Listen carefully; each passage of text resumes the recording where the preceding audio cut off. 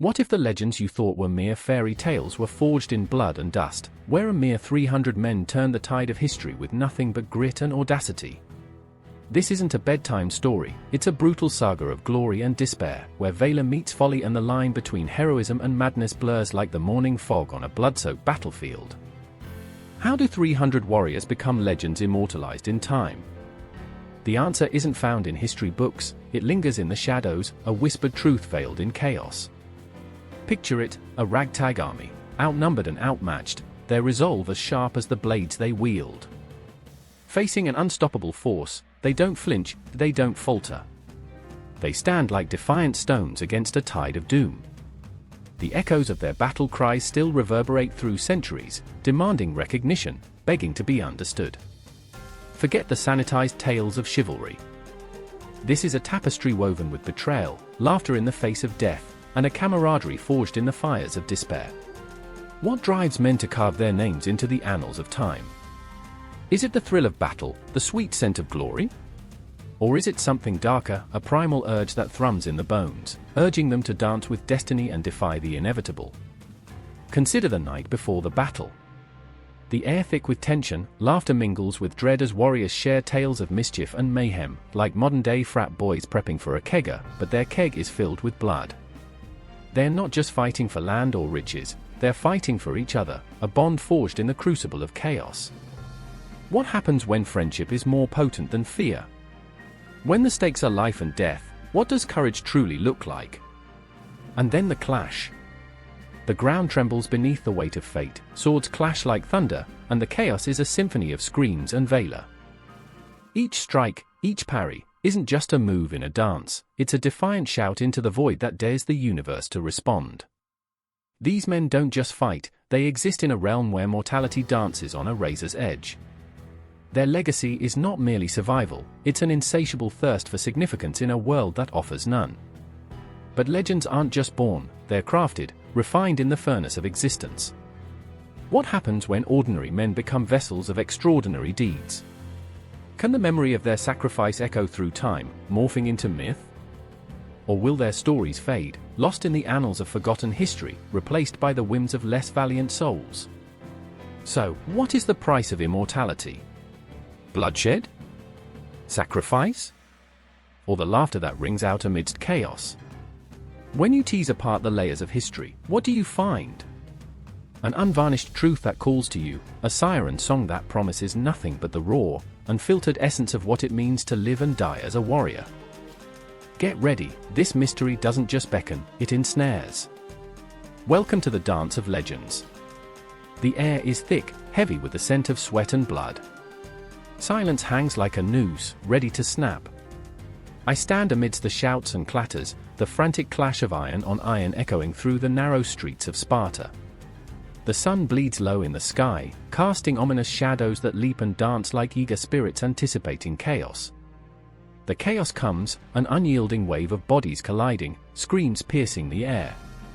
I can feel my heart thundering, a wild drumbeat urging me forward even as fear roots me to the spot. I remember the first breath of battle. It's intoxicating, a blend of adrenaline and dread. My brother, Lysander, stands close, his eyes wild, reflecting the fire of the fray. He was always so fierce, so ready to leap headfirst into danger, a lion among the sheep. But here, in this moment, the gleam of his bronze armor is marred with dust and grime, and I see the shadows of doubt flickering across his face. "Stay close," he yells, but his voice is lost in the cacophony, swallowed by the chaos. Then there's Callista, my sister, fierce as the moon at its zenith. She moves like a wisp of smoke through the crowd, a shadow among shadows. Her heart beats with a passion that ignites the very air around her. I remember the nights we'd share whispers under a shroud of stars, dreaming of a world beyond these stone walls. "Fight for your freedom," she would say, her eyes sparkling with defiance. But today, as we stand on the precipice of a storm, her defiance is tangled with fear. "We must protect our home," she shouts, her voice trembling, but determination glimmers beneath the surface. The clash of swords crescendos, and I feel a tightening in my chest. I want to run, to flee this madness, but there's Lysander, battling through the throng, and Callista, her strength a beacon in the turmoil. I am rooted here, an unwilling spectator caught in the tide of fate. I see the desperation in their eyes, all their fears, their hopes. We are bound by blood, yet the weight of our choices hangs heavy in the air, an invisible chain that tugs at my heart. Time is a cruel trickster, it stretches and contracts, dancing through moments that feel like eternity. I remember a childhood memory, the three of us huddled together, the warmth of our laughter echoing in the stillness of our home. Until that laughter turned into whispers of war, the shadows creeping closer, gnawing at the edges of our innocence. We are the shield of Sparta, Lysander had said then, a hero in his own mind.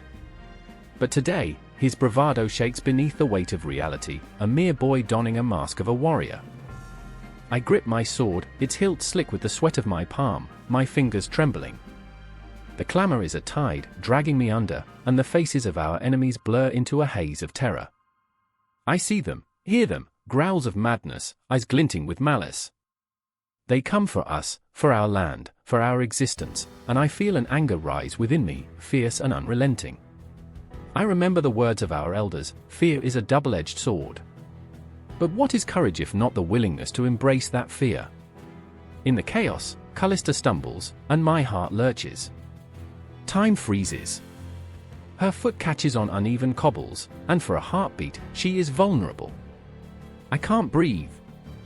Lysander lunges, his body a blur, and my own instincts scream for me to follow, to save her, but I remain frozen, a deer caught in a hunter's gaze. The world whirls around us, an unending dance of steel and rage, but all I see is my sister, her fierce spirit flickering like a candle in a storm. Get up! I yell, my voice cracking like the very earth beneath us.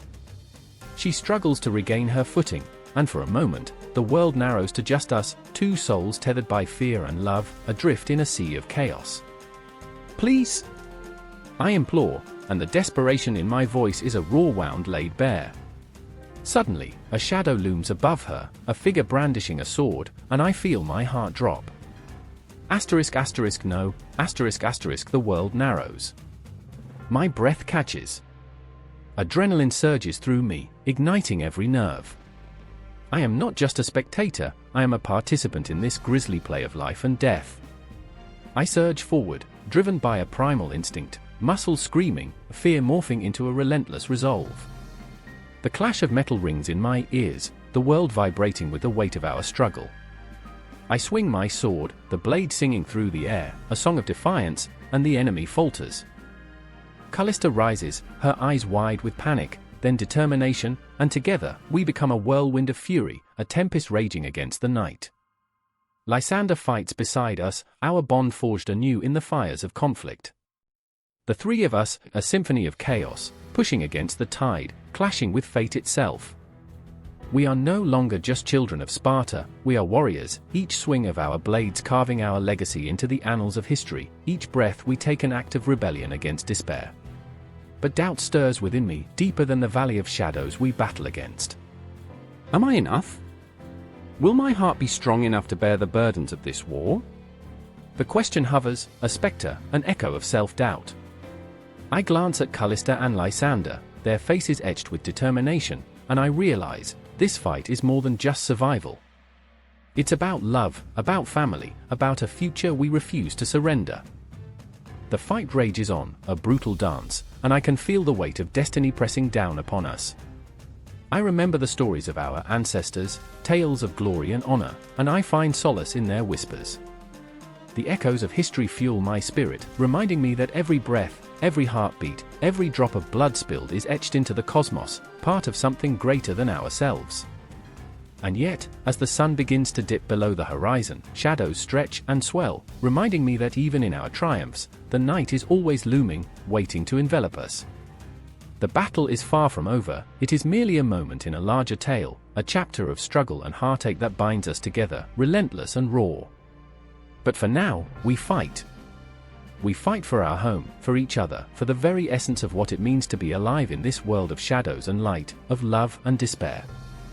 As the clash of steel continues, I realize that the rise of Sparta is not merely about the conquest of land, it is about the forging of souls, the intertwining of destinies that defy the darkness, that scream against the void. And as we stand on the brink of the unknown, I hold my sword high, a beacon of hope against the encroaching night, ready to etch our story into the very fabric of history. The clang of metal against metal rings through the chill of dawn, an unforgiving symphony that drowns out the cries of the weak. I stand in the courtyard, feeling the vibrations in my bones, each thud of a spear against a shield echoing the relentless ambitions of Sparta. The air thickens with sweat and blood, a heady mix that stirs something primal within me. I remember how it feels, the weight of fear and exhilaration, the taste of iron on my tongue mingling with the salt of my own tears. I see them, my brothers, faces hardened by the cruel lessons of the Agoge, the brutal training that turns boys into warriors, into Spartans. Lysander, with his fierce gaze and unforgiving spirit, embodies the ideals we cling to: courage, discipline, sacrifice. Yet beneath that veneer of strength, I sense a flicker of uncertainty. He fights with the ferocity of a lion, but in the quiet moments, after the battles, I catch him staring into the distance, as if seeking something lost in the abyss of time. What does he see? What haunts him? Then there's Damaris, a girl who defies everything. She doesn't belong to the rigid framework of our world, yet she moves through it like a phantom, slipping between shadows. She trains alongside us, the muscles in her arms gleam under the relentless sun as she hurls her discus with an intensity that makes even the most hardened of us pause. But behind her fierce exterior lies a heart that beats wildly, echoing the pain of dreams unchained. The whispers of her mother echo in my mind: a girl can be strong, but she cannot rule. Who gets to decide where strength lies? I remember that fateful morning, the day the sky was bruised and the air electric with tension. It was during an exercise to test endurance when Lysander fell, his body collapsing under the weight of exhaustion. The silence that followed was a gaping maw, threatening to swallow us whole. The trainers stood over him, their faces etched with the cruel lines of duty. "Get up," they hollered, their voices sharp like arrows. "You will not falter." But Lysander lay there, chest heaving, the breath of his spirit flickering as if caught in a storm. I felt the urge to rush forward, to shake him back to life, but I remained rooted, a bystander in a cruel spectacle. I looked at Damaris, and in that fleeting glance, I saw the spark of rebellion ignite in her eyes. She could not bear to watch a warrior be broken like this, not when the world around us celebrated the relentless push to endure. "He is not a beast," she whispered fiercely, "he is a man." The tension thickened, tightening around my throat like a noose. The trainers barked orders, and I felt the clash between duty and compassion, the sharp divide that stretched before us like a chasm. What did it mean to be Spartan? Did we serve the ideals of our society, or did we hold space for our humanity? I looked back at Lysander, and for a heartbeat, the world shrank to the two of us. A brotherhood forged in blood and pain, yet desperately seeking a thread of tenderness amid the chaos. The ritual of training continued, an unending cycle of sweat and agony. I remember the cold, hard ground beneath my back as I practiced my formations, the sun beating down like a relentless taskmaster. Each thrust of the spear, each clash of shields, rang out like a heartbeat, echoing my growing dread. As the days blurred, I felt the weight of 1,000 expectations pressed down on me. To be a Spartan meant to shed every ounce of vulnerability, to wear strength like armor, to choke back tears until they became the bitter taste of iron. But as I lay there, I heard the whispers again. "You are strong, but when does strength become a prison?" The thought clawed at me. Damaris' laughter, wild and free, haunted me, a reminder of what lay outside the razor-sharp confines of our culture. I needed to know what lay beyond the horizon of our lives.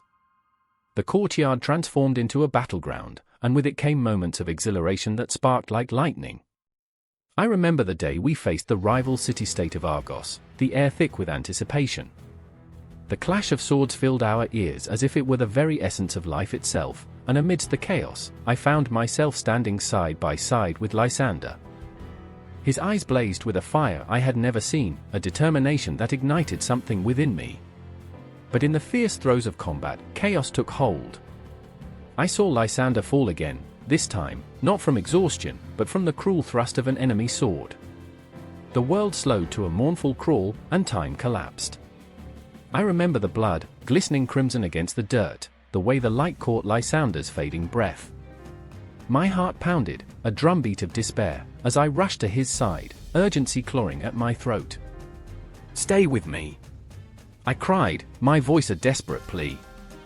But I could see the flicker of life dimming in his eyes, the weight of our training crashing down around us. "You cannot leave us!" The word slipped through clenched teeth, a final act of defiance against the inevitable. Damaris appeared, her fierce spirit manifesting in that moment of darkness. She knelt beside us, her hands trembling as she tried to cradle Lysander's head. Tears streamed down her face, a stark contrast to the stoic masks we wore daily. "You have to survive, Lysander," she begged, her voice breaking. "You carry our dreams." But dreams, like shadows, can only stretch so far before they fade. And as I watched the light in Lysander's eyes flicker and dim, I felt a chasm open between what it meant to be Spartan and what it meant to be human. In that chilling moment of loss, I understood the true weight of our society, a relentless march toward glory that often left our souls behind. As I knelt there, surrounded by the echoes of our training and the ghosts of our ideals, I knew we were all prisoners of a code that demanded our all. But what if it wasn't enough? What if the price of strength was too steep? I remember the silence that followed. It was a void, a haunting reminder of the cost of our choices. And I knew, deep within, the cycle would not end, the training would continue, the clashes would echo, and we would march on as shadows, forever haunted by the specter of our own humanity. The sun dipped below the horizon, painting the sky in hues of crimson, a poignant reminder that darkness loomed on the edge of our existence, and within it, the faint hope of redemption flickered like a candle, fighting against the consuming night. A boy, no more than 7, stares dumbfounded at the vast, yawning abyss of the mountains. Their shadows loomed over him like the dark wings of a predatory bird. He feels the breath of his elders, hot and heavy, whispering fierce promises of greatness, yet he shivers, not from the cool breeze but from the weight of their expectations. They stand behind him, eyes burning, faces chiseled from stone, each one a guardian of an ancient legacy, each one a reminder that he is merely a twig, a fragile thing in a forest of iron. I remember the first night they took us, the flickering torches casting a hellish glow on the ground, illuminating the scared faces of my fellow recruits. I remember the taste of the smoke, acrid and choking, filling my lungs with an urge to run back to my mother's arms, to the warmth of her laughter, to the safety of my childhood, devoid of the blood-drenched ambitions of men. But I stayed. I was a Spartan, even if I didn't yet know what that meant. Even if I didn't yet know the cost. Strength is nothing without discipline, they told us, and I thought of my sister, her delicate fingers weaving flowers into crowns while my heart beat wildly in my chest, a trapped bird trying to escape. I wanted to be more than a boy, more than a fleeting memory of innocence. I wanted to be iron, forged in the flames of the Agoge. The first trials were simple. They took us into the forest, a sprawling, wild expanse of trees whispering secrets. They handed us nothing but the clothes on our backs, ragged and torn, and pointed to the ground. "Survive," they commanded, their voices like the crack of a whip. "Find your way." I remember the hunger gnawing at my insides, a feral beast that made the shadows dance. We hunted, not for sport, but for sustenance. A flash of movement, a rabbit, its eyes wide with fear. I remember the thrill, the rush of adrenaline, the primal instinct awakening within me. I could feel it, the wildness of life and death pulsing through my veins, igniting a fierce hunger not just for food but for power, for strength. And then, there was Lysander. He was tall, with a wild mane of hair and eyes that mirrored the stormy skies. He was relentless, both a friend and fierce rival. I remember the day he caught a boar, dragging the carcass back, triumphant. "Look what I brought," he roared, a primal roar that echoed through the trees. The others cheered, voices rising in a symphony of chaos and glory. Yet, beneath the cheers, I felt my heart twist, envy, sharp and bitter. The taste of failure lingered, an insidious ghost haunting the corners of my mind. Then, the trials turned darker. They introduced pain, a ritual that made my skin crawl and my stomach churn. I remember the sting of the whip, the sharp slice of a blade against flesh, my own yells echoing in a cacophony of despair. Each bruise was a mark of honor, each cut a badge of survival. They taught us that pain was a companion, not a foe. Embrace it, they said, let it shape you. But oh, how I wished to fight against it, to rage and scream, to break free from this cycle of torment. There was another boy, Thera, whose laughter I longed to hear, though laughter felt like a distant dream, buried under layers of agony. He had soft eyes, the kind that still held a hint of childhood wonder. "Do you think we'll see the sun again?" he asked one night, shivering under the stars that felt too far away, like distant memories slipping through my fingers. I remember the silence that followed, the weight of despair heavy in the air. "What if we're not meant to?" I answered, my voice a whisper, a fragile leaf caught in the storm. "What if we're just shadows here, lost in a world of warriors?" But Thera smiled, a flicker of hope. "Then we'll make our own sun." Those words clung to me, a lifeline in the dark, yet hope had a way of breaking under the weight of reality. Days stretched on, fatigue gnawing at our bones, every sunrise a reminder of our burden. The other boys, with their roughened hands and hard smiles, were becoming something else, something strong, something I desperately wanted to be. But with every passing day, the fear twisted tighter around my heart, a snake coiling around its prey, squeezing until I couldn't breathe. I remember the night they made us face our fears. One by one, they dragged us before the elders, men who wore scars like medals, their eyes devoid of mercy. It was my turn, and I felt the ground tremble beneath me as I stepped forward. Shadows danced on the walls, creatures of my imagination, whispering threats and promises. "What haunts you?" they asked, their voices low and guttural, each word a knife slicing through the darkness. I thought of my mother, her gentle hands, her laughter, now a ghost fading into the abyss. I thought of Lysander, of the day he fell, the day he didn't get up. "I fear losing myself," I said, my voice cracking, a fragile echo. "I fear becoming a monster." Laughter erupted, raw, cruel, echoing in the night. "You already are," they hissed, and with that, I felt the weight of their truth. The shadows consumed me, their laughter a haunting melody. I was a creature of the Agoge now, molded by pain and fear, but I didn't want to let them take my heart.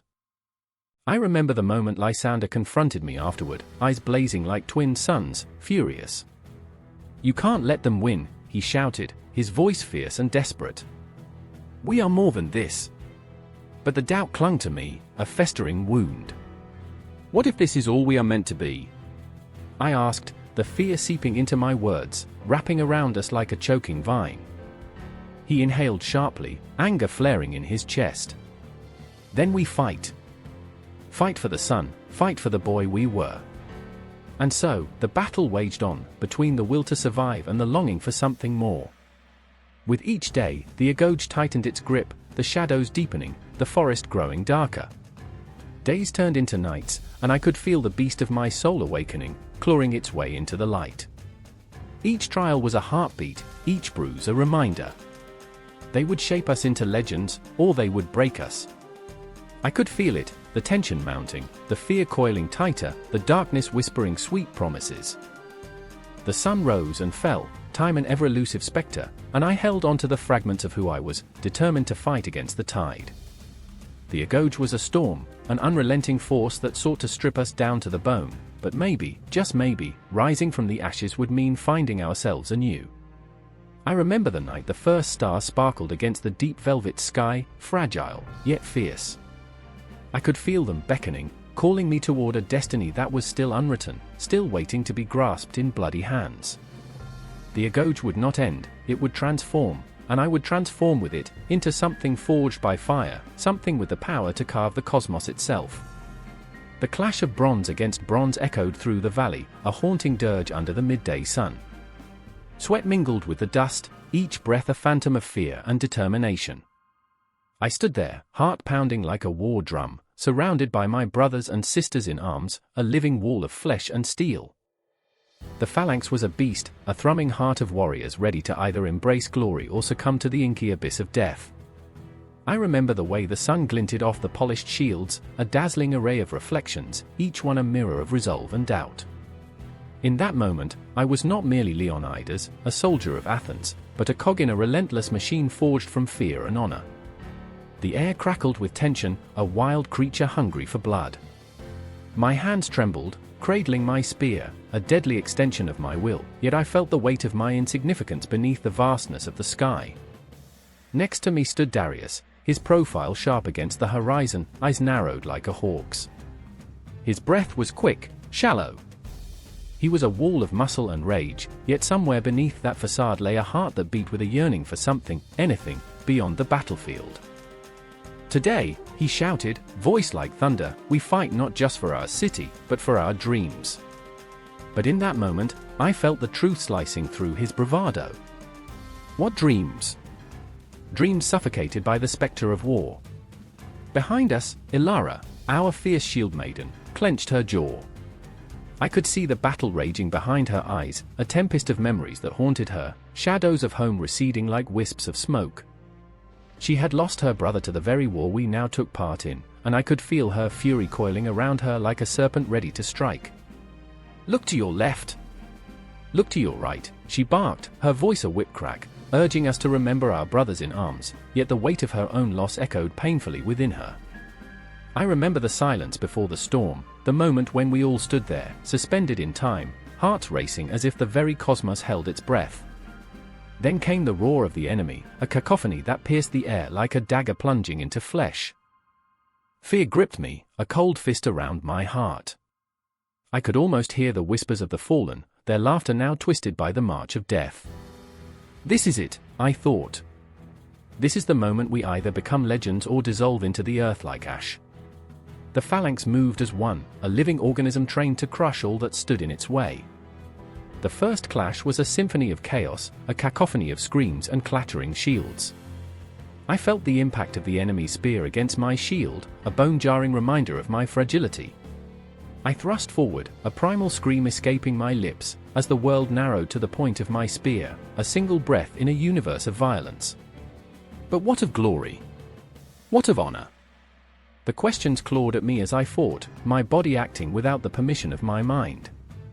I saw Darius, a whirlwind of fury, as he felled one foe after another, yet I could see the cracks in his armor, the momentary flicker of doubt when he looked back, scanning for something, someone. What was he searching for among the chaos? Then, a scream ripped through the air, raw and jagged, Ilara. My heart twisted into knots as I turned to catch her eye, and there she was, a warrior lost in the storm, her shield battered, her spirit crackling with desperate energy. Leonidas, she shouted, a plea wrapped in a battle cry. My breath caught in my throat, and fear crashed over me like waves against a rocky shore. Was this the moment? Would I witness her fade into the annals of memory, a ghost in the very place she fought to protect? The world spun, and time became a cruel jester, stretching and warping as I fought through the haze of chaos. I remembered my father's voice, echoing in my mind, the phalanx is your family. But family could be torn apart, shattered beneath the weight of a single spear. I saw Darius stumble, a wound blossoming on his side, and my heart clenched. Time slowed as I rushed to him, the very fabric of reality unraveling, each heartbeat a reminder that life was both ephemeral and eternal. I pressed my hands against the wound, blood warm and sticky, his blood, my brother's blood. Stay with me, I whispered, but the roar around us dimmed, and I could see his gaze wandering, the light dimming in his eyes like a star flickering out. Ilara, fierce and unyielding, was there beside us, her spirit unbroken, yet I could see her soul cracking under the weight of loss. We fight for them, she hissed, her voice sharp as a blade, her fury a palpable force. We fight until the last breath. But I felt the battle slip away, like sand through my fingers, as the phalanx began to fracture. Shadows skittered at the edges of my vision, I could almost hear the ghosts of those we had lost, their whispers weaving through the din. Remember us, they seemed to say, their voices a haunting refrain. And in that fragile moment, I realized we were not just a line of warriors, we were a tapestry of dreams, loss, and hope, threads interwoven. I could feel the weight of our collective struggle. It was not merely the fight for our city, it was a fight for the essence of who we were, who we might become.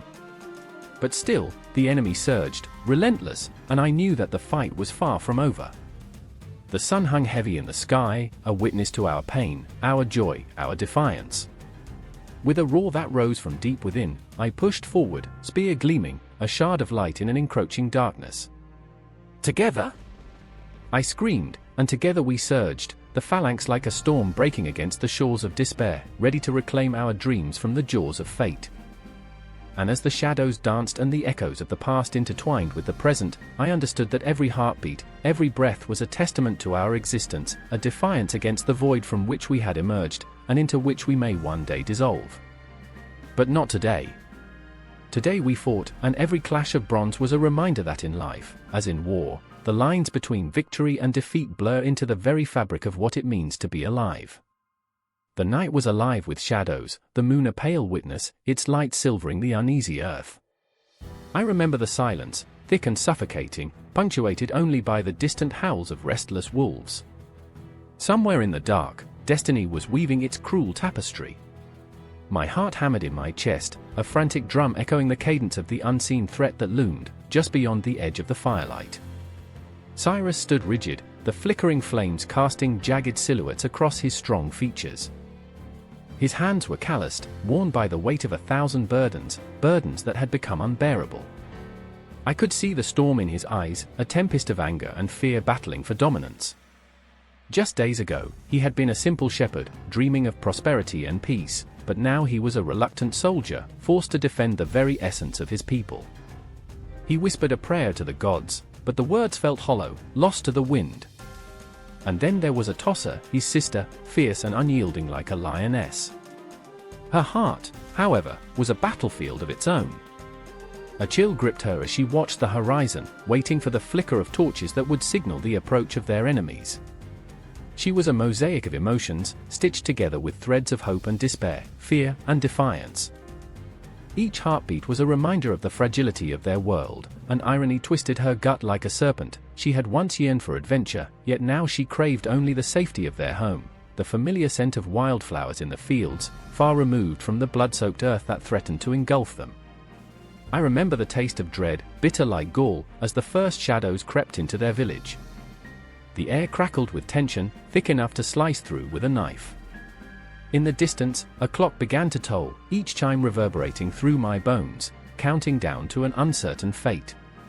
Time felt surreal, stretching and compressing like the heartbeats of those who prepared for the impending storm. Would it be today? Would they rise against the tide of darkness that threatened to sweep them away?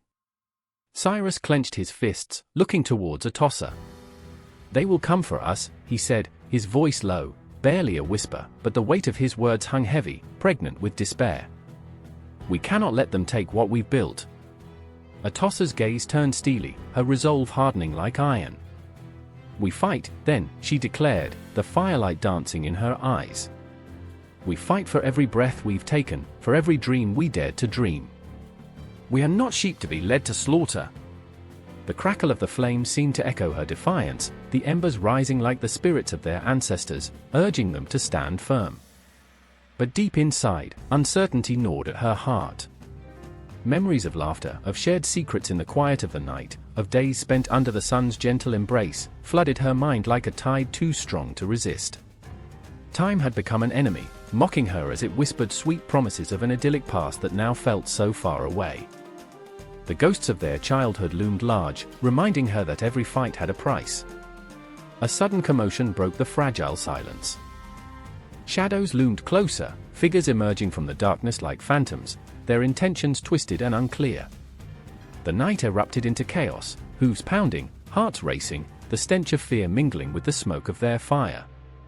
Cyrus and Atossa braced themselves, their shoulders brushing, a fleeting reminder of the bond that tethered them in a world spiraling into chaos. I remember the moment everything shifted, the air thick with anticipation, the taste of iron on the tongue, the weight of the moment pressing down like 1,000 boulders. The cries of the villagers rose like a haunting chorus, a cacophony of desperation and courage. With swords drawn and hearts pounding, they faced their adversaries, mere mortals against a tide that promised to rip their lives away.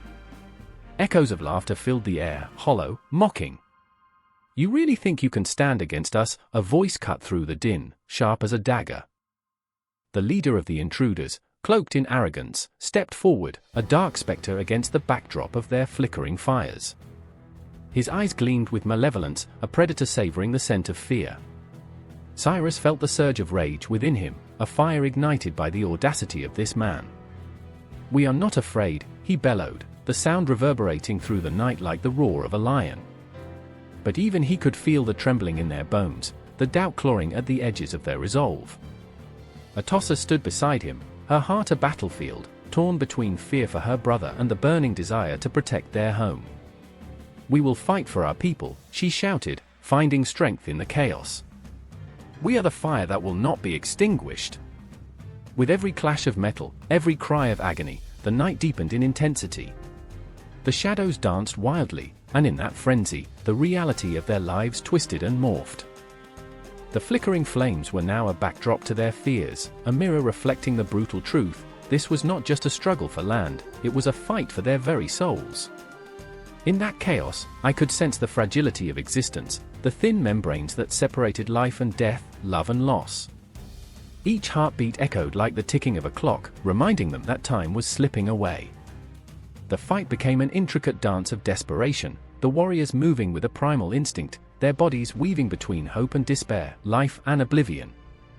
And then, just as quickly as it began, the tide turned. A cry rang out, a scream that shattered the night like glass, and in that moment, everything fractured. The world was a swirling vortex of chaos, and within the midst of it all, I saw the flicker of something beyond mere survival, a determination to rise from the ashes, to become legends amidst the carnage. I remember the faces, the eyes wide with fear but burning with a fierce light.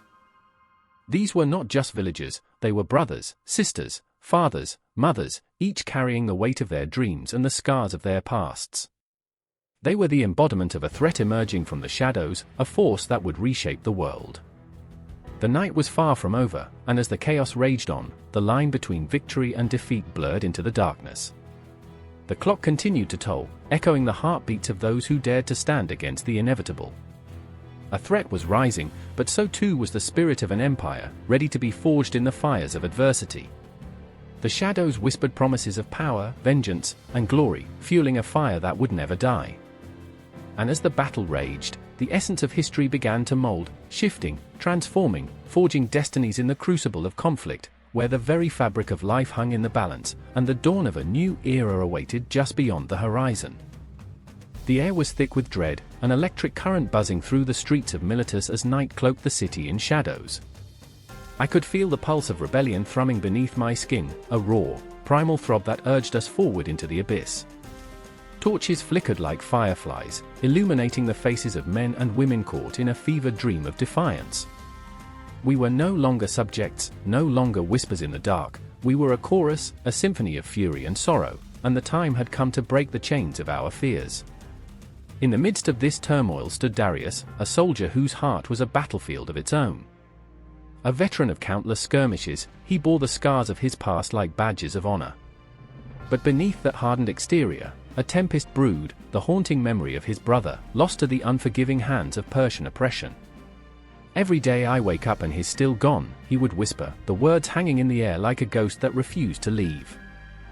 Tonight, he was not just fighting for freedom, he was fighting for redemption, for the chance to reclaim a piece of himself that had long been buried. He felt the weight of every breath, every heartbeat echoing the cries of those who had suffered. I remember, he would start, only to choke on the memories, the bitterness choking his throat like dust in a drought. Across the square, where the shadows danced like marionettes, stood Callista, a woman fueled by a fire that threatened to consume her whole. She was the embodiment of resilience, her spirit unyielding even as the world tried to tear her apart. "They think we are weak," she spat, her voice rising above the murmurs of the crowd. "But they don't know us. They don't know what it means to endure, to fight." Her words sliced through the night, sharp and clear, igniting a spark in those around her. Yet in the depths of her eyes, I saw flickers of doubt, the kind that whispered late at night when the world was silent but her mind was a tempest. "I remember the day they took my father," she said softly, as if afraid the darkness would hear her. "I remember how they laughed as they dragged him away. I remember, but the memories were a double-edged sword, and they cut deep. With the moon hanging like a silver coin in the sky, the tension escalated. It was as if the universe had paused, holding its breath, waiting for the inevitable clash of wills. I felt it wash over me, a wave of anticipation, of uncertainty. We were standing at the precipice, the abyss yawning wide, and I could sense the trembling fear in the air, a fear that clung to our skin, that wanted to paralyze us in our tracks, but we were no longer willing to bow. Darius, consumed by the need to act, stepped forward, muscles taut and ready. For every drop of blood spilled, we will spill 10 more. His voice thundered across the square, a battle cry that ignited the embers of hope in our hearts. But the truth was, he was terrified. Each step felt heavier than the last, as if he carried the weight of every soul who had suffered under the Persian yoke. What if we fail? What if this is all for nothing? Those questions clawed at him, gnawing away at the resolve he tried to project. And Callista, fierce as the tempest, turned to him, her eyes ablaze. Failure is not an option, Darius. We owe it to them, to the lost, to the broken, to every heart that beats in this city. Her passion was a flame that flickered in the wind, but I felt, how close she was to being extinguished. The pain of her past was a weight she carried like a boulder on her back, yet she soldiered on, as if pushing against the tide of despair. I remember the taste of ashes in my mouth when they burned my home. I remember the screams echoing through the night. And then, the moment exploded. The first clash rang out like a thunderclap, resonating through our bones. Persian soldiers, clad in armor that glinted malevolently in the torchlight, charged into the square, ice-cold and merciless. Darius didn't hesitate. He charged forward, a lion unleashed, but the fear gnawed at him, a ravenous beast. With every swing of his sword, he fought against the darkness within himself, the haunting specter of his brother's death urging him onward. I fight for you, brother. I fight for all of us. Amidst the chaos, Callista was a whirlwind, a force of nature, her fists striking like lightning. She felt the pulse of vengeance coursing through her veins, a sweet elixir that made her invincible, but beneath that bravado lay an undercurrent of fear. Every blow she landed felt like a tribute to her father, a way to say, "You are not forgotten." But with every swing, every cry of pain, she felt the weight of loss pressing down harder, threatening to swallow her whole. "Remember why we fight!" Darius shouted, his voice a lifeline amidst the chaos. "Remember why we rise." And we did. We remembered the faces of those we'd lost, the whispers of despair that had echoed through our homes. The ghosts of our pasts danced around us, fueling our fury, intertwining with our hopes. The battle raged on, an unrelenting storm of emotion where fear and courage collided, where the weight of the cosmos pressed down on our shoulders, urging us to break free.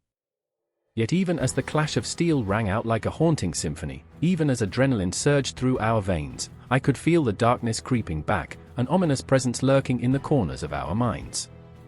It whispered doubts, called forth shadows of despair, made us question everything. Will we ever be free? It breathed, insidious and cold. But in that moment, even as chaos enveloped us, we fought back against the darkness, not just for our city, but for our very souls. We were not just resisting the empire, we were defying the ghosts that haunted us, the memories that threatened to bury us alive. And so the battle raged on, a cacophony of sound, fury, and emotion, spiraling toward an uncertain climax, a moment that would echo through history, forever entwined with our cries for freedom. The Ionian Revolt was not just a battle, it was the raw, unfiltered struggle of the human spirit against oppression, a desperate grasp at hope amidst despair. With every heartbeat, we were alive, and we would never forget. The air hung thick with the scent of sweat and iron, a visceral prelude to the clash that would echo through history. I remember the sky, our bruised purple, heavy with the weight of unspoken dread. I remember the shouts, the cries, the palpable fear coursing through the soldiers like a raging river threatening to overflow its banks. The ground trembled beneath their feet, not from the weight of men, but from the silent promise of death that loomed on the horizon. It was here, on this unforgiving soil, that fate would twist and turn, like a serpent, ready to strike. Defied stood at the forefront, his heart a war drum echoing in his chest. The ever-looming question clawed at him, could he bear the burden of his city? The foam of his breath mingled with the dust of the battlefield, each exhalation sending a shiver down his spine. To run, was that his gift or his curse? He had raced through the valleys before, swift as the wind, but today the stakes were different. Today, he ran not just for himself, but for Athens. Every heartbeat screamed that he might not return home. Nearby, Callimachus, a general torn between duty and despair, gripped his sword tighter, knuckles whitening against the metal's cold embrace. He felt the weight of his people's lives resting on his shoulders, a yoke so heavy it threatened to crush him under the burden of responsibility. Blood was not merely a color, it was a promise, a price paid for the fleeting moments of freedom they clung to like the last flicker of a dying flame. He looked at the faces around him, young and old, filled with hope and terror. Could he lead them into the maw of death and still call himself a man? The distant sound of hoofbeats drummed like thunder, a prelude to their doom, and a chill swept through the ranks. Like shadows in the twilight, the Persian army approached, their numbers a dark tide that threatened to engulf the very essence of Greek pride. Callimachus clenched his jaw, fighting the urge to scream, to rally his men into a frenzy of courage. But what good was courage when it stood against an army that could swallow whole the dream of a free Athens? He was no poet, no dreamer, he was a soldier, and duty was his prison. I remember, Pheidippides whispered, words barely escaping his lips, the hills of home, the laughter of children, the scent of olive trees. I remember the sun warming my skin like a lover's embrace. But memories felt like ghosts, haunting him as he prepared to face the specter of inevitability.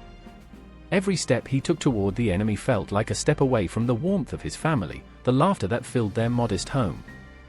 He could almost hear his mother's voice, urging him to come back, to stay away from the darkness that beckoned him. "Run!" Callimachus shouted, the word tearing itself from his throat, a desperate plea that echoed against the silence.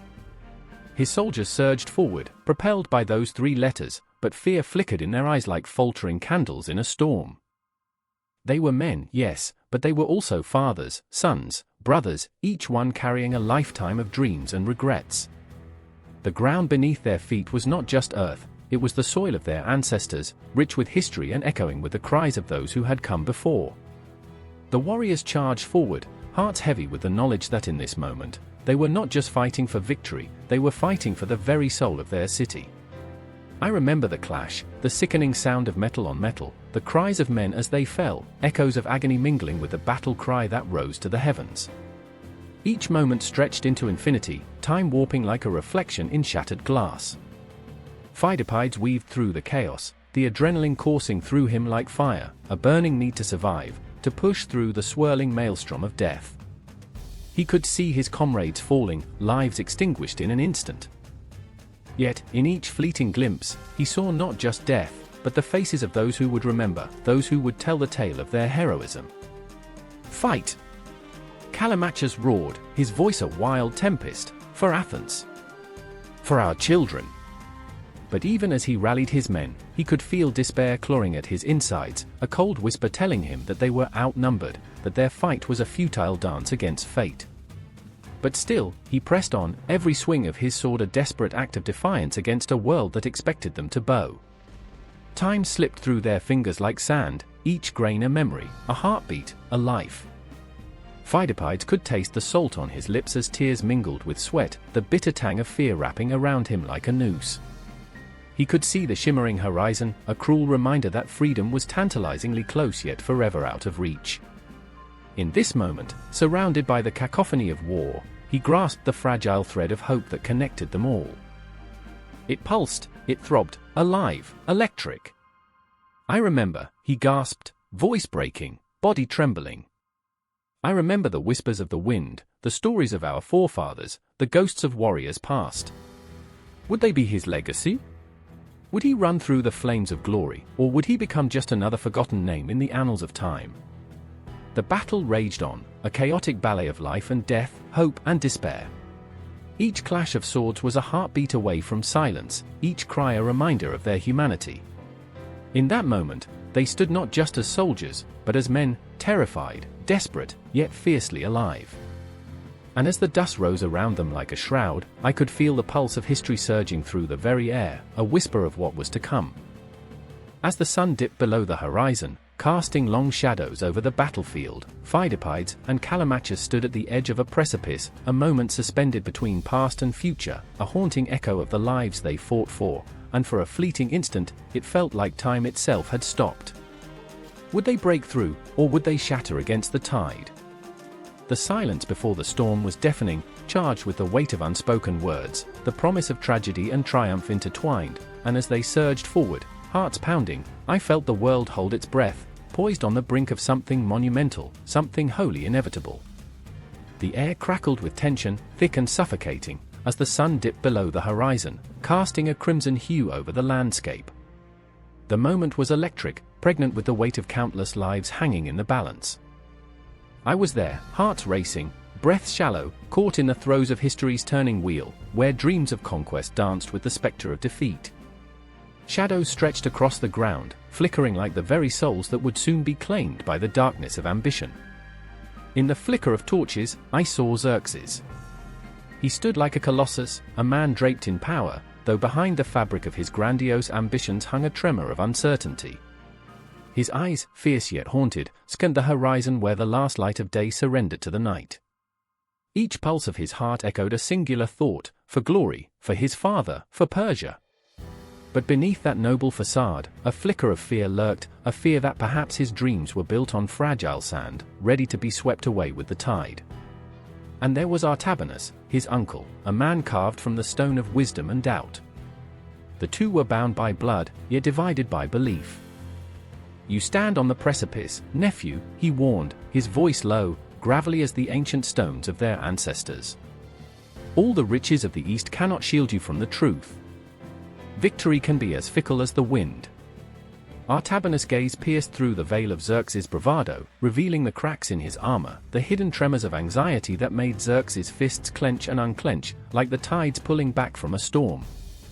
I remember the nights, I thought, those long, sleepless nights when the stars whispered secrets of fate, and the moon hung low like a watchful eye.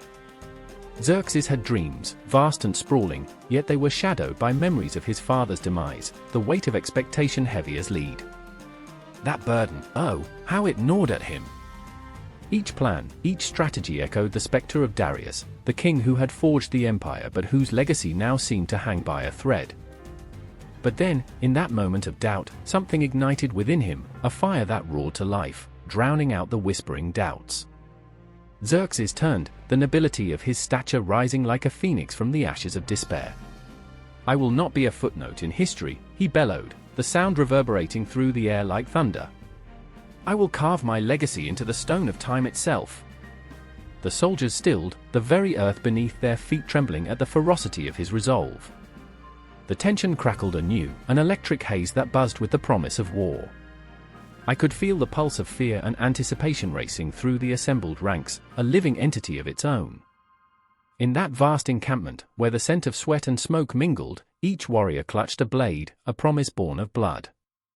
They were bound to Xerxes by loyalty, yet each harbored their own whispers, dreams of home, of loved ones left behind, of a journey that might end in glory or in ruin. And then there was the soldier, no, the boy, who stood at the edge of the camp, trembling with the weight of a spear that felt heavier than a mountain. His name was Darius, and in his chest beat a heart full of fear, a fear that twisted with every glance at the distant shadows of the enemy. I remember my mother, he thought, her laughter a distant melody, a haunting reminder of warmth that seemed forever out of reach. I remember the stories she told, tales of heroes who returned home.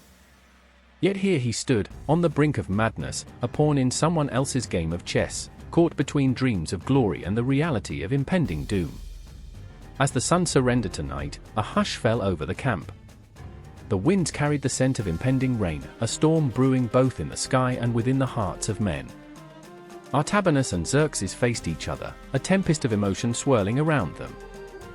"You cannot silence the storm," Artabanus warned, his voice barely more than a whisper, yet the intensity in his eyes spoke volumes.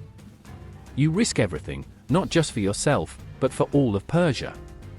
What if you falter?" The weight of those words crashed into Xerxes like a tidal wave, splintering his thoughts. What if he faltered? What if the grand design crumbled beneath him like so many castles made of sand? He was a man torn between legacy and reality, ambition and responsibility, the crown heavy upon his brow. And before I could catch my breath, the moment shattered. A distant horn sounded, piercing the stillness like a blade. It echoed across the plains, an ominous summons. The enemy was near. The air thickened with the metallic taste of fear and adrenaline. I could feel it, every heartbeat quickening, every breath sharpened into a gasp. The time for dreams was fading, the moment for action was upon them. Xerxes' eyes blazed with determination, igniting a fierce resolve within him. "We will face them," he declared, his voice booming like a war drum, drowning out the uncertainty that threatened to engulf him. Around him, the soldiers rallied, sparks of courage igniting in their chests. For Persia, they roared, a chorus of defiance rising against the encroaching tide of despair. In that instant, I felt the ground beneath me tremble, not just with the steps of warriors, but with the weight of history itself. A clash was imminent, a battle not merely of swords but of souls.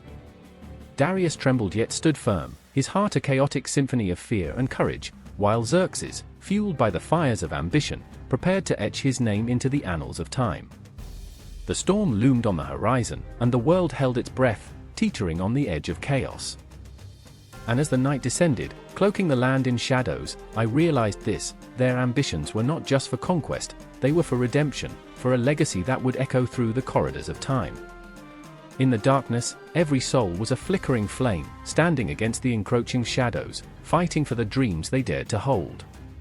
Time itself felt suspended, a taut string ready to snap, an exquisite tension that promised both heartbreak and glory. The clang of bronze against bronze echoed through the narrow streets of Sparta, a sound sharp enough to slice through the oppressive silence. I remember the tension crackling in the air, thick as fog, wrapping around us like a shroud. Every man, every woman, felt it, a creeping dread that burrowed deep into our bones. The threat was not just a distant whisper, it was the growl of a predator lurking at the edge of our world, the Persian army, a monstrous wave poised to drown us all. I was there, standing amidst the chaos, as the warriors gathered, their faces steeled with grim determination. In the flickering torchlight, I saw Cleon, his jaw clenched, eyes fierce yet haunted. A warrior forged in the fires of battle, but today, doubt flickered behind his bravado. He was a father, a husband, each heartbeat reminded him of the tender smiles he'd left in the arms of his wife, his children. What will happen to them? His unspoken fear hung in the air like a ghost, a specter that haunted him more than any Persian sword ever could. "Spartans never retreat," his friend Lysander said, trying to infuse strength into the moment, his voice a steady, rhythmic drum against the rising tide of fear. But even his echoing bravado trembled slightly, as if the weight of those words bore the burden of past losses, men who had marched into the maw of death, never to return. I could sense it, a collective heartbeat thrumming through the crowd, a desperate prayer for hope amidst the impending storm. I remember the scent of sweat and iron, the metallic tang swirling with the aroma of burning olive oil from the torches. It clung to the insides of my nostrils like an omen.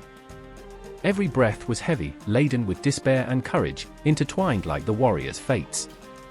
There was no denying that we were warriors, but we were also fathers and sons, brothers and friends. Today, the lines blurred, and fear wove through our ranks like a silent but relentless tide. The night deepened, shadows casting long fingers across the ground, wrapping us in an eerie embrace as we waited for the call to arms. Each second felt like a year, every tick of the clock a reminder of our fragility. I overheard whispers, a man recounting tales of glory, another speaking of losses, of brothers who had once stood beside him, armor gleaming but now nothing but memories. They all drowned in a sea of uncertainty, their voices rising and falling like a haunting melody. Within the crowd, I caught a glimpse of Ayla, a healer, her hand stained with the blood of countless battles. She moved through the throng like a ghost, touching shoulders and murmuring words of encouragement. But her eyes held the weight of 1,000 tragedies. I could see it in the way her fingers trembled against the fabric of her cloak, a fragile shield against the coming storm. She had stitched wounds, sewn lives back together, yet her heart bore scars that no thread could mend. "Will you fight?" I asked her, the question slipping out before I could cage it. Her gaze met mine, a mixture of fire and fear. "What choice do we have?" The answer hung between us, a taut string vibrating with the weight of inevitability. I will fight, but I will not lose my humanity in the process. It was a promise and a plea, a fragile thread tying her to a world that felt like it was unraveling. The call sounded, a sharp, piercing note that sliced through the darkness, drawing us into a world cloaked in impending chaos. My heart raced, chasing the rhythm of fate as we shuffled forward. Our armor rattled, a symphony of metal clashing, the orchestra of our destiny playing beneath the stars. I remember the first sight of them, glistening like a swarm of locusts across the horizon. The Persian army was an ocean of conflict, waves of men and horses surging toward us, a tide of unyielding power that threatened to engulf everything in its path. Fear clawed within me, but it transformed into something else, a primal urge to protect, to fight, to rise against the tide. Cleon and Lysander surged ahead, their swords raised high, a pair of blazing torches illuminating the darkness, embodying the spirit of Sparta. I moved behind, my heart drumming a desperate rhythm, echoing the pulse of a city that had bred warriors. I could feel the heat of their resolve, a fire igniting within me. We were not just fighting for land, for honor, we were fighting for our souls, for every laugh shared, every tear shed in the arms of those we loved. And then, it began, the clash of steel, the cries of anguish and defiance, a cacophony that swallowed the night. I remember the adrenaline surging through me, a wild beast unleashed. I saw Cleon, his sword swinging like a comet, bright and fierce, cleaving through the shadowy figures that threatened to engulf him. But there was fear in his eyes, a flicker of something more profound than battle. It was the fear of loss, the knowledge that this could be the last dawn. I fought like my life depended on it, each blow a prayer, each thrust a desperate cry into the void. My heart raced, pounding against my ribcage like a caged animal. But even amidst the chaos, amidst the screams and the blood, I felt the pulsing bond of brotherhood.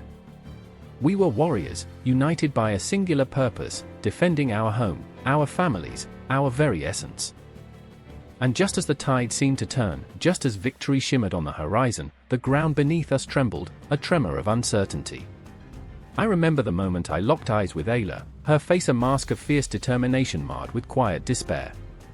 "Do not lose hope," she shouted through the din, her voice a beacon shining through the storm.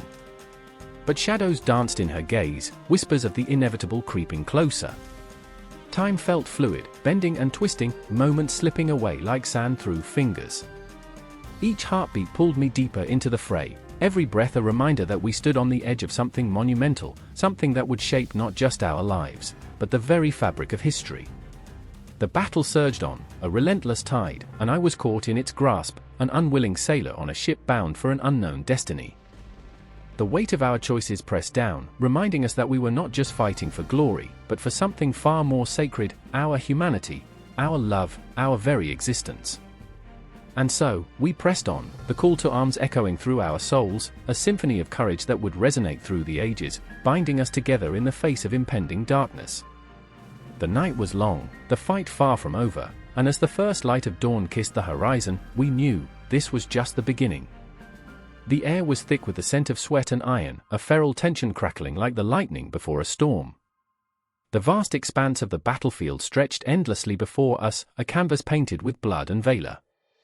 I stood amidst the shouting soldiers, the clamor of their hearts echoing against the cold steel of their swords. Shadows danced ominously across the ground, whispering secrets of what was to come. I remember the moment my eyes locked with Leonidas, a man carved from stone yet breathing fire. His voice, deep and commanding, sliced through the chaos. "Spartans, what is your profession?"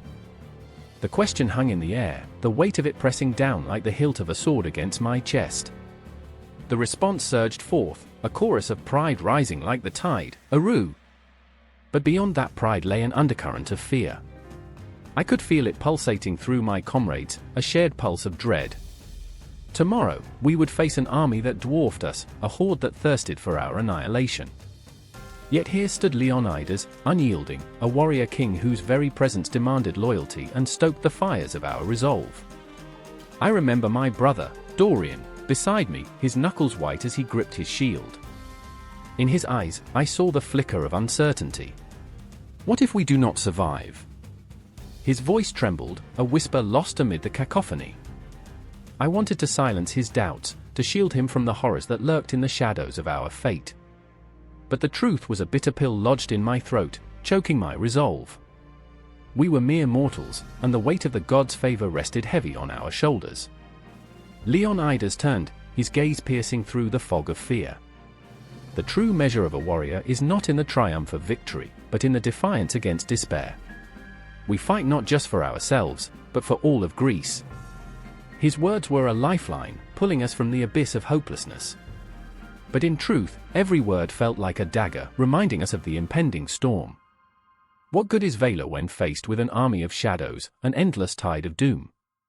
As the sun dipped below the horizon, the tension morphed into a living thing, coiling around us, binding us together. We huddled in the flickering light of campfires, the grim reality looming like a ghost, familiar yet terrifying. I watched as Dorian's face flickered in the firelight, a reflection of fear and bravery intertwined. He had always looked up to me, a younger brother seeking the guidance of an older sibling. But what could I offer that would quell the storm in his heart? My mind was a battlefield of its own, raging with doubts. In the dark, I caught glimpses of my comrades, each one a warrior, yet each one a man. There was Lysander, whose laughter rang like a bell, masking the cracks that lined his spirit. And there was Callista, a shield maiden with eyes like storm clouds, a fierce protector who wore strength like armor. I could sense her internal struggle, the burden of leadership weighing heavily on her shoulders. "We cannot falter," she said, her voice a fierce spark in the encroaching darkness. "We must stand as one." But what does it mean to stand as one when the night is filled with the uncertain sounds of war? The echoes of distant battles danced on the wind, shadows stretching toward us, whispering tales of valor and failure. I remember how I longed for the comfort of oblivion, a sweet escape from the relentless weight of expectation. But Leonidas was a beacon, a relentless force of nature, reminding us of the fire that burned within our chests, urging us to embrace the chaos. That night, as the stars blinked down, indifferent to our plight, I found myself standing at the edge of the encampment, staring into the void of the cosmos. Memories swirled in my mind, visions of laughter, of love, of life beyond the impending doom. What if we die? I whispered to the night, searching for answers in the silence. But the stars remained mute, distant and cold. Dorian emerged beside me, the brotherly bond pulling us close. "I fear the darkness, brother," he confessed, his voice barely a whisper. The fear of not being remembered. I felt the truth of his words echo in my heart, a haunting refrain. "We will be remembered," I replied, though uncertainty gnawed at my words. "We will live on in the songs of bards." As dawn broke, an eerie calm settled over the camp. The horizon glowed with a haunting beauty, a cruel juxtaposition to the chaos that awaited us. Leonidas gathered us, his presence a grounding force amid the turmoil. "Today, we carve our names into the annals of history," he declared, his voice a clarion call. "We embrace our fate, whatever it may be." I remember the silence that followed, a collective breath held as we prepared to step into the storm. Like the great heroes of old, we donned our armor, but it felt like a shroud. The drums of war began to beat, and with each thump, I felt the heartbeat of our fallen ancestors echoing behind us, urging us forward. We marched, shoulder to shoulder, a wall of humanity ready to face the abyss. I could see Dorian's jaw set in determination, his fear morphing into fierce resolve. Beside him, Callista stood like an unyielding shield, her spirit blazing bright. As the dust swirled around us, we became more than just soldiers, we became legends, forged in the crucible of our fears. "Remember, brothers," Leonidas roared as we approached the fray. "We are not just fighting for ourselves, we are fighting for every soul that dreams of freedom." His voice ignited the spark within us, and we surged forward, an unstoppable tide crashing against the shores of fate. But the shadows lingered, a specter of uncertainty that clawed at our heels. Would we emerge victorious, or would we be but whispers in the wind? As the clash of steel and the cries of battle filled the air, I felt the weight of our legacy on my shoulders. The moment had arrived, and with it, the haunting specter of destiny. In that tumultuous instant, I understood, fear and valor coexist, intertwined in a dance as old as time. We were not merely warriors, we were the heartbeat of history, and our story was only just beginning to unfold. The air was thick with the scent of smoke and desperation as I stood at the edge of the assembly, the sun sinking like a dying ember beyond the horizon. The sky was a bruised purple, streaked with blood-red clouds, an omen that whispered of the impending storm. Voices clamored around me, overlapping like waves crashing against a crumbling shore, each one filled with anxiety, anger, and the bitter taste of betrayal. I could feel it, the palpable tension cracking like a whip in the stillness of the gathering twilight. I remember my heart pounding in my chest, the rhythm quickening with each clash of metal as the city-states converged, warriors from far and wide pouring into the square. Athens, Sparta, Corinth, each city-state a fortress of pride and stubbornness, now forced together in this fragile alliance against a common enemy. It was a mix of fear and desperation, a heady cocktail that drove men to clash swords or clasp hands. In the midst of it all, I spotted Lysander, his face a mask of determination, yet beneath that hardened exterior simmered a tempest of doubt. He stood tall, his broad shoulders squared against the chaos, but I knew him well enough to catch the flicker of uncertainty in his eyes, the way he clenched his jaw as though it might keep the doubts at bay. He had always been the brave one, the first to charge into battle, but this time the stakes were higher than the clash of swords. The fate of their very world rested on the fragile thread of unity. "Do they not see?" he shouted, voice raw and fierce, cutting through the turmoil like a dagger. "We cannot afford to let our pride blind us. Our tongues may be sharp, but they will not protect us from what's coming."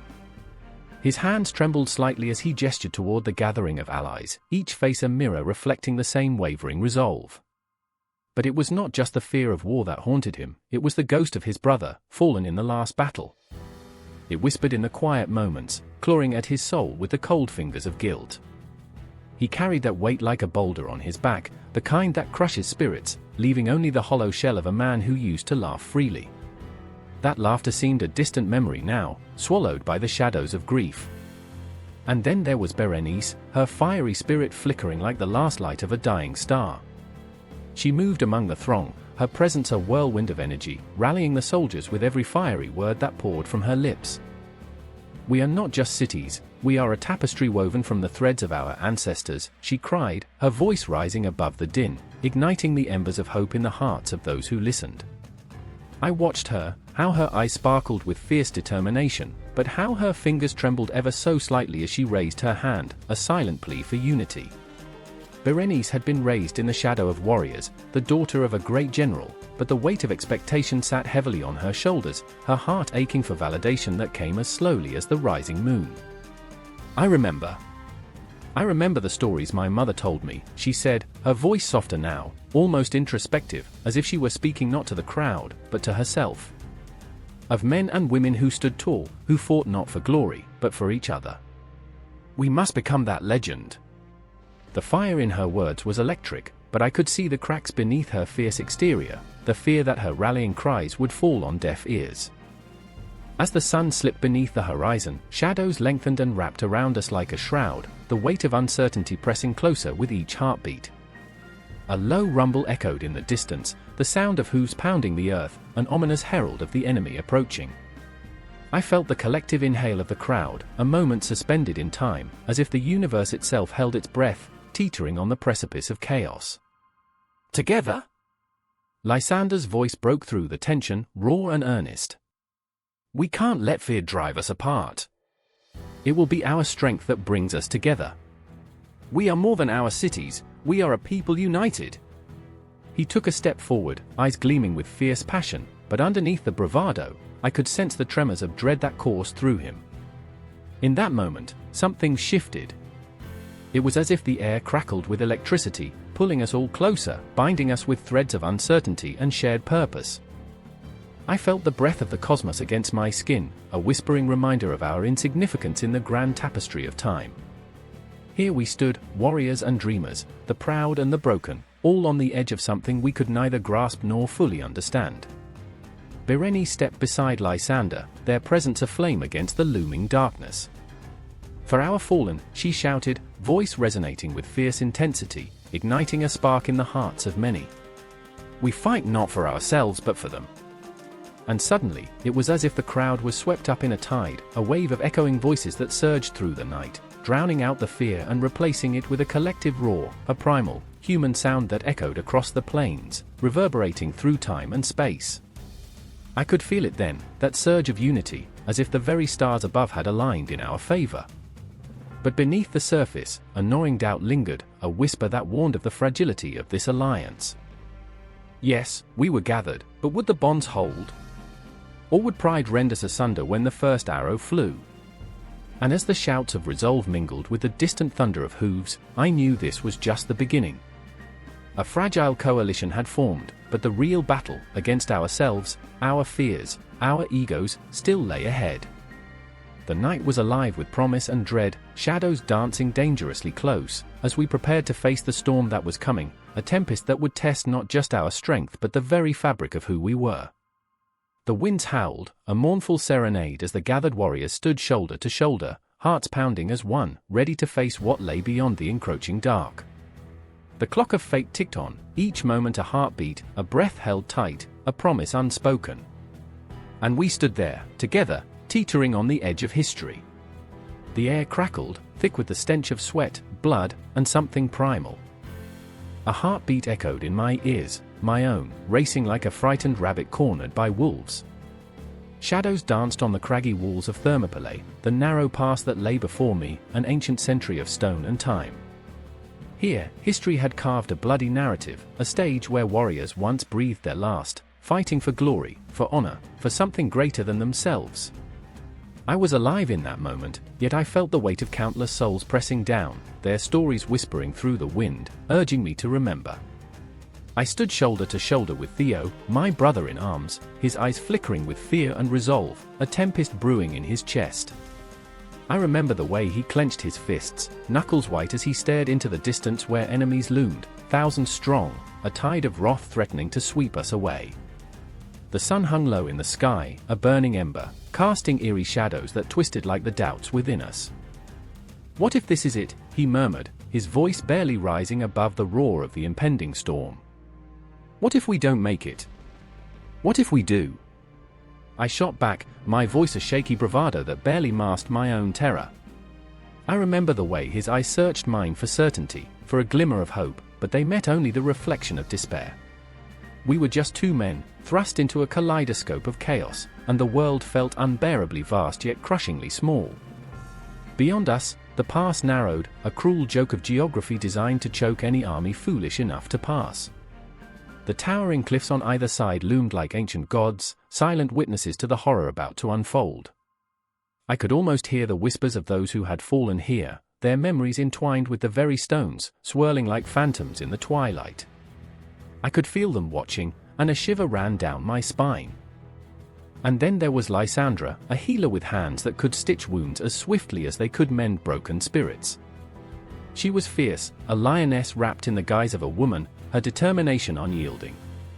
I remember her fierce laugh, a sound that rang out like a bell, cutting through the thick air, even as her heart bled for the men who would march to their doom.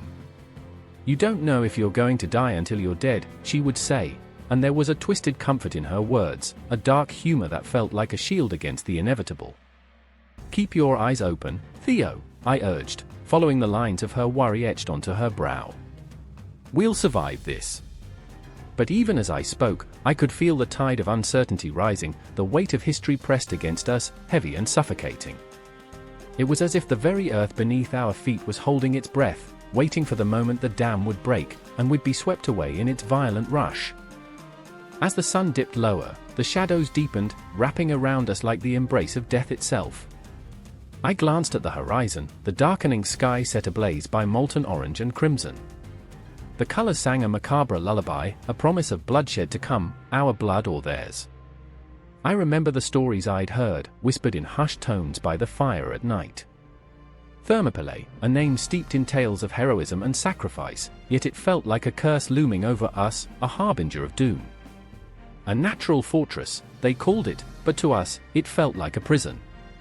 The cliffs, once protectors, now felt like sentinels waiting to witness our defeat. Theo and I shared a look, a silent acknowledgement of our fears laid bare. The world outside our bubble felt remote, a distant echo of laughter and life. It was a stark contrast to the grim reality we faced, and I felt a hollow ache in my chest, the heavy reminder of the lives we'd left behind. Would we ever return to those simpler moments? Or would we become mere echoes, lost in the annals of history, our stories forgotten? A distant horn blared, shattering the fragile silence, a herald of doom. My heart raced, each beat drumming a warning in my ears. The enemy was coming, a storm of metal and fury. I could see the glint of armor, hear the clash of swords, feel the ground tremble beneath their weight. My breath caught, a moment suspended in time, before the world crashed back into focus with a violent rush. Fear gripped me, but there was something else, something electric, a flicker of defiance igniting in my veins. I looked at my brother, at Lysandra, and I felt that flicker grow into a flame, roaring to life in the face of despair. "We stand together," I declared, my voice rising against the cacophony. "No matter what happens, we fight." The shadows around us twisted, dark and foreboding, yet for a brief moment, I felt invincible. There was a unity in our fear, a bond forged in the crucible of impending violence that felt almost sacred. The geography of Thermopylae, the cliffs and the narrow pass, became more than just stone. They were the backdrop to our struggle, our stand against the tide. And as the enemy surged forward, a relentless wave crashing against our fortress, I held onto that flame of defiance. The clash of steel rang out, a symphony of chaos, and I was ready to face the darkness. My heartbeat synced with the rhythm of battle, a primal drum echoing the dance of life and death. In those harrowing moments, as the world around us unraveled, I realized something profound. We are but fleeting shadows in the grand scheme of existence, our stories woven into the fabric of history, yet the fight, the struggle, that was ours to hold. Time slipped through our fingers like the blood that stained the ground, and in that fleeting moment, we became part of something greater than ourselves. A violent, beautiful tapestry of life and death. And as the clash of swords rang out, I felt the very essence of Thermopylae pulse with life, and I knew I would never forget. The wind howled through the desolate plains, a mournful cry that warned of the storm to come. Dust devils danced, swirling like spooked spirits, while beneath the vast, indifferent sky, the Persian army marched. Each footfall echoed a dark promise, the weight of thousands shifting in unison, the heartbeat of anticipation, a symphony of dread.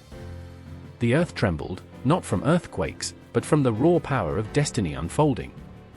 I remember standing there, trapped in that moment, heart hammering against my ribs like a caged bird.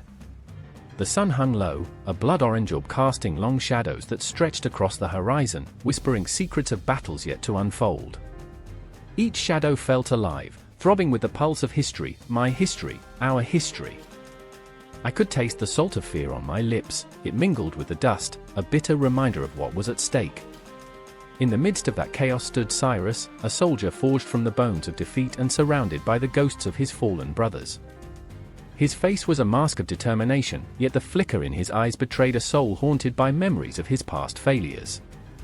He clutched his spear, knuckles white against the polished wood, and I could see him wrestling with the weight of 1,000 lives. Each breath felt like a battle, each heartbeat a countdown to an uncertain future. And then there was Doria, a fierce warrior cloaked in her own armor of vulnerability. She wore her heartbreak like a badge of honor, her spirit unyielding despite the sorrow that clung to her like a second skin. I watched her from the corner of my eye as she tightened the leather straps of her breastplate, her fingers trembling with unspoken words. She was a tempest, a whirlwind of emotions ready to explode at any moment. I could feel her anger simmering, the fire of justice burning in her chest, a fire that could either warm or consume her. "Remember why we fight," she whispered, a prayer and a battle cry all at once, her voice barely breaking through the din of armor clanking and horses snorting. I caught her gaze, and for a fleeting moment, we shared a silent promise, a pact sealed in the glances of two warriors haunted by their own ghosts. The sun dipped lower, a crimson tide spilling across the horizon, painting the world in shades of blood and despair. The Persian army was vast, a leviathan of flesh and steel, an unstoppable force moving with a grace that belied its size. I could see the banners fluttering, their bold colors proclaiming allegiance, but beneath that proud display lay a current of fear, a collective breath held tight in the throats of men and women who knew too well the cost of war. Numbers. I had always been fascinated by them, an obsession, perhaps. The Persian army, with its staggering numbers, seemed to stretch endlessly, an ocean of humanity ready to crash against the shores of fate. But numbers were just that, symbols on parchment, meaningless without the weight of lives behind them. I could feel their stories, each soldier a thread in a vast tapestry woven with ambition, grief, and fervor. The dreams of men who had left homes now stood at the precipice of destruction, each heartbeat a reminder of what lay in wait. "Cyrus, are you with me?" Doria's voice broke through my reverie, pulling me back to the present. I nodded, forcing breath into lungs that felt leaden. The air crackled with tension, an electric pulse that hummed through our bones. In that moment, I understood the fragility of resolve, how easily hope could turn into despair, how quickly dreams could dissolve into nightmares. As the call to arms echoed in the distance, a haunting melody that sent shivers down my spine, the ground beneath us trembled. I felt the weight of history pressing down, a reminder of every battle fought and every tear shed. Each soldier was a ghost of his ancestors, a spectral echo of lives lived and lost. It was a cycle, a relentless wheel of fate turning, and we were all caught in its grip. Scanning the horizon, I saw the dust rising like a shroud. The enemy was coming, another army, another wave of ambition crashing against ours. I could hear the distant war cries, the guttural growls of men who had nothing left to lose. The air thickened with the scent of impending violence, and my heart seized, a wild thing caught in a net of uncertainty. Cyrus stepped forward, his voice breaking the silence like a hammer against glass. "We will not falter. We will fight for our families, our homes, our dreams." The word soared, an anthem echoing against the emptiness, but I saw the doubt flicker in his eyes. I saw the cracks forming beneath the surface, the fear gnawing at his resolve, and I couldn't help but feel the weight of his words pressing down on my chest. Doria stepped beside him, her voice fierce, aflame against the encroaching dark. "We fight together. For each other." Her eyes glinted with unshed tears, but there was a fire that ignited something deep within me, an ember of hope that dared to flicker amidst the despair. But what if hope was a mirage? What if we were all standing on the precipice of oblivion, naive and unprepared? The ground shook again, the rhythm of war approaching, and I felt the rising tide of fear, the cold grip of despair wrapping its fingers around my heart. The sun sank lower, shadows lengthening, swallowing the light as we faced the encroaching storm. As the enemy loomed closer, I could feel the weight of time pressing down, each second a drumbeat, each heartbeat a reminder of fragility. The Persian army, once a symbol of unity, now felt like a collection of fragile dreams teetering on the brink of disaster. In that heartbeat of uncertainty, the world narrowed down to the clash of steel and the cries of men. The air thickened with the promise of violence, and I realized, this was not just a battle, it was a reckoning. As I stood among my comrades, spirits intertwined like roots of ancient trees, I felt the pull of destiny, the inexorable march of fate that would either bind us together or tear us apart. And so we stood, poised on the cusp of chaos, hearts racing, souls bared to the cosmic winds, ready to embrace whatever darkness awaited us. The Persian army was not merely a force of numbers, it was a tapestry woven from the threads of our stories, each life a testament to the human spirit, a spirit willing to face the uncertainty of tomorrow with defiance, courage, and an unwavering bond that could not be severed. The wind howled like a wounded animal through the narrow pass, a cold breath of fate that whispered warnings, doomed whispers that slithered into the marrow of every Spartan on that sun-baked day. The air was thick with the weight of their choices, a tension that could snap like a taut bowstring. They stood, chests heaving, hearts pounding, a symphony of fury and dread echoing through their veins. I remember the faces. I remember their resolve. I remember the weight of their choices hanging in the air like dark storm clouds pregnant with rain, each heartbeat louder than the last. There was Leonidas, his brow creased, not just with the burden of leadership but with an urgency that clawed at his soul. He was a lion, fierce and unwavering, but today, anxiety flickered in his eyes, like a candle struggling against the wind. "We will fight," he declared, his voice a thunderclap that rolled over the assembled warriors. "We will not yield." But even he could feel the tremors of doubt beneath the surface, as if the earth itself was quaking at the thought of the oncoming tide of Persian might. Then there was Daxos. Oh, Daxos, with his unyielding loyalty and deep-set fears. He felt the weight of his father's expectations, the ghost of familial honor haunting him like a shadow that refused to fade. The scars from the last battle still etched onto his skin, a testament to survival, whispered tales of survival and loss. "What if honor means death?" he muttered, barely audible above the clamor of swords clashing against shields, voices rising like an insistent tide. His heart, a drum beating a frantic rhythm, wrestled with loyalty and self-preservation. What kind of warrior was he if he could not protect his own life? The swirling emotions gripped him, fear draped in honor, thick as mud, suffocating yet familiar. In the heart of this gathering, a boy named Collas stood, his hands trembling, innocence clashing with the impending reality of war. He was barely old enough to wield a sword, but here he was, watching men he idolized prepare to face oblivion. "I remember my mother's face," he whispered to himself, as if by uttering her name, he could summon the warmth of home. She had held him tight, had whispered tales of great heroes and their victories. What would she think? It was not the glory of battle that awaited him, it was the distinct possibility of never returning home. And yet, they were all here, these warriors, these chosen few, standing shoulder to shoulder, their fates entwined like the strands of a fraying rope. The air crackled with the promise of violence and valor, and even as fear gnawed at their insides, adrenaline surged, a wild beast ready to pounce. Each of them felt it, a call to honor, a pull towards something greater, and in that space, the weight of the world rested heavily on their shoulders. As the sun dipped lower, casting long shadows that danced like specters across the rocky terrain, every Spartan faced the grim reality of their choice.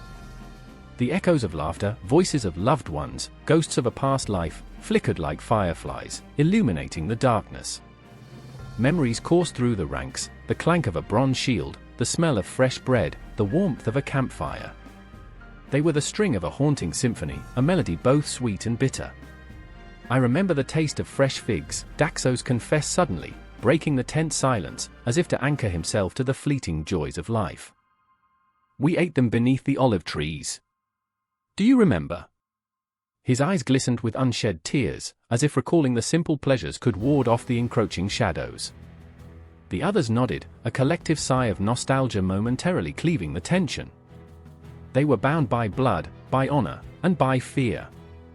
Fear of failure, fear of the unknown, fear of a fate that loomed closer with every passing second.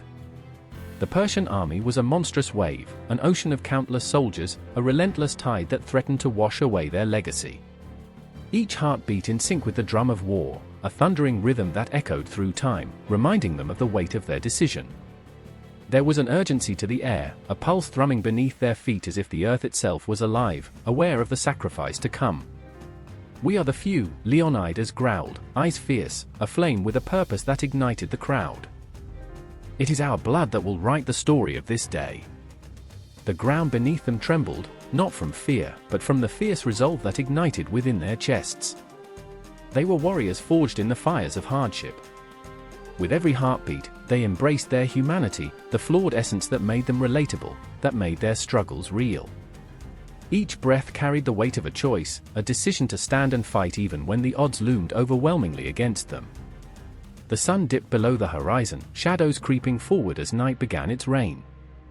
In that eerie twilight, they stood against a backdrop of stars, a canvas painted with the echoes of the universe, reminding them of their insignificance and yet their importance. "No matter what happens, we are not alone," Collas murmured, almost a prayer. And in that moment, with hearts pounding like war drums, with fear and honor entwined in a desperate embrace, each Spartan chose to stand. The choice was not merely to fight, it was to live, to feel, to confront the horror of their fate with every fiber of their being. They stood united, men about to face gods, monsters, and their own inner demons, bound by the belief that in their sacrifice, something greater would echo through time. As the first stars winked into existence overhead, a silent pact formed between them, a covenant of warriors, a promise of defiance against the inevitable. This was not the end, it was merely the beginning, a tempest of emotion and valor that would blaze through the annals of history, whispering their names long after the dust had settled. They were the 300 Spartans, and today, they would not be forgotten. The air thrummed with the weight of unspoken terror, thick and suffocating, as the sun sank low, painting the horizon in a tapestry of fiery crimson and bruised purple. I stood among them, a mere whisper in the chorus of clanking armor and hurried footsteps, my heart racing like a wild stallion caught in a storm. Every breath felt like a betrayal, a reminder that we were all still here, alive in this moment, but for how long? I remember the way Leonidas' eyes glinted, sharp as the edge of a spear, the Spartan king, fierce and resolute, yet haunted by the shadows of doubt that flickered across his brow. There was something almost tragic in his determination, a man burdened by the weight of a destiny he never sought. "We march to our deaths," he declared, his voice a thunderclap against the whispers of fear that flitted through the ranks like crows over a fresh grave. "But we shall not go quietly." Beside him, my brother Darius fidgeted, his fingers drumming against the hilt of his sword, each beat a ticking clock in the back of my mind. He was young, impetuous, with a fire that burned bright but risked burning out too quickly. "What if they don't come?" he asked, desperation curling his voice. His face, though strong, was marred by the question that hung heavy, a specter that refused to be dismissed. I wished I could find comfort in him, reassure him that we were not just warriors, but a family, united against the dark tide of fate that awaited us. I remember our mother's eyes, the way they had glistened with unshed tears as she had kissed us both goodbye. "Fight for each other," she had whispered, "and you'll always find your way home." Home. The word felt like ashes in my mouth now, a distant echo amidst the clash of swords and the scent of blood that tainted the air. The journey began not with a tramping of feet but with the ghostly silence that followed our departure. Each step echoed with the memories of what we left behind, the laughter of children, the warmth of fires crackling against the night, the sweet aroma of bread baking in the oven. The mundane that was now a tapestry fraying at the edges, unraveling as we ventured deeper into the heart of uncertainty. Would we ever return to that simplicity again? The path to Thermopylae wound like a serpent, twisting and coiling, a tortured vein leading us toward our impending doom. I could almost hear the whispers of the earth beneath us, a low murmur that warned of the blood yet to be spilled. "Stay close," I murmured to Darius, who looked so small against the backdrop of the looming mountains, their jagged peaks scratching the sky like the fingers of the damned. In the fevered quiet, as night cloaked the world around us, I stared into the flickering flames of our campfire, each blaze a heartbeat, a pulse, a flicker of life amid the encroaching darkness. "What do you think awaits us there?" Darius asked, his voice a fragile thread in the night. I couldn't answer. I only remembered the tales of old, of heroes and their fates, how glory mingled with blood, and laughter turned to screams. I felt the weight of it all, pressing against my chest like a stone. In the distance, the whisper of the wind grew louder, a portent of the chaos that awaited. I could sense it, the shift in the air, the anticipation thick like the fog that enveloped our camp. Shadows danced around us, flickering and shifting, and I caught sight of Leonidas, his silhouette sharp against the firelight, a titan among mortals. I thought of the men who had followed him, their faces lined with the weariness of too many battles fought and too many brothers lost. I could taste their fear, a bitter tang that settled at the back of my throat. Suddenly, a shout pierced the night, splintering the silence like glass shattering underfoot. We all froze, eyes darting toward the source, hearts racing in a collective panic. My breath hitched. Was this the moment we had dreaded? I felt Darius at my side, his hand clutching mine tightly, a lifeline amid the tempest. "What was that?" he whispered, barely audible, and yet it resonated within me, the tremor of uncertainty that gripped my heart. "Stay calm," I urged, but my own voice trembled, betraying the fear that gnawed at my insides. Our mother's words flickered in my mind again, a reminder of the bond that held us against the abyss. We fight for each other. But would it be enough? Would love be enough to shield us from the fate that loomed like a thundercloud overhead? As the darkness thickened, the fires sputtered and dimmed, shadows flickering longer and wilder, as if the very night conspired against us. I saw the men's faces, drawn tight with dread, and I knew that hope was a fragile thing, easily crushed under the weight of reality.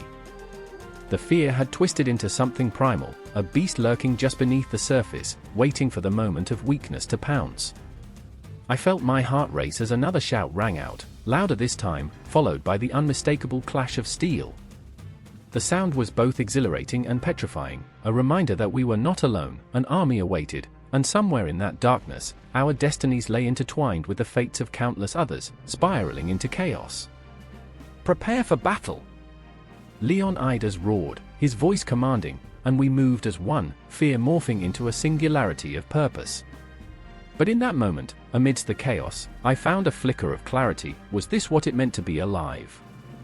To feel the weight of fear, the ecstasy of courage, all entwined in a dance as ancient as time itself. I looked at Darius, his youthful exuberance now tempered with the weight of reality, and I knew that whatever awaited us at Thermopylae would carve us into something greater, something unbreakable. With the fires dying behind us and the shadows closing in, we stepped into the abyss, hearts pounding in unison, ready to carve our names into the annals of history. And as the darkness swallowed us whole, I could only hope that in this fierce, unrelenting battle for survival, we would find ourselves, and perhaps, just perhaps, a flicker of light amid a world consumed by shadows.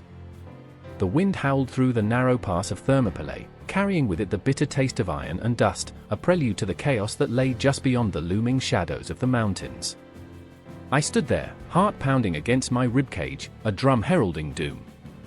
The sun, a reluctant spectator, cast long fingers of light that danced nervously on the faces of men clad in bronze and leather. Fear whispered in the air, a chilling reminder that glory comes at a steep price. A cry split the air, raw and primal, shattering the eerie stillness like glass, and I could almost feel the heartbeat of history throbbing in that moment. I remember the boyish laughter of Leonidas, the king of Sparta, as he rallied his warriors, his voice a thunderstorm that sliced through our shared dread. "We shall not go quietly into the dark," he roared, a wild fire igniting in his chest. His eyes sparkled with a fierce determination, but beneath that bravado, I caught glimpses of doubt, those fleeting flickers that betrayed the weight of expectation on his shoulders. Each man standing behind him was a testament to his courage, yet fear rippled through our ranks, a living entity wrapping its icy fingers around our throats. Then there was Daxos, my closest friend, whose eyes mirrored the storm raging within. He was all heart, all passion, bubbling over with idealism, yet the reality of our imminent clash gnawed at him like a ravenous wolf. "What if we are not enough?" he whispered, his voice barely audible above the din of clanking armor. I could see the tremors of uncertainty in his hands, the way they gripped the hilt of his sword as if it were a lifeline to a dream that felt impossibly far away. I wanted to reach out, to pull him back from the edge of his burgeoning despair, but I was ensnared in my own spiral of fear. And that was when the ground shook beneath us, a subtle tremor that grew into a roar, heralding the approach of the Persian horde. It was the howling of wolves closing in on a herd, a dark tide rising to swallow the light. They emerged like shadows from the mountains, their numbers swelling, a sea of faces hardened by ambition and lust for conquest. I remember the glint of their weapons, a menacing shimmer under the fading sunlight, a grotesque dance of death looming ever closer. As the clash began, it felt like a dream unspooling, a vivid tapestry woven with threads of chaos and fear. My heart raced, each beat echoing the cries of my brothers in arms as they fought desperately against the tide. The first clash of steel was a jolt to the senses, sharp and electrifying. I remember the adrenaline coursing through my veins, an intoxicating cocktail that blurred the line between terror and exhilaration. I was a warrior, a lion among men, yet the reality was a muddy pit of confusion. I caught sight of Leonidas, his battle cry a primal roar that sent shivers down my spine. He was everywhere at once, a whirlwind of strength and desperation, striking down foes with a ferocity that made the very ground tremble beneath our feet. He was fighting not just for his people, but for every dream and hope that had ever been crushed beneath the weight of tyranny. But I could see it, the flicker of exhaustion creeping in, the toll of endless battle etched into the lines of his face. And then there was Daxos again, eyes wide with a mix of terror and fierce resolve, the embodiment of a soul wrestling with its own demons. He faced an enemy, a hulking giant with a grin that could curdle milk, and for a moment, time stretched thin. I remember how he hesitated, just a heartbeat too long. Every muscle seemed to scream for him to flee, but instead, he charged, the weight of his fear transformed into a reckless abandon.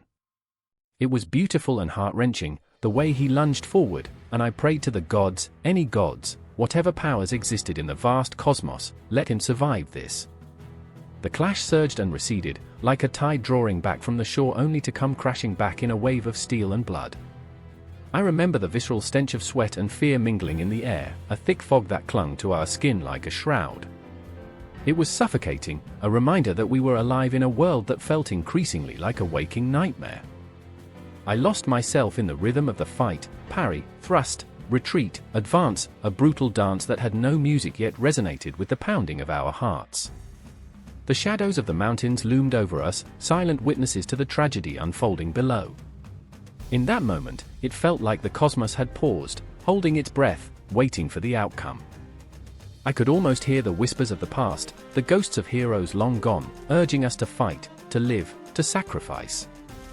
Then came a flash, a glimmer of light amidst the chaos. Daxos, with the fire of youth and recklessness, had managed to push through, taking down his giant foe with a ferocity that surprised even himself. I felt that surge of pride swell within me, a fleeting moment that ignited the hope buried deep in my chest. And yet, as I turned to shout to him, to share in his triumph, my words turned to ice in my throat as I saw the shadow behind him, creeping silently, a specter of death. In that split second, I knew, I had never felt more alive, nor more terrified. I wanted to scream, to run to him, to push him out of the way, to defy fate itself. But time moved with an agonizing slowness, stretching and contorting, mocking our struggle against the inevitable. The clash of steel continued around me, the cries of men mingling with the whispers of the gods. Each moment felt like an eternity, and the barriers of time blurred, melding together in a haunting dance of survival. I was caught in a relentless tide, a whirlpool pulling me deeper into the abyss. And just like that, I was back in the fray, my sword flashing, my heart racing. The world narrowed to a point, a singular focus on survival, on my brothers fighting beside me. I remember the weight of our collective dread, the bond forged in the crucible of battle. We were brothers, bound by blood and fear, all of us racing toward the same tragic end. Then came the silence. A dreadful, pregnant pause where the air thickened with uncertainty. The battlefield, once alive with chaos, stood still for a heartbeat, a snapshot of despair hanging in the air. In that moment, it felt as if we were encased in a crystal ball, watching the storm swirl around us, knowing that the eye would soon pass, and the fury would return. And I held my breath. I watched Daxo stumble, the world blurring as I reached for him, only to be caught in the web of fear that had ensnared us all. The clash continued, but something had shifted. Something monumental was about to break. The finality of it all, the weight of our choices, hung heavy in the air.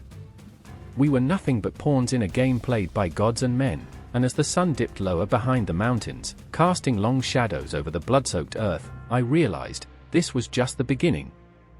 The sea roiled like a tempestuous beast, the waves crashing against the hulls of the waiting ships with a ferocity that made hearts race and souls tremble. I stood among the crew of the Greek navy, my feet planted firmly on the deck of the trireme, the scent of salt and fear thick in the air, mingling with the sweat of men on edge. I remember the way the horizon blurred, the line between sea and sky dissolving into an ominous grey. It felt like a signal, the world holding its breath, waiting for the inevitable clash. Thrasymachus, my closest friend, stood beside me, gripping the oar with such force that his knuckles turned white. His eyes, usually bright with laughter, were clouded with uncertainty, and I could hear the rapid beat of his heart echoing in the silence between us. "We fight for Athens," he murmured, almost as if convincing himself, "for freedom and for our families." But I could see the cracks in his bravado, I knew he was terrified. The spectre of death loomed close, and with it, the weight of our choices. I remember my own heart, a wild drum echoing in my chest. The memories of home, the laughter of my sister, the warmth of my mother's embrace, they all seemed like distant stars now, flickering in the vastness of what lay before us. How could I protect them when my destiny lay intertwined with the fury of war? I choked on that thought, the taste of it sharp and metallic in my mouth. The sun dipped low, cloaked in shadows, casting an eerie glow across the water. The ships of the Persian fleet loomed in the distance, monstrous and relentless, like a gathering storm. Each vessel seemed a beast in its own right, hungry for conquest. I could almost feel their presence, a dark weight pressing down on our spirits. And beneath that weight, the question writhed, who would survive this night? I remember the stories of old, of heroes who fought for glory and honor, tales spun to lull children to sleep. But those tales felt hollow now, mere echoes of a forgotten dream. The horror of battle was no grand spectacle, it was a raw, gut-wrenching affair that stripped away the veneer of heroism, leaving behind only desperation. I wondered if I'd ever return to the laughter of my sister, and suddenly, I felt a fierce protectiveness. I couldn't let this moment define me. Then, as if summoned by our collective dread, a horn blared across the water, a sound that split the air like a knife. The Persians were upon us. Panic surged through the ranks, a living thing that clawed at our throats. I glanced at Thrasymachus, and for a heartbeat, we were lost in each other's eyes, two souls tethered by unspoken fears. "Stay alive," he breathed, and I nodded, a silent promise made in the face of chaos. The ships surged forward, their oars slicing through the water with a terrifying precision. I gripped my oar harder, feeling the splintered wood dig into my palm, grounding me. "We push back! For Athens!" The shout rang out, rallying the men, igniting a flicker of defiance against the overwhelming tide. We rowed as one, muscles straining, hearts racing. Each stroke felt like a prayer cast into the abyss. The clash was deafening, a cacophony of metal against metal, a symphony of chaos that drowned out reason. I saw the flash of weapons, the sharp glint of bronze in the dying light, and my heart seized. There was no time for fear now, only the instinct to survive. My breath came fast, hot and ragged, as I fought against the tide of human fate, the weight of it all pressing down like the ocean itself. In the midst of the frenzy, I heard a scream, a sound that pierced through the madness, echoing in my mind. Thrasymachus fell, a shadow against the deck, his body crumpling like a broken sail. Time seemed to stretch, an endless moment, as I rushed to him, the world around us fading into a blur. "Thrasymachus!" I cried, my voice lost in the storm. His eyes flickered open, a haunting reflection of pain and sorrow that I would carry forever. "Fight, brother," he gasped, the life slipping from him like sand through fingertips. "Fight for them." I felt the weight of his words, a monstrous burden that pulled at my very essence. I nodded, but inside, despair clawed at me. The battle raged on, relentless, but I was anchored to that moment, caught between grief and the urgency to survive. The sky darkened, as if mourning the souls lost in the fray. I fought on, each clash of swords, each cry of agony, pulling me deeper into a nightmare I couldn't escape. The ocean churned with the blood of our fallen, and I became part of the chaos, part of the very fabric of history being woven in tragedy. Each second stretched into eternity, the fight blurring into an act of sheer survival.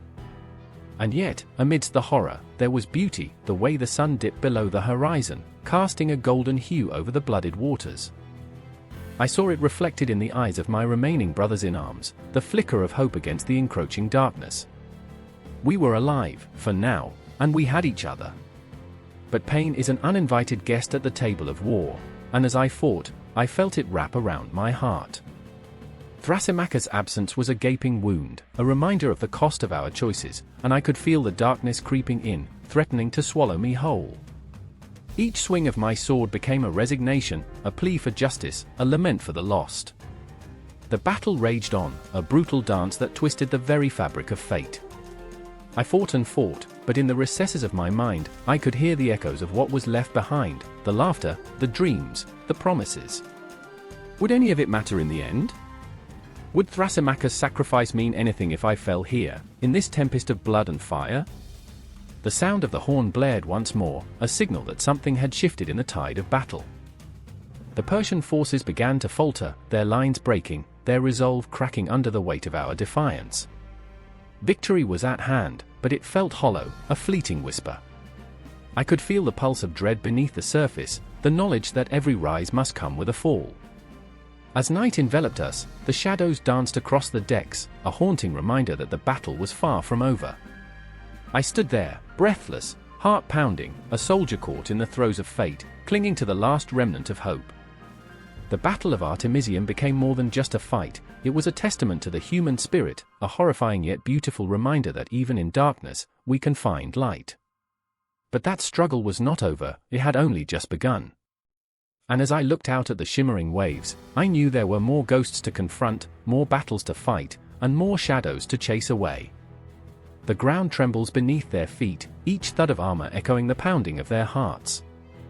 The air is thick with the scent of sweat and fear, mingling in a desperate dance.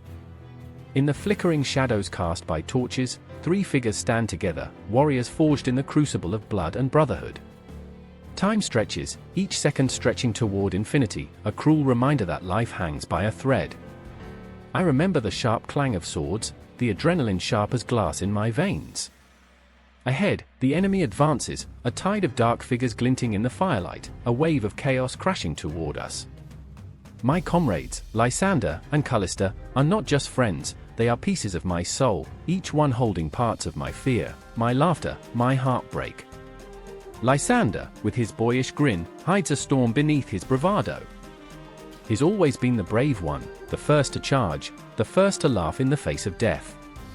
But tonight, as the sounds of battle draw closer, I see the flicker of doubt in his eyes, a crack in his fearless facade. Behind that smile lurks a truth he won't own, the weight of expectation, the fear of failure. "If I fall, you keep fighting," he says, trying to sound light, but his voice trembles. He's trying to convince himself as much as us. I can't stand it. No. We fall together, or not at all. My voice is fierce, but inside, I feel like a child lost in a storm, grasping for something stable. The bond we share runs deeper than blood, it's woven into our very beings, an unbreakable thread spun in the flames of our shared trials. Then there's Callista, fierce and unyielding as the mountains. She stands tall, spear in hand, but I see the flicker of fear behind her fierce blue eyes. They are the color of the sea, turbulent and deep, hiding storms within. "I won't let him take you," she swears, but I know it's not just me she fears for. It's herself. What if she survives, but we do not? She has fought like a lioness, but this battle feels different. The shadows whisper secrets, and she hears them, each ghost of every fallen warrior, their stories entwined with her fate. The sounds of battle roar like a storm on the horizon, growing louder, swallowing our laughter and our sorrow. I remember the tales my mother told me once, about the heroes of old, about courage that's often equated with foolishness. But standing here, confronted with the terrifying reality of it all, courage feels like a mask worn over a deep well of terror. We are all terrified, yet we hold each other up, shoulders squared against the impending tide, our breaths shallow but synchronized, one heart, one fight. Together, I breathe, the word a fragile promise. I can feel the weight of our history, of shared dreams and laughter that once echoed in the quiet, now a distant memory as the darkness descends. We are warriors, but first and foremost, we are friends.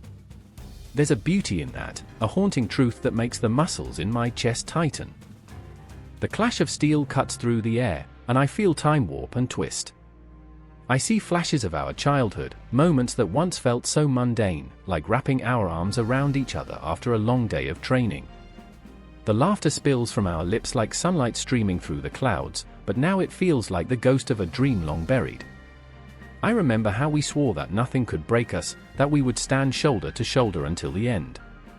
But standing here, I wonder if the end is closer than I thought. Suddenly, there's a roar, a guttural sound that pierces the night. The enemy surges, a horde of bodies and weapons, and for a heartbeat, I freeze, lost in the enormity of what's about to happen. But Lysander grips my shoulder, pulls me back to the present. "Now," he shouts. The world collapses into chaos. I feel the spear in my hand, the weight it carries, the power coursing through my veins. With every thrust, every parry, I can almost taste the adrenaline, the raw fury of survival. Each clash of metal against metal is a heartbeat, a reminder that we are alive, that we fight not just for ourselves, but for each other. The darkness swells, consuming the light around us. I glance at Callista as she charges forward, her fierce spirit illuminating the despair. But with each step, I see her falter, a moment of hesitation that chills me to the bone. "Callista, don't!" I scream, but my voice is swallowed by the cacophony of battle. She charges ahead, fierceness radiating off her, but I see the shadows creeping behind her, a darkness that threatens to consume her whole. The weight of our bond pushes me forward, propelling me through the chaos. I'm torn between saving her and fighting the enemy, between the instinctual urge to protect and the need to fight alongside her. Together? I roar, desperation lacing my voice. But the world is a blur, a whirlpool of blood and screams, and Callista's silhouette is swallowed by the darkness. Time bends again, each second stretching and pulling. I remember the stories of Spartans, their courage, their bond, the unbreakable brotherhood. But we are not just Spartans, we are flawed, we are human. We shatter and break, even as we stand together in this chaos. Lysander is by my side, but I can feel the weight of his fear, a silent acknowledgement that we may not make it through. I can see it in his eyes, an understanding that this fight is for more than victory, it's for the love we share, the laughter that binds us. For Callista, he screams, and the words echo like a battle cry, igniting the fire within me. I charge forward, fear mingling with the raw fury of love and desperation. The adrenaline crashes over me, a wave that swells, grows, and crashes. I am not just fighting for survival, I am fighting for every shared moment, for every unspoken promise, for the brotherhood we have forged in the fires of despair. And as I fight, as the blood of our enemies stains the ground, I remember, courage isn't the absence of fear, it's the decision to stand, to fight, to love fiercely even in the face of death. And in that moment, standing with Lysander, with the spectre of Callista at my back, I realize that we are more than just warriors, we are a testament to the enduring power of brotherhood. The battle rages on, but our hearts beat as one. We will not fall apart, we will not shatter. The night may be dark, but in this chaos, we find our light. And in that flickering flame of brotherhood, we become legends. A bird cries out, a sharp, shrill sound that pierces the dawn, echoing against the stillness of the world as if it knows a truth the rest of us can't bear. The air quakes with the weight of anticipation. I can almost taste the metallic tang of fear on my tongue, thick and choking, a reminder of what's to come. I stand amidst the chaos, mud and blood, the ground trembling underfoot, a living thing writhing with the unease of thousands. Today is not a day for gods or heroes, it's a day for survival. I remember the faces of my comrades, etched in grim determination, yet each carries their own ghosts. Marcus, tall and broad-shouldered, rides at the front, his eyes flickering like the flame of a dying candle. He's always been unyielding, but today, the shadows beneath his brow whisper of doubt. I can sense it, a crack in his armor, vulnerability masked behind bravado. He grips the hilt of his sword, knuckles white, as if it might offer him solace, a promise that strength will shield him from what lies ahead. But promises are brittle, and they shatter under the weight of battle. Then there's Alara, fierce and fiery, a warrior carved from the very stone of the earth. Her hair spills around her like a wild storm, a halo of defiance. She's the heart of our band, the one who keeps us tethered to hope. Yet, today, I see her steely resolve falter, just for a moment, as she glances back at the makeshift camp where the children play, unaware of the specter of war looming. I wish I could shield her from this, but the truth is, all of us are trapped in this web of fate, and no one is exempt. The horns sound, a cacophony that vibrates through the marrow of my bones, signaling the first clash. The ground quakes, and with it comes a tide of soldiers, an ocean of steel and fury surging toward us. I can almost hear the heartbeat of the earth quickening, matching the drum in my chest. There's no time to think, only to react. I remember my training, the lessons etched into my muscles, the way the sword feels like an extension of my very soul. Hold the line. Marcus bellows, his voice cutting through the roar of chaos. It strikes a chord, igniting the fire within me. I lift my sword, the weight of it familiar, and surge forward, adrenaline thrumming through my veins. The clash of metal rings out, a symphony of violence, and I am engulfed in it. Each blow sends tremors through my body, a jolt of reality that screams, "You are alive." I parry a strike, feeling the shock travel through my arms, and retaliate, the blade slicing through the air with a lethal grace. It's a dance, primal and raw, but beneath the thrill, a darkness unfurls, gnawing at my insides. I see men fall, faces I've known, laughter shared over meager meals, now twisted in terror and pain. Death is not elegant, it's brutal and ugly, a thief that comes for the unwary, and I feel its breath on my neck. Suddenly, Ilara is beside me, her eyes wild and bright. "We fight for them," she shouts, voice fierce against the clamor. She gestures toward the distant camp, the children still oblivious, innocents cradled in their small hands. I can't let them down, can't let darkness swallow the light of their laughter. But the fear smothers me like a shroud, and I falter for just a heartbeat, weighing my resolve against their fragile future. Then, through the haze of battle, I see him, a figure cloaked in shadows, a specter of my past. It's my brother, Lucan, a face I thought lost in another life. My heart stutters as recognition floods me, and I'm thrown back to a time before swords and blood, before the weight of survival settled on my shoulders. He stands across the field, a warrior now, just as I am, and for a moment, our eyes lock, two souls tethered by memories, divided by fate. Betrayal, the word slips from my lips, a whisper carried away by the wind. The ghosts of our childhood haunt me, I remember laughter echoing in the halls, shared dreams over flickering hearthlight. But here we are, drawn into this vortex of chaos, each holding a weapon that could either deliver salvation or damnation. The clash around us fades, a distant murmur as I step back, caught in the web of our history. I want to call out to him, to remind him of all we shared, but the world moves on, and here we are, two warriors on opposite sides of a war forged by shadows. With a sudden burst of movement, Ilara is gone, swept into the fray, steel glinting in the chaos. I lurch forward, the urgency of the moment snapping me back to reality. I can't lose her, can't let darkness snuff out her light. I'm pulled back into the battle's embrace, hearts hammering in a pulse that matches the clash of arms surrounding us. In this moment, every sound magnifies, the crack of bone, the groans of the wounded, the war cries that punctuate the air like thunderclaps. The earth beneath me is slick, alive with the sacrifice of those who came before. My breath comes in ragged gasps, as I swing my sword, feeling the weight of mortality dance on the edge of my blade. And then, in the chaos, I hear Ilara scream, a sound that cuts through the din, raw and haunting. My heart drops, an anchor in a turbulent sea, and I push forward, forcing my way through the tide of bodies.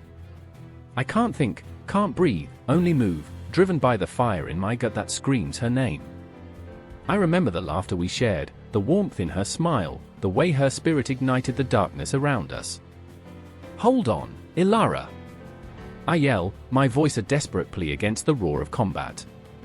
But the battle rages on, a relentless tide of fury that threatens to consume us all. The world blurs, and amidst the shadows, I see Marcus fall, a bright flame extinguished in an instant. And just like that, the very fabric of my being unravels. The ground beneath me trembles, the weight of loss crashing down like a thunderstorm on an unsuspecting village. I stagger, my heart shattering into 1,000 pieces, each one echoing with grief. I remember the warmth of friendship, the bonds we forged in the fires of struggle. These memories twist within me, mourning the loss of every laugh, every shared moment. And still, the battle howls like a wounded beast, and I am swept into its maw, the line between life and death fraying with every breath. I grip my sword tighter, the cold steel a reminder that I am still here, still fighting, even as the shadows gather around me. Time itself seems to writhe and stretch, a twisted clock ticking down to a moment that feels both infinite and fleeting. The war is not just against the enemy, it rages within, a tempest that threatens to swallow me whole. And all I can do is fight, driven by the ghosts of those I've lost, and the echoes of those I refuse to let go. But as the clash of arms continues, I know, this is just the beginning. The day has only just begun, and the sky hangs heavy with the promise of blood. The air crackled with tension, sharp enough to cut. I stood there, sweat trickling down the nape of my neck, the scent of fear mingling with the acrid smoke of burning wood. The shadows of the trees loomed larger, twisting, writhing like serpents waiting to strike. The distant rumble of drums echoed, a heartbeat of war, pulsing through the ground beneath my feet. Panic gripped my chest as I gripped the hilt of my sword, not as a warrior but as a trembling soul, caught in the tide of fate. I remember the night vividly, when the sun swallowed the horizon, and darkness draped itself over us like a funeral shroud. I looked to my left, where Darius stood, his face a canvas of conflict. His eyes, usually bright and eager, dimmed now, reflecting the weight of impending doom. A man forged in smiles and laughter, reduced to a statue of dread.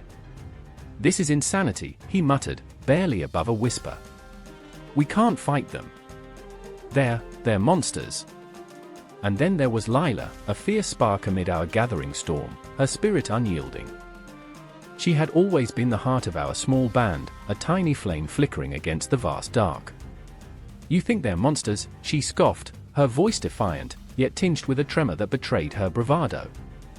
"Monsters don't bleed. They don't feel.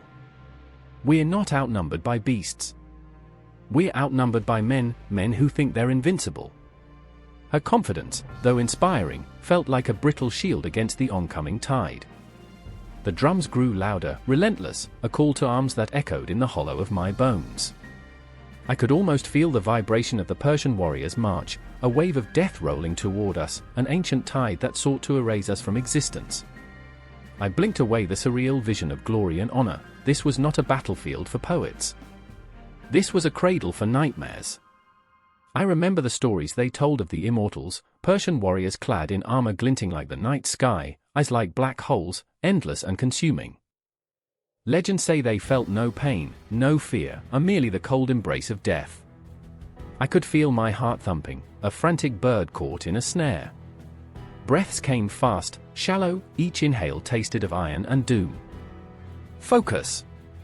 I snapped, finding my voice, though it trembled, betraying my own fear. "We are men of flesh. We bleed." Darius shot me a look, a mix of disbelief and desperation. "But they don't," he replied, his eyes darting to the unseen foe. "What if they're right?" His words hung in the air, laden with a question that felt too heavy to ask.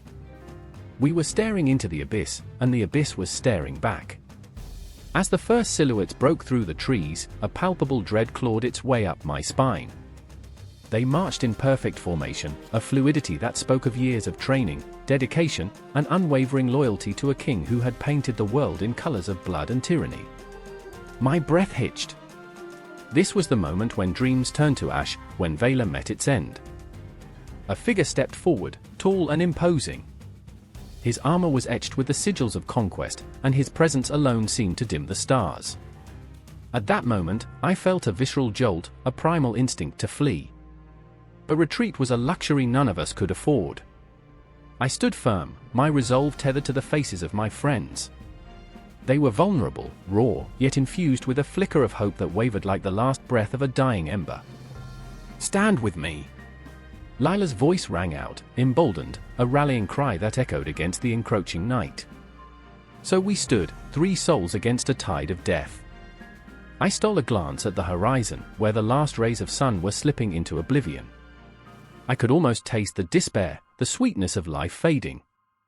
Behind the lines of the immortals, I saw shadows of memories flash, laughter, warmth, the gentle caress of the wind on a summer's day. I clung to those moments as if they were a lifeline. The clash came suddenly, a cacophony of metal and screams. Darius was the first to charge, reckless and brave, his sword raised high. In that moment, I admired his spirit, a man who danced on the edge of oblivion without a thought for his own mortality. Yet, as the first Persian warrior met him, a swift stroke silenced my admiration. The sight of Darius falling, the shock on his face, a snapshot of disbelief, seared into my memory. "No!" I cried, a raw, guttural sound that tore from my chest, echoing in the chaos. A tempest of fear surged through me, drowning out all reason. I lunged forward, my sword swinging, a desperate attempt to reclaim what was lost. I fought side by side with Lila, a whirlwind of motion, our breaths mingling with the dust of battle. Her determination surged with every swing, every parry, yet the reality of our mortality loomed, dark and insatiable. I felt a cold edge slice across my arm, a searing reminder of the reality we faced. Blood pooled, warm and sticky, as I fought to keep my focus. "Keep pushing!" Lila shouted, her voice a beacon amidst the chaos. But the world around us was unraveling. The weight of despair wrapped around my throat, choking out any hope of victory. Each clash of steel was a reminder of our fragility, each fallen companion a testament to our folly. In that moment, as I battled the waves of fear, I recalled the tales of the immortals, of their unyielding nature, their fearlessness. But as I fought, I realized something profound: fear, too, is immortal. It courses through our veins, ignites our instincts, and ultimately binds us together. The fear of loss, the fear of failure, these were our true enemies. I remembered what Lila had said, a conviction striking me like lightning.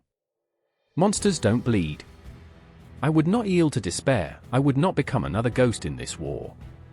I surged forward, fueled by a blend of rage and love, battling not just for myself but for those who had stood with me, the bleeding, the dying, the living.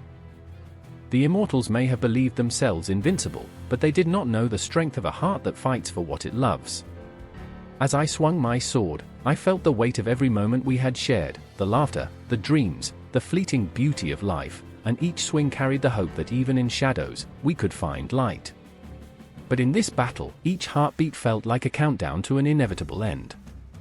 The clash of swords echoed through the forest, the cries of the fallen merging with the relentless drumming of war. Time twisted, blurred, a kaleidoscope of chaos and courage. I fought not just against the immortals, but against the very essence of despair that threatened to consume us all. And then, amidst the swirling chaos, our eyes met, Lila's fierce gaze burning with a determination that ignited my soul. I could not let this moment slip away. Not today. Not like this. We were alive, breathing, fighting, flawed but unyielding. And as the storm raged around us, I knew we had become more than warriors. We had become a part of this world's haunting melody, echoing in the darkness, a testament to the human spirit. But as the battle raged on, the night stretched longer, and the shadows deepened, whispering promises of what was yet to come, a reckoning steeped in loss, love, and the relentless pursuit of immortality. The clang of metal ricocheted through the narrow pass, a sound like 1,000 thunderclaps. I remember the sweat dripping down my back, the taste of iron on my tongue, the overwhelming stench of fear mingling with courage. It was the kind of moment that froze time, where every heartbeat felt like a countdown, each pulse a reminder of the impending storm. The faint light of dawn barely penetrated the rocky enclave, casting long shadows that danced like specters, whispering their dark promises. Leonidas stood at the forefront, his breath steady despite the chaos swirling around him. Each soldier behind him clutched their shields with white-knuckled grips, their faces a mixture of dread and fierce resolve. I remember seeing the way his jaw tightened, a glance over his shoulder, a fleeting moment that felt like a lifetime. "Stand firm," he called, his voice a low rumble that carried through the tumult. His eyes, fierce and haunting, flickered with the weight of a king bearing the burdens of 1,000 lives. I could see him grappling with his own demons, the ghost of the boy he once was clashing with the king he had to be. He was not just fighting for his city, but for every heartbreak that still echoed in his bones, the laughter of children that haunted his memory, the tender touch of a woman who had woven herself into his very soul. The realization hit: this was not merely a battle, it was a reckoning. Then there was Artemisia, the warrior queen with a fire that could melt steel, but her heart was a battlefield of its own. She stood not far from Leonidas, her eyes locked on the enemy with an intensity that could pierce the very heavens. I remember the way she breathed through her fury, a rhythm that matched the thumping of her heart. She was a wild storm, and yet, beneath that ferocity lay a vulnerability, a loneliness that gnawed at her spirit like a ravenous beast. "Fight for those who cannot," she murmured, and I could see the way she fought against the tears pooling in her eyes, memories of those lost to the shadows of war creeping into her mind like unwelcome guests. And then there was me, standing in the backdrop of this legendary clash, a mere observer swept up in the tides of destiny.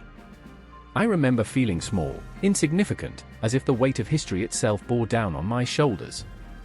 I had romanticized this moment, thought it would be glorious, but the reality was raw, visceral. The ground trembled beneath the weight of heavy footsteps, and I could feel the vibrations in my bones, a reminder that we were all just pawns on this merciless chessboard. The enemy surged forward like a black wave, a tide of rage and desperation. I remember the clash, the terrifying beauty of swords meeting shields, the way the air crackled with anticipation. It was like a symphony of chaos, a macabre dance, each soldier playing their part in this grim overture. I felt the heat of combat, the adrenaline rushing through my veins, turning the world into a blur of motion and sound. Leonidas, unyielding, his voice rose above the cacophony. "We are not just men, we are legends." And in that moment, I believed him. The fear began to fade, replaced by something electric: hope. I watched him rally his men, each word a lifeline thrown into a tempest. They stood shoulder to shoulder, an unbreakable wall of humanity, each man a thread in the tapestry of their shared fate. Artemisia fought like a tempest unleashed, her sword an extension of her will, carving paths through the enemy ranks. I remember the fire in her eyes, the way she moved with grace and ferocity, like a dancer in a deadly ballet. But each swing of her blade was accompanied by the weight of loss, each foe she felled a reminder of the ghosts that haunted her. She fought not just for survival, but for redemption, to honor those who had fallen, to silence the haunting echoes of their names in her heart. The clash of steel, the cries of the wounded, the growls of fury mixed with the whispers of the dying, it was a cacophony of despair and defiance. I remember feeling the ground slick beneath my feet, the blood pooling, a grotesque reminder of the cost of valor. Yet, amidst that chaos, I found something startling: unity. The soldiers fought not just for glory, but for each other. They shielded one another with a ferocity that sent shivers down my spine, a brotherhood forged in the fires of battle. But the enemy pressed on, relentless as the tide, a dark wave that threatened to swallow everything whole. I remember the fleeting moments, the glances exchanged between comrades, a silent acknowledgement of the impending doom. And it was in those moments that I felt the weight of human fragility, the realization that every breath could be their last, every heartbeat could echo into silence. And then, as if time itself held its breath, Leonidas turned to Artemisia, their gazes locking in an understanding that transcended words. "We hold the line," he said, a vow wrapped in desperation. "Together." With those words, they became more than warriors, they became symbols of hope, the embodiment of resistance standing against the tide of despair. I remember the air thickening, a palpable tension that crackled like static. It was as if the universe itself paused, watching, waiting. The battlefield faded away, the noise became distant, and all that remained was that moment, the weight of their resolve, the fire burning in their souls. The inevitable clash drew nearer, and it was impossible to look away, impossible to ignore the raw intensity of what was unfolding before me. I stood witness to their fight, my heart pounding in time with their struggle, each heartbeat a reminder that this was not just a battle of swords and shields, but a testament to the indomitable spirit of humanity. I could feel the weight of history pressing down, the echoes of past battles reverberating through time. And then came the surge, the clash of wills erupting into a maelstrom of chaos once more. I remember the shadows growing longer, the darkness creeping in, but within that darkness, there was a flicker of light, the unyielding spirit of those who dared to stand firm. The line was drawn, a defiant stand against the encroaching abyss. In that moment, I understood. It was not just about winning or losing, it was about standing together, facing the darkness with unbreakable resolve. The battle raged on, but within the heart of each soldier was a spark, an ember refusing to be extinguished, a fierce love for their brothers and sisters fighting beside them. And as I stood there, breathless and awash in the electric tension of the moment, I felt the pulse of history thrum beneath my skin. The inevitable clash was coming, and all I could do was hold my breath, waiting for the storm to break. The air was thick with the scent of sweat and iron, a bitter perfume that clung to the skin in the fading light. The clash of bronze rang like a death knell across the battlefield, a cacophony that echoed in the hearts of men. I stood among them, breathless, fear curling like smoke in my chest. There, at the edge of the formation, was Lysander, a boy who had never seen his 20th summer but already bore the weight of a warrior. His eyes were wide, reflecting the chaos around him, yet there was a flicker, something fierce, something unyielding. "Stand firm!" Lysander shouted, but the tremor in his voice betrayed him. I could feel it in my bones, that primal urge to flee, a whisper that urged all of us to turn and run. Yet we were Spartans, forged in a crucible of fire and blood, and retreat was not part of our lexicon. I held my spear tighter, the wood warm from my grip, as if it could lend me courage. Then there was Callista, her hair a dark halo around her determined face, a maiden whose heart beat fiercely for the man who stood beside her. Through the haze of war, she clutched a banner, the crimson of the fabric rippling like a heartbeat that echoed hope and despair in equal measure.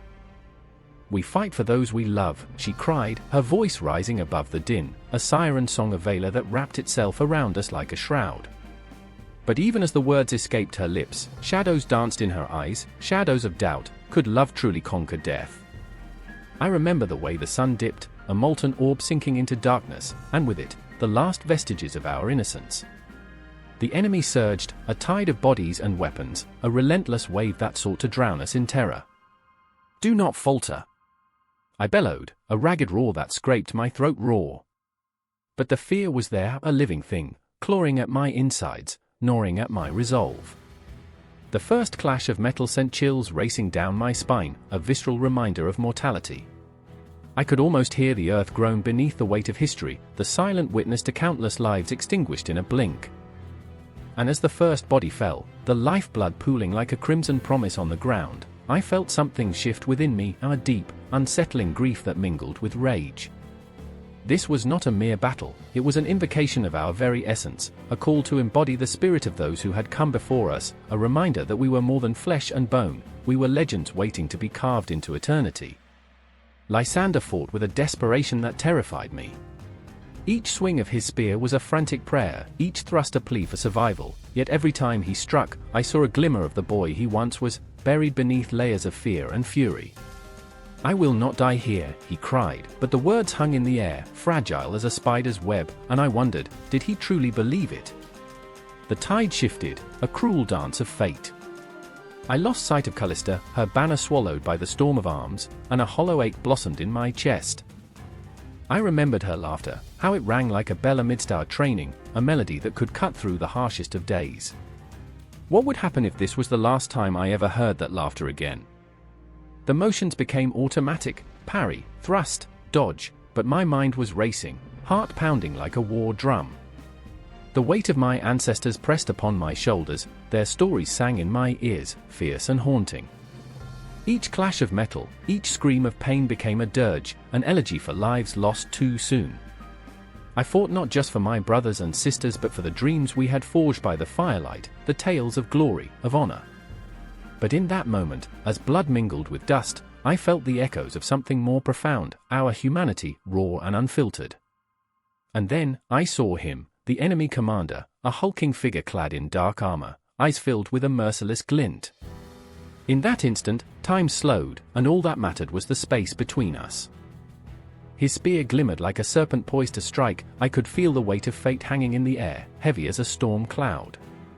My heart thundered, the world around me fading into an eerie silence, a stillness that could choke the breath from the bravest of souls. I surged forward, driven by a primal instinct, my spirit ignited by the ghosts of those I fought for. Why did I fight? For glory? For legacy? No. I fought because I could not bear the thought of losing anyone else, of letting fear claim us. Rage and desperation entwined in my chest, a tempest threatening to consume me whole. As I clashed with the enemy commander, every blow felt like a dance with death. My muscles burned, screams erupted around me, and I grasped desperately at the threads of hope that wove through my heart. I could see Lysander, his form reduced to a blur, a child still in a man's world. I could see Callista's banner, tattered but defiantly upright. And in that moment, I realized our fight extended beyond the battlefield. It was a defiance against darkness itself, a refusal to be silenced, to be forgotten. The world narrowed to our struggle, the razor's edge between life and death. I pushed against the weight of despair, the crumbling remnants of what had been, and with every ounce of strength, I sought victory. Because in our heartbeats, in our very essence, we were heroes, not just for ourselves but for every soul that dared to dream of something greater. And as the sun succumbed to the horizon, a new kind of darkness began to creep in, thick and poised to swallow us whole. The story was far from over, it was only just beginning. The air was heavy, thick with the scent of sweat and iron, the distant clang of swords a cruel reminder of what was at stake. A single torch flickered against the cold stone walls, casting shadows that danced like specters, merging with the agony of 1,000 forgotten voices. I stood there, heart hammering in my chest, a prisoner of time and dread, watching the figure before me, the once loyal Ephialtes, a fractured man caught in the throes of betrayal. I remember the moment his gaze slipped from steel determination to something darker, an abyss that swallowed all remnants of loyalty. He had been one of us, a brother forged in the fires of battle, yet now he bore a twisted smile, thick with the taste of treachery. I could see it in his eyes. Ambition waged war against conscience, and the battle was over before it began. Why? I breathed, the word barely a whisper, as if uttering it too loudly would shatter the fragile illusion that this was not reality. Why would you do this? Ephialtes stepped closer, the flames illuminating the cold calculation that lay behind his facade, and I could feel the world slipping beneath my feet, the ground a chasm beneath my soul. Because, he said, his voice low and deliberate, they will remember me. They will not forget. And there it was, the poison of desire. I felt it, too, gnawing at my insides. I hadn't always been a soldier. I had dreams once, fleeting shadows of a life where courage wasn't measured by bloodshed but by the warmth of a hearth and the laughter of children. I had betrayed my own dreams for loyalty, and here he stood, the embodiment of my deepest fears. A man once bound by honor, now a ghost wrapped in betrayal. Behind me, Leonidas tightened his fists, his silent fury palpable. The king's heart was a fortress, but even the strongest walls can crumble under the weight of betrayal. I could see the struggle etched onto his face, the turmoil that burned beneath his stoic exterior. Would he draw his sword? Would he strike down the traitor, or would he stand paralyzed, bound by the code of a king? Do you not feel it? I asked, voice shaking with an urgency that echoed in the hollow of my chest. The weight of what you're about to unleash? The blood that will stain your name forever. Ephialtes laughed, a harsh sound that sliced through the tension like a blade. I am already stained.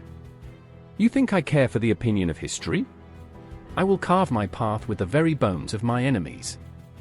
The shadows seemed to thicken around him, wrapping him in a cloak of darkness, while Leonidas stepped forward, an ancient warrior cloaked in the remnants of honor. You will not betray your brothers, Ephialtes. You will not turn your sword against us. But there was a flicker of doubt in his voice, a crack in the armor of his resolve. I could see how the loyalty he had fought for felt like iron chains, weighing him down as Ephialtes moved with the ease of a serpent. You can't hold me to your ideals, he hissed, not when power lies just beyond the horizon. I can taste it. I understood then, beneath the layers of treachery and ambition, the sheer human frailty of it all.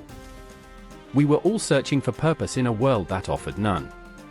Yet, betrayal was a cruel mistress, and I could feel the palpable tension in the room, a taut string ready to snap. Ephialtes, I pleaded, desperation creeping into my voice, we can still win this fight together. Not like this. Not by ripping apart the fabric of our brotherhood. Is that the legacy you want? Legacy, he scoffed, the word dripping with disdain. What have legacies ever done for us? They've brought us to this very moment, standing in shadows, waiting for the inevitable. I choose to rise, even if it means stepping on the bodies of the fallen. I could feel Leonidas' resolve shifting. The king was a man forged in the fires of loyalty, yet here stood a man born from ambition, and I was caught like a moth to the flame, watching as the darkness consumed Ephialtes further. Each word sealed the fate of our battle, a choice that would ripple through time itself. And then, in that charged moment, I saw it, the flicker of humanity still hidden beneath his facade, like an ember struggling against the suffocating ash. What happened to you? I cried out, the anguish in my voice turning raw. You were once brave, now you hide behind the veil of deception. He hesitated, just for a heartbeat, his eyes reflecting a glimmer of something lost, a memory of friendship entwined with the treachery he now embraced. I could almost reach through the darkness, grasp that flicker and pull him back. I wanted to scream, to shake him until the shadows fell away. But it was too late. The silence hung thick, heavy with the weight of unspoken words. And then, with the finality of a thunderclap, he turned away, a spectre slipping into the night. You will see, my old friend. I will become a legend. The door slammed shut, the sound reverberating like a death knell. I looked to Leonidas, whose eyes were fire, burning with rage and betrayal, the ghost of loyalty flickering like a dying flame. "Now what?" I whispered, my voice trembling.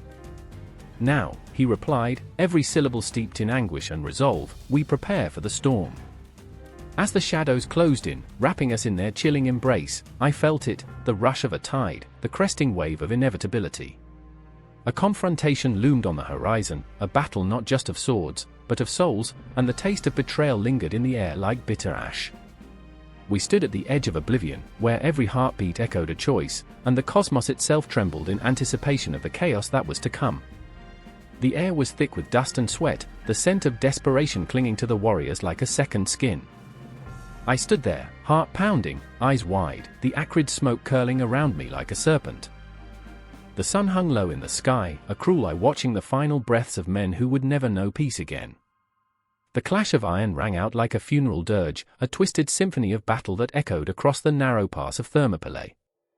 I could almost hear the ghosts of the fallen whispering, "Remember us." I remember the moment I first saw Leonidas. He stood tall, every sinew taut with a mix of fear and ferocity. His eyes, blazing like twin suns, seemed to pierce through the haze of despair swirling around us. "To die well is the only true honor," he'd often say, his voice a gravelly promise that hung in the air long after he spoke. But now, as he gripped his sword, the weight of his responsibility pressed down on him like a mountain. I could see it in the way his hands trembled, ever so slightly, as if the very earth was quaking beneath his feet. Then there was my brother, Docus, his spirit a wildfire fueled by reckless courage. He laughed in the face of death, a child playing with a beast far too large for him. "You see those Persians," he'd joke, gesturing wildly with a spear that felt more like a toothpick in his hands. "They think they can scare us? They've never met a Spartan." But today, laughter was a fragile thing, a memory slipping through the cracks of a crumbling fortress. In his eyes, I saw the flicker of doubt, a brief glimpse of the boy I once knew before the weight of battle had turned him into a soldier. I remember the sound of metal against metal, the sickening thud of a body hitting the ground. Each strike was a heartbeat, a countdown to oblivion. The golden-hued walls of our city loomed far behind, a distant echo of safety now lost to us. I felt the cool steel of my sword in my grip, a comfort and a curse all at once. "Fight for your brothers, for your land," Leonidas roared, his voice cutting through the chaos like an arrow finding its mark. "Fight for the very breath of freedom." The ground trembled again, and fear gnawed at my resolve. I caught a glimpse of the Persian host, an endless sea of faces, dark and menacing, their chants rising like a tempest around us. They were a tide, a relentless wave that sought to engulf our last stand, to drown us in numbers.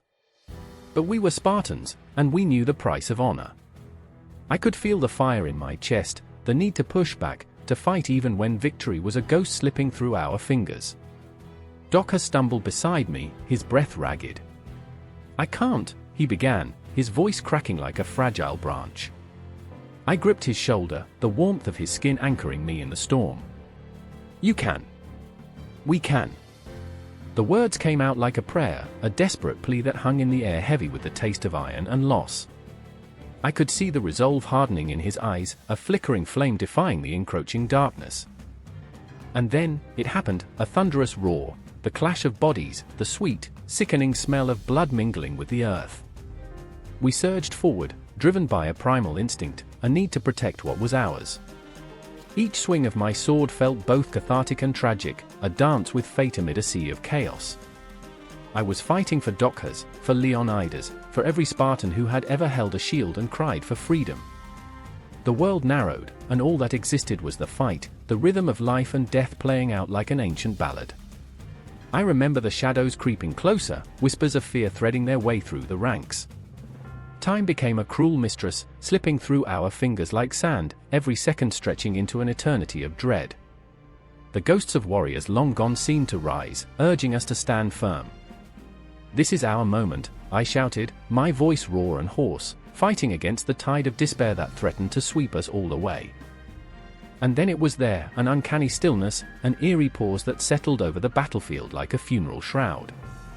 In that moment, I locked eyes with Leonidas, and the weight of understanding passed between us. "We are the last," he seemed to say, his gaze fierce yet haunted, a flicker of something deeper. Something unspoken hung in the air, the knowledge that we would not return to our families, our lives. And yet, we stood, unyielding against the storm. The first wave broke against us, a crash of bodies and steel, and the world exploded into chaos again. I fought with everything, every ounce of desperation, every ounce of love for the brother beside me. Doc has moved like a wraith, slipping through the chaos, and I felt that wild laughter rising within him again, a beautiful defiance against the inevitable. For a moment, we were invincible, caught in a whirlwind of adrenaline and purpose. But the tide did not relent. The Persian force surged again, relentless, a wave that threatened to swallow us whole. I watched as Doc fell, a brutal reminder of the price we were paying. His laughter faded into a choked gasp, a broken promise that sent shards of ice through my veins. No! My scream echoed, raw and unrestrained, a plea to the heavens. I fell to my knees, the weight of loss crashing down upon me like a tidal wave. The battle continued around me, the sounds of war a haunting melody. But all I could see was my brother, his light flickering in the dark. I clawed my way back to my feet, fueled by rage and grief, and plunged back into the fray. I had to keep fighting. I had to honor him. Leonidas' voice rang out again, a rallying cry against the encroaching darkness. "Remember why we fight," he shouted, and in that moment, I felt the past swell around me in memories of laughter, of shared meals, of the warmth of a summer sun. I remembered every sacrifice, every moment that had led us to this final stand.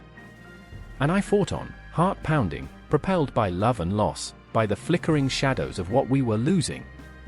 The world spun around me, a chaotic blur of chaos and fury, and still, I fought, knowing that even if we fell, our story would echo through the ages.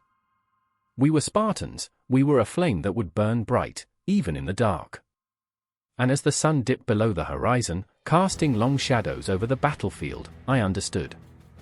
The last stand was not just about victory or defeat. It was about the fire we held inside, the relentless spark that refused to be extinguished, no matter how dark the night. The clock was ticking, time slipping through our fingers, yet our hearts beat as one, a testament to the indomitable spirit of those who would never be forgotten. In the silence that followed, I felt the universe hold its breath. In that unyielding moment, amidst the chaos, we stood, brothers, warriors, and dreamers, unbroken in our fight against fate. The sun hung low, casting a crimson hue over the battlefield, a ghostly reminder of the day's toll. Men lay sprawled like discarded puppets, their lifeblood soaking into the earth, merging with the dust of history. A distant clamor vibrated through the air, the clash of steel, the cries of the dying. Time slowed, each heartbeat drumming a funeral march for the fallen. I remember the moment vividly, the taste of iron sharp on my tongue, the smell of sweat mingling with the unmistakable scent of fear. And there he stood, Leonidas, a titan among men, resolute against the tide of darkness that threatened to engulf Greece. His face, a mask of defiance and anguish, bore the weight of every hope, every dream, every future that hung precariously in the balance. He was both a king and a warrior, a father and a martyr, all wrapped up in muscle and blood. I remember the fire in his eyes, flickering with a fierce intensity that dared the heavens to intervene, dared fate to take its best shot. Across the field, the shadows shifted. Xerxes, that towering nightmare, loomed like a specter, his golden armor blinding even in the fading light. He was abominable, a monstrous force promising oblivion. I could feel the dread gnawing at my gut, a rat gnashing its teeth on the remains of hope. Leonidas faced him, unflinching. How could he do it? How could he embrace the inevitability of death with such grace? I was drawn to him, tethered by a thread of admiration and fear. Behind him stood his men, brave, foolish, loyal. I could see them all, their faces marked by grit and pain, and within that unity lay a bittersweet beauty. They knew they were marching toward oblivion, yet they rallied, hearts pounding, breaths shallow but fervent. Each one was flawed, each one burdened by their own demons, yet together they formed an unbreakable chain, a brotherhood forged in the fires of strife. "Remember why we fight!" Leonidas roared, and I felt the echo of his words reverberate through the very marrow of my bones. He wasn't just fighting for survival, he was fighting for a legacy, for a Greece that might never know peace, for children who might inherit dreams instead of despair. I remember the weight of that legacy pressing down on him, the haunting specter of failure gnawing at his resolve. But fear was not an option, it was a distant thought, a shadow flickering at the edge of his consciousness. Ahead, the Persian army loomed. They were a sea of faces, each one a testament to the darkness that threatened to drown his beloved land. I was there, watching, feeling the pulse of despair creep under my skin, and yet, I couldn't look away. The air crackled with tension, a charged silence hanging heavily, waiting, begging for the storm to break. Suddenly, chaos erupted. The first clash of swords rang out, sharp and brutal, a symphony of violence that would haunt the annals of history. I remember the visceral sounds, the wet thud of bodies hitting the ground, the screams of men caught between glory and oblivion. Leonidas fought like a lion, cutting through the tide with a ferocity that made the very earth tremble beneath him. Each swing of his sword was a prayer, each thrust a desperate plea for survival. But even as he fought, the shadows grew longer, creeping ever closer. I could see it in his eyes, the flicker of doubt, the weight of inevitability.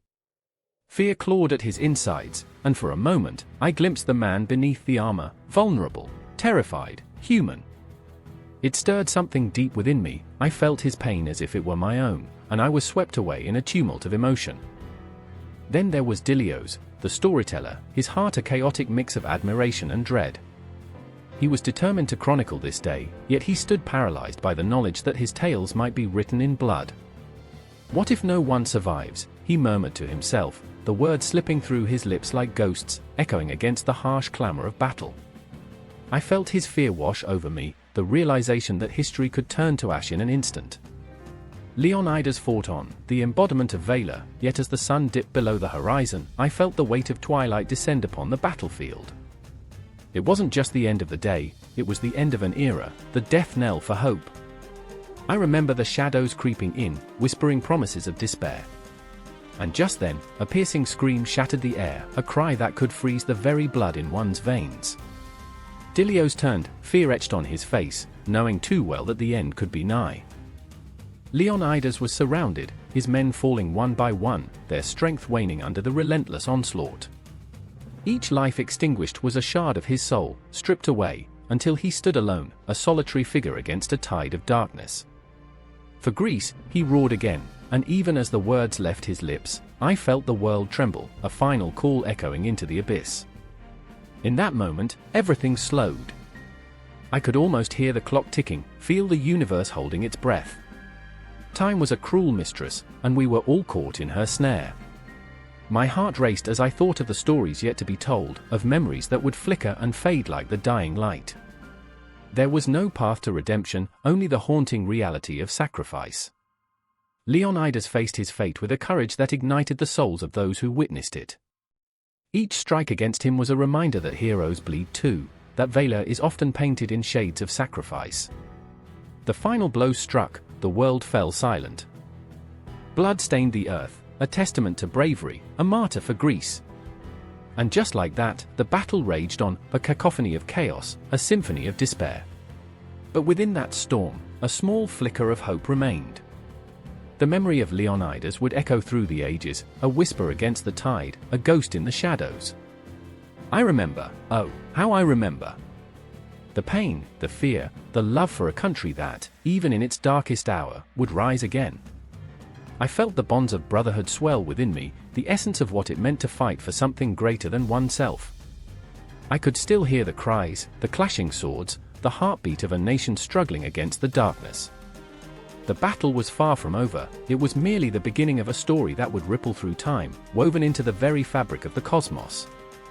As the sun dipped below the horizon, I stood there, echoes of Leonidas's last stand etched into my heart, waiting for the dawn. The battlefield lay in shambles, an echo of what was once a fierce spectacle of valor and defiance.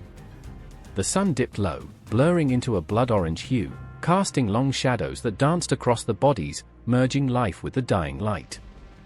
I remember the cries, the weight of metal clashing, and the smell, oh, the smell, of sweat mingled with the metallic tang of blood. It was the scent of desperation, a perfume I couldn't escape. Ephraim stood by the remnants of the fallen, his eyes glazed with disbelief. He'd seen many deaths, but this was different. This was an entire civilization crumbling under the weight of honor, a fortress built on the backs of men who had sworn an oath that now echoed hollowly in the silence.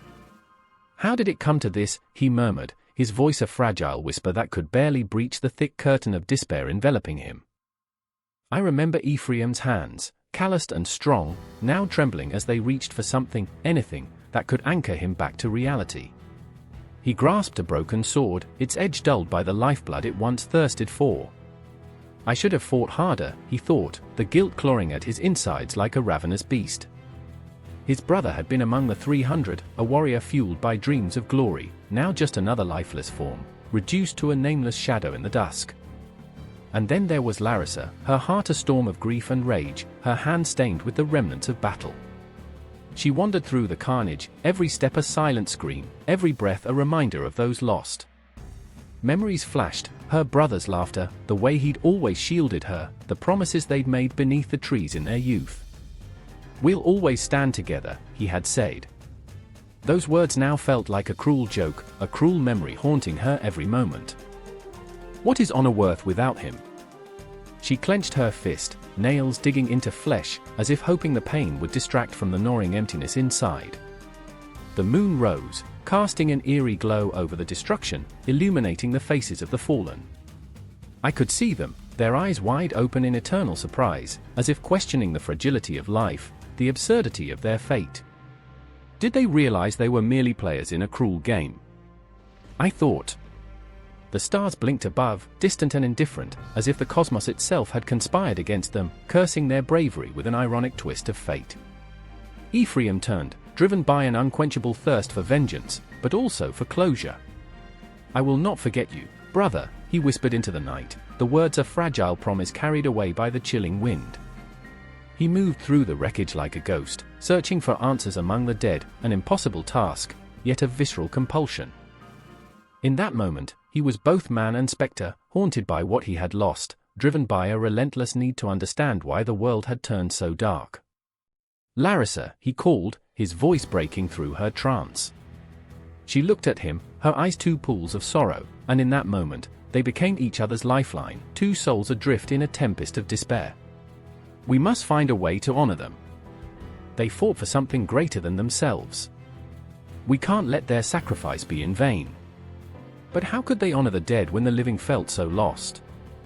Larissa's heart pounded, a frantic rhythm echoing the chaos around them. "Honor," she spat, the word bitter on her tongue. "What is honor when we are left to pick up the pieces of broken dreams?" Her voice trembled, but her conviction was fierce, igniting a fire in Ephraim's chest. "I remember dreams," he said softly, "dreams of a world where we could be free, where laughter didn't end in silence." They shared a moment, a fragile bond formed in the midst of despair, a whisper of hope blooming in the darkness. But the shadows of their memories loomed larger, taunting them with the weight of their losses. A distant sound broke through the eerie stillness, a low, ominous rumble, like the growl of a beast awakening from a long slumber. It pulled at their attention, their thoughts of hope shattering like glass. "What now?" Larissa gasped, her heart racing as dread coursed through her veins, freezing her in place. Ephraim gripped her arm, the warmth of his touch a fleeting comfort. "We prepare," he said, though uncertainty laced his words. The wind picked up, swirling around them like a harbinger of chaos, howling through the ruins, carrying with it the whispers of the fallen. They felt the ghosts around them, their stories woven into the very fabric of the night.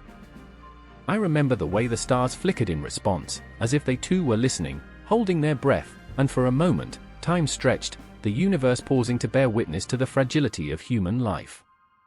The air thickened with tension, each heartbeat a countdown to the inevitable clash that would follow, a reminder that even in the face of despair, the struggle for survival continued.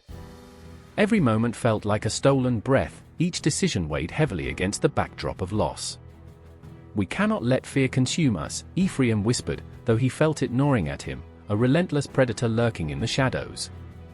"If we stand together, we can face whatever comes next." But the truth remained, standing together was no guarantee of survival, it was merely a flicker of hope in the encroaching darkness. The night pressed on, the horizon darkening with the promise of an uncertain future. There was no certainty, no assurance that the dawn would bring salvation.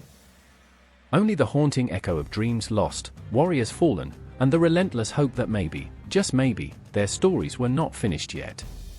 The moon cast a cold light on the wreckage, illuminating the scars of battle, a testament to the fragility of life, the absurdity of existence, and the relentless fight that lay ahead. The air was thick with sweat and the metallic sting of blood, a palpable tension hanging like a dark shroud over the valley. The sun dipped behind the jagged mountains, casting twisted shadows that slithered across the ground. In that suffocating moment, a chorus of battle cries erupted, the very earth trembling beneath the clash of iron against iron, a visceral symphony of chaos and defiance. I stood among them, heart racing, breath shallow, a mere flicker of a soul engulfed in the tempest of fate. I remember the faces. Leonidas, a lion-hearted warrior with a gaze that could pierce the armor of even the most hardened foe. His brow furrowed, veins bulging with righteous fury and unyielding resolve. He wore his crown like a war paint, a token of the burden he bore, not just as king, but as the flame of hope against the dark tide of Persian invaders.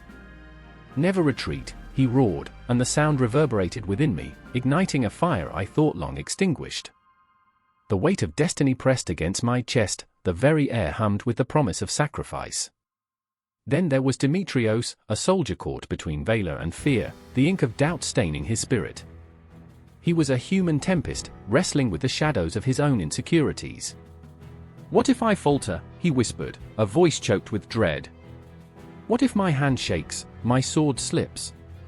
The world around him blurred, the combatants nothing but ghosts in a haze of fury. Yet even in his turmoil, I saw the flicker of resolve waiting to ignite. He needed this fight, the ghosts of his past demanded it. The sweet agony of battle was a crucible, and here, among legends, he sought redemption.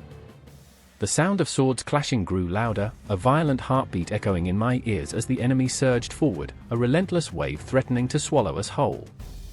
I glanced at the horizon, the sun now a crimson orb bleeding into the sky, and each heartbeat felt like a countdown to obliteration or glory.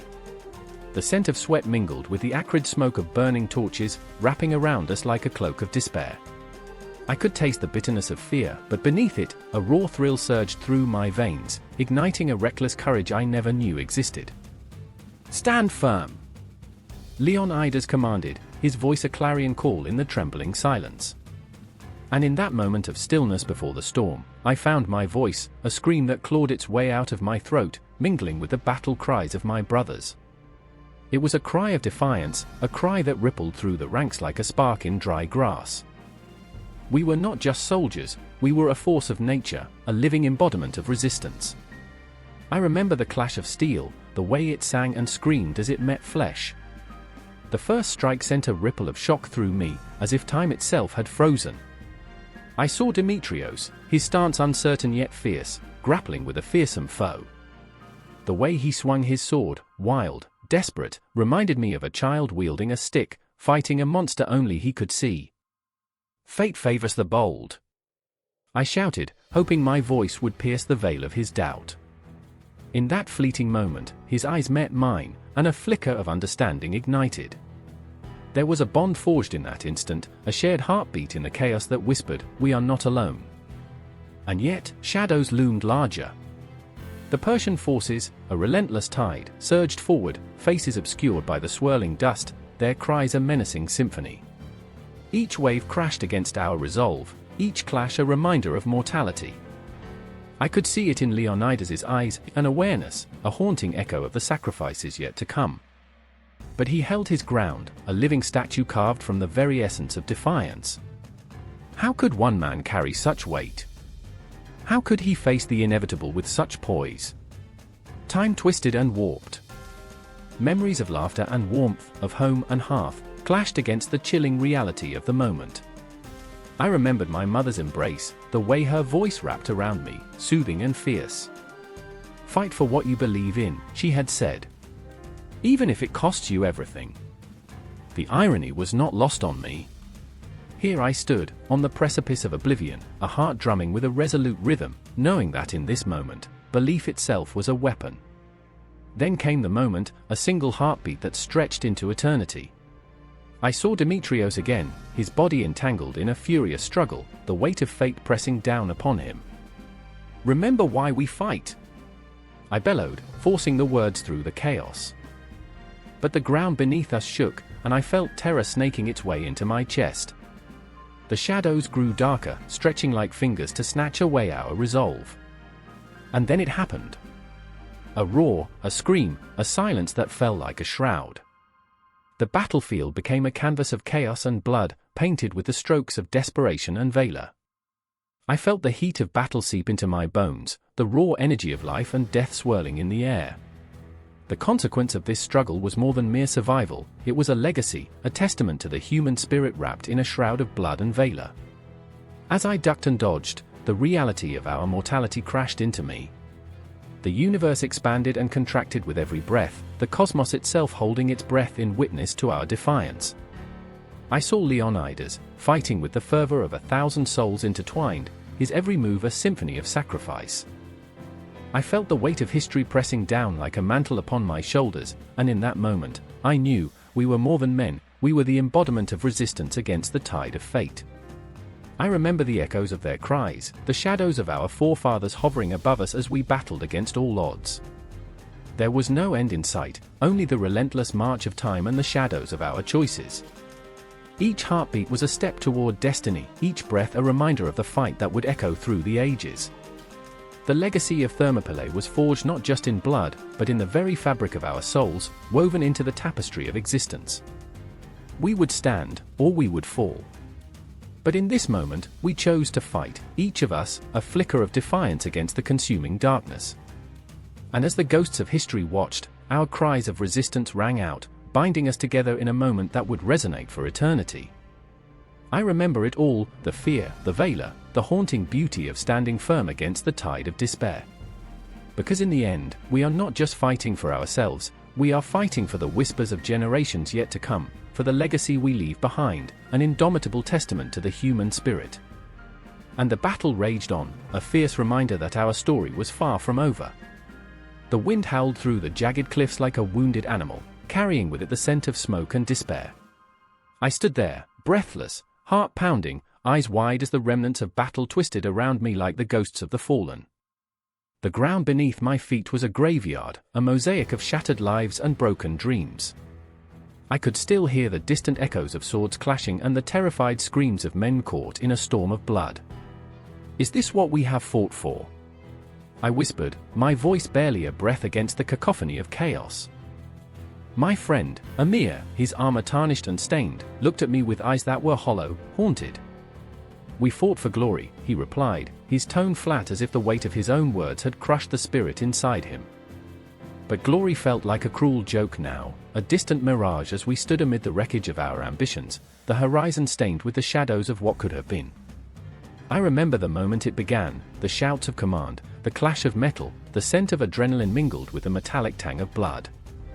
I remember the faces of men who had once laughed and shared stories over fires, now twisted in agony, mouths open in silent pleas.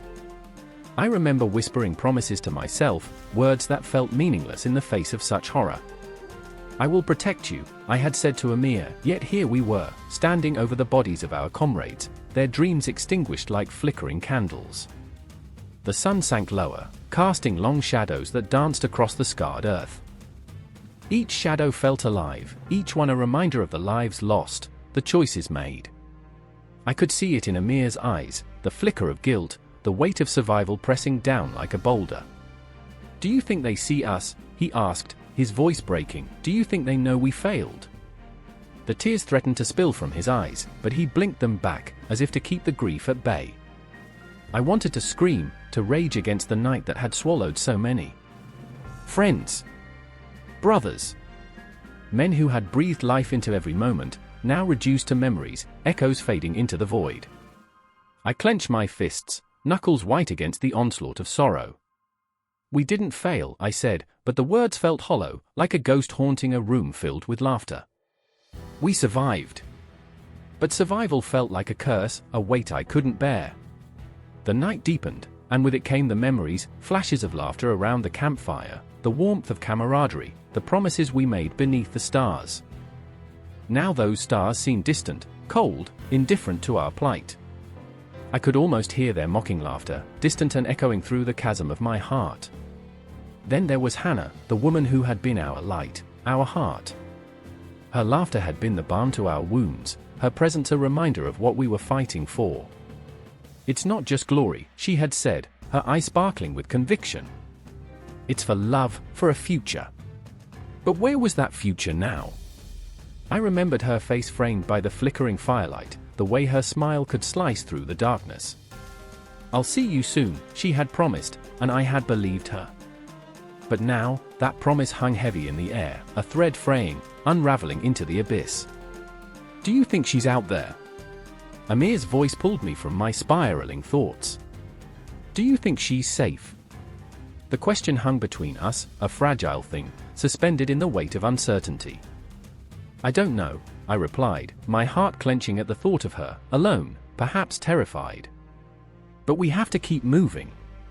The chill of night crept closer, wrapping around us like a shroud. The shadows whispered secrets, taunting us with their silent tales of loss. What do we do now? Amir asked, his voice tremulous. What's left for us? I wanted to tell him that there was still hope, that we could rebuild, that dreams lay ahead. But those words felt like a betrayal, an insult to the fallen. Instead, I held his gaze, trying to convey the strength I didn't feel. We find a way, I said finally, and even as the words left my lips, I felt them crumble beneath the weight of doubt. As we began to move, the remnants of the battlefield clung to us like a curse. Each step was a reminder, each shadow a ghost calling out for justice. I could feel the weight of the world pressing against my shoulders, the burden of survival a cruel reminder of the sacrifices made. My heart raced as I scanned the darkened horizon, searching for a glimpse of what lay beyond the grief, beyond the loss. But the night was unforgiving, a vast expanse where hope felt like a distant star fading into the twilight. I remember the moment I whispered her name, Hannah, a prayer, a plea, a promise that I would find her. A flicker of movement caught my eye, a shadow darting between the ruins, slipping away before I could grasp it. Did you see that? I gasped, adrenaline flooding my veins. There, someone's there. Amir's eyes widened, fear flickering across his features. It could be a scout, he warned. We should, but my feet were already moving, drawn by the flicker of hope, the desperate need to reclaim a piece of what had been lost. No, we can't leave. We have to know. The darkness swallowed us whole as we ventured into the unknown, hearts racing, breaths hitching in our throats. The echoes of the past lingered around us like a haunting melody, the weight of our choices crashing down like waves. We were alive, but at what cost? I could feel the truth settling in the pit of my stomach, a gnawing ache that refused to fade.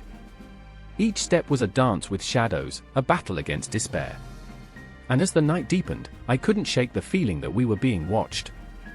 The silence was deafening, the air thick with unspoken fears and unrelenting grief. But somewhere in that suffocating darkness, a flicker of determination ignited within me. We would not let our spirits be extinguished. We would fight, we would remember, and we would carry their dreams with us, even if the world around us crumbled. With every heartbeat, we pressed on, the ghosts of the fallen guiding our way, their whispers echoing through the depths of our souls. I could feel the intensity building, a storm swirling on the horizon, ready to break. In the dark, I reached for Amir's hand, squeezing it tightly, a silent promise that we would face whatever lay ahead together. And then, as if the universe conspired against us, a flicker of light pierced the shadows, a beacon, a potential savior rising amidst the ruins. My heart raced, hope surged, and in that moment, everything felt possible, everything felt alive. We were not just survivors, we were warriors, echoes of the past intertwining with the promise of the future as we stepped into the unknown, ready to confront whatever lay ahead. The air hung thick, heavy with the scent of smoke and blood. I stood at the edge of the battlefield, heart hammering in my chest like a war drum, the world around me reduced to a blur of muted sounds and colors, as if I were seeing it all through a fogged lens. I remember the moment when the sun dipped low, its dying light casting long shadows, shadows that danced on the ground like specters of the fallen. It felt as if the very earth beneath my feet was mourning, grieving for the men who had stood where I now stood, just moments before. Through the chaos, I spotted Leonidas, eyes fierce, unyielding, a lion among sheep. Each breath he took was a promise, a vow of vengeance. He was not just a king, he was fire and fury wrapped in human skin. His blade glinted, a sliver of silver that seemed to beckon the clouds. Today, we become the ghosts of our enemies, he growled, his voice rising above the clamor. Today, we reclaim our honor. But vengeance is a double-edged sword, and I felt the pull toward darkness, a hunger gnawing at my insides. My heart ached for vengeance, not only for the fallen but for all of us, my brother, my comrades, the ones who believed in the impossible. I whispered to myself, I remember the night before the battle, how we laughed and shared dreams of glory, how we felt invincible. Those moments now felt like wisps of smoke, slipping through my fingers, leaving behind only the bitter taste of ash. Across the field, I saw Cassia, her fierce spirit blazing under the weight of grief. She was no ordinary woman, her heart beat in time with the drums of war. Each stride she took was a challenge thrown at the universe, every swing of her sword a question posed to fate itself. I could see the tremor in her hands, the way they clenched and unclenched, struggling to contain the storm inside. She was searching for something lost, something that would never return. I longed to reach out to her, to reassure her, but the distance between us felt like a chasm carved by despair. "Cassia!" I shouted, my voice swallowed by the cacophony of clashing steel and cries of anguish. She turned, and in that moment, I saw it, the raw, unfiltered fire in her eyes, the way her soul screamed for retribution. I remembered the story she had told me about her father, how he had fallen in battle, and how she had sworn to make the world pay for each drop of his blood. "Are you ready?" I asked, a question laced with fear, knowing vengeance had a price, and it would cost us dearly. "Ready?" She laughed, a sound that echoed like a challenge. "I've been ready since the day they took him." Her words sliced through the air, sharp and unforgiving. "They will know our names tonight." Time warped around us, each second stretching like the taut string of a bow, as we faced the enemy that bore down upon us, shadows closing in, their faces obscured but their intentions clear. They were the personification of our deepest nightmares, the specters of our past sins, and they came for blood. "Let them come," Leonidas roared, rallying the Spartans as the tide of battle surged like a monstrous wave. "Let them feel the weight of our wrath." I could see the soldiers behind him, faces set in grim determination, men transformed into weapons of destruction, fueled by a primal thirst for revenge. I felt the adrenaline surge through me, coursing like wildfire, igniting every nerve ending. We surged forward, a tide of fury crashing against the darkness. Each footfall was a prayer, each scream a lament. The clang of metal against metal sang in my ears, every strike reverberating through my bones. I was no longer just a bystander, I was part of the storm, swept away by its ferocity. But then came the moment of clarity, the split second where everything hung suspended in time. I locked eyes with Cassia as we fought side by side, a fierce bond forged in the crucible of chaos. Her laughter rang out like an eerie melody amidst the screams, and I could see it, the flicker of doubt in her eyes, a question, was this worth it? The ghosts of vengeance had come to play, and they were hungry. "Cassia!" I shouted again, my voice cracking under the weight of the world. "What happens when the dust settles? What do we become?" She met my gaze, fire turning to ice, and in that moment, I saw her truth. The war had become a monster, a beast that needed feeding. We were not warriors anymore, we were lost souls wrapped in the guise of revenge. Her answer was swallowed by the roar of the battlefield, but I felt it, her unspoken resolve, the acknowledgement that we were no longer fighting for glory, but for survival, for the very essence of who we were. As bodies fell around us, I felt the weight of every choice we had made.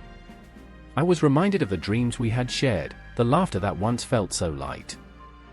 Those dreams were now a distant echo, swallowed by the shadows we had sought to vanquish. With each swing of my weapon, each breath filled with the taste of iron and fire, the world around me blurred into a tempest of chaos and clarity. I was a part of something larger, yes, but at what cost? And then, as if the universe conspired to pull us into its dark embrace, I saw him, the one who had orchestrated this bloodshed, the heart of our misfortune. My breath caught in my throat, and time slowed once more.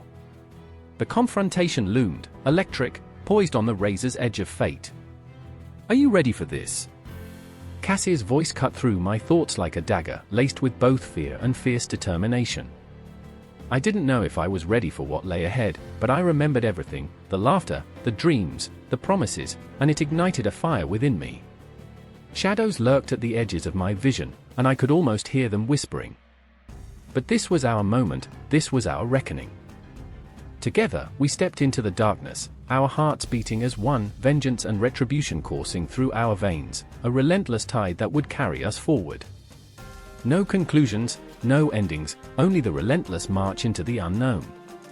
The water churned beneath the weight of fear and fury, an expanse of blue turned black with the shadows of ships, the air thick with the scent of sweat and desperation.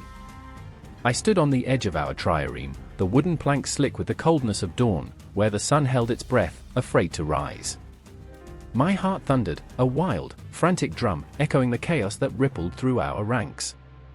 Voices clashed like swords, cries of hope and dread weaving into a tapestry of impending doom. I remember the silence that fell just before the storm, that eerie moment when time hung suspended. There was no safety in that stillness, only a dread-filled anticipation that prickled at the back of my neck. I felt the weight of my brother, Themistocles, beside me, his fierce resolve radiating from him like a beacon in the dark. He was our captain, our strategist, but he was also my blood, the one who taught me that courage isn't the absence of fear, but the will to forge ahead despite it.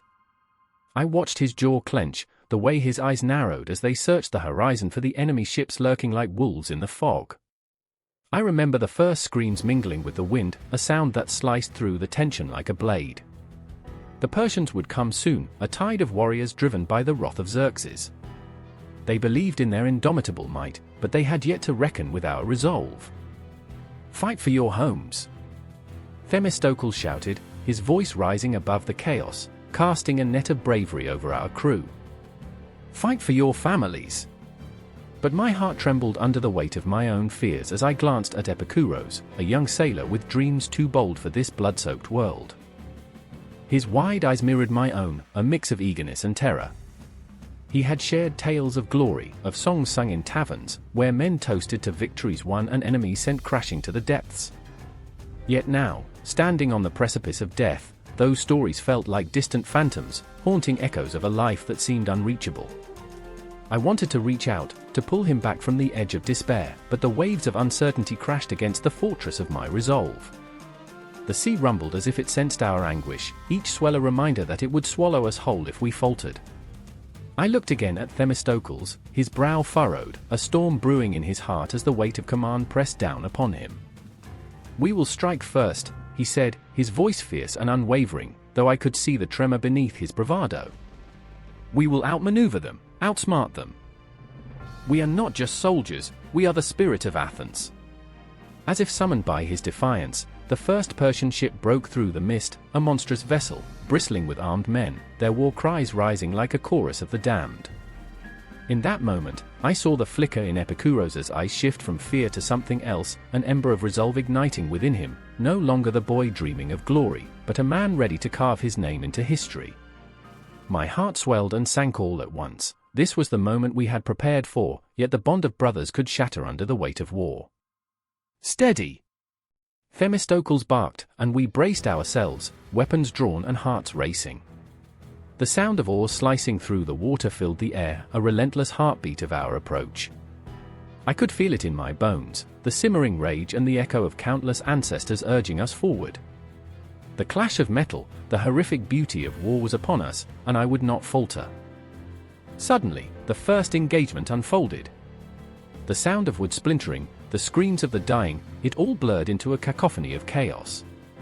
I fought fiercely, hand to hand, breath to breath, feeling the pulse of life and death dance around me. Epikouros was beside me, wild-eyed and primal, a young lion unleashed. I saw him draw his sword, a flash of silver, as a Persian soldier lunged at him. Time slowed as fear washed over me. Would I let my brother fall?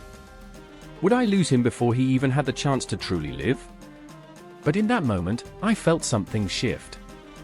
Themistocles' voice cut through the din, calm and steady, a command that wrapped around us like a warm embrace. Push forward. We are the storm. And like the rising tide, we surged. I watched as Epikuros met the soldiers advance, their blades clashing like thunder, and I was reminded of the power of will, the choice to fight, to stand against the darkness. I remember the blood and the salt water mingling, a bitter concoction that painted the sea red. With every fallen foe, I felt the weight of our struggle shift. The Persian forces, once an unstoppable onslaught, began to waver, their confidence faltering like a flame dancing in the wind. There was pain, there was loss, but in the heart of that chaos, I felt something stir, a pulse of hope, a flicker of victory. But as we pushed into the heart of the battle, the shadows deepened. Each clash of swords felt like a heartbeat thrumming against a backdrop of despair. I couldn't shake the feeling that the tide was turning, but not in the way we hoped. The Persian ships surrounded us, a dark wall closing in, like a noose tightening around our throats. And then, in the thick of it all, I saw Themistocles, a flash of brilliance as he maneuvered our ship, a masterful dance of destruction that turned the very tide of fate. I felt pride swell in my chest, a paralyzing mix of reverence and fear. My brother was a warrior, but in that moment, he was also a captain, a guide, pulling us from the abyss. I remember the taste of salt on my lips, the screams fading into the distance, replaced by a fierce clarity. The battle raged on, but in that moment, I understood what he fought for: his dreams, our home, each life entwined in a narrative larger than ourselves. The night was dark, but the dawn was coming. Somewhere beyond the horizon, hope glimmered like a distant star, waiting to be reached. And so we fought on, not just for our lives, but for a future, for every soul that dared to dream of freedom. The Battle of Salamis was not just a clash of steel, it was a crucible of courage, an inferno where bonds would be forged, and destinies would collide. I took a breath, filled my lungs with the air thick with smoke and salt, and surged forward into the heart of the storm.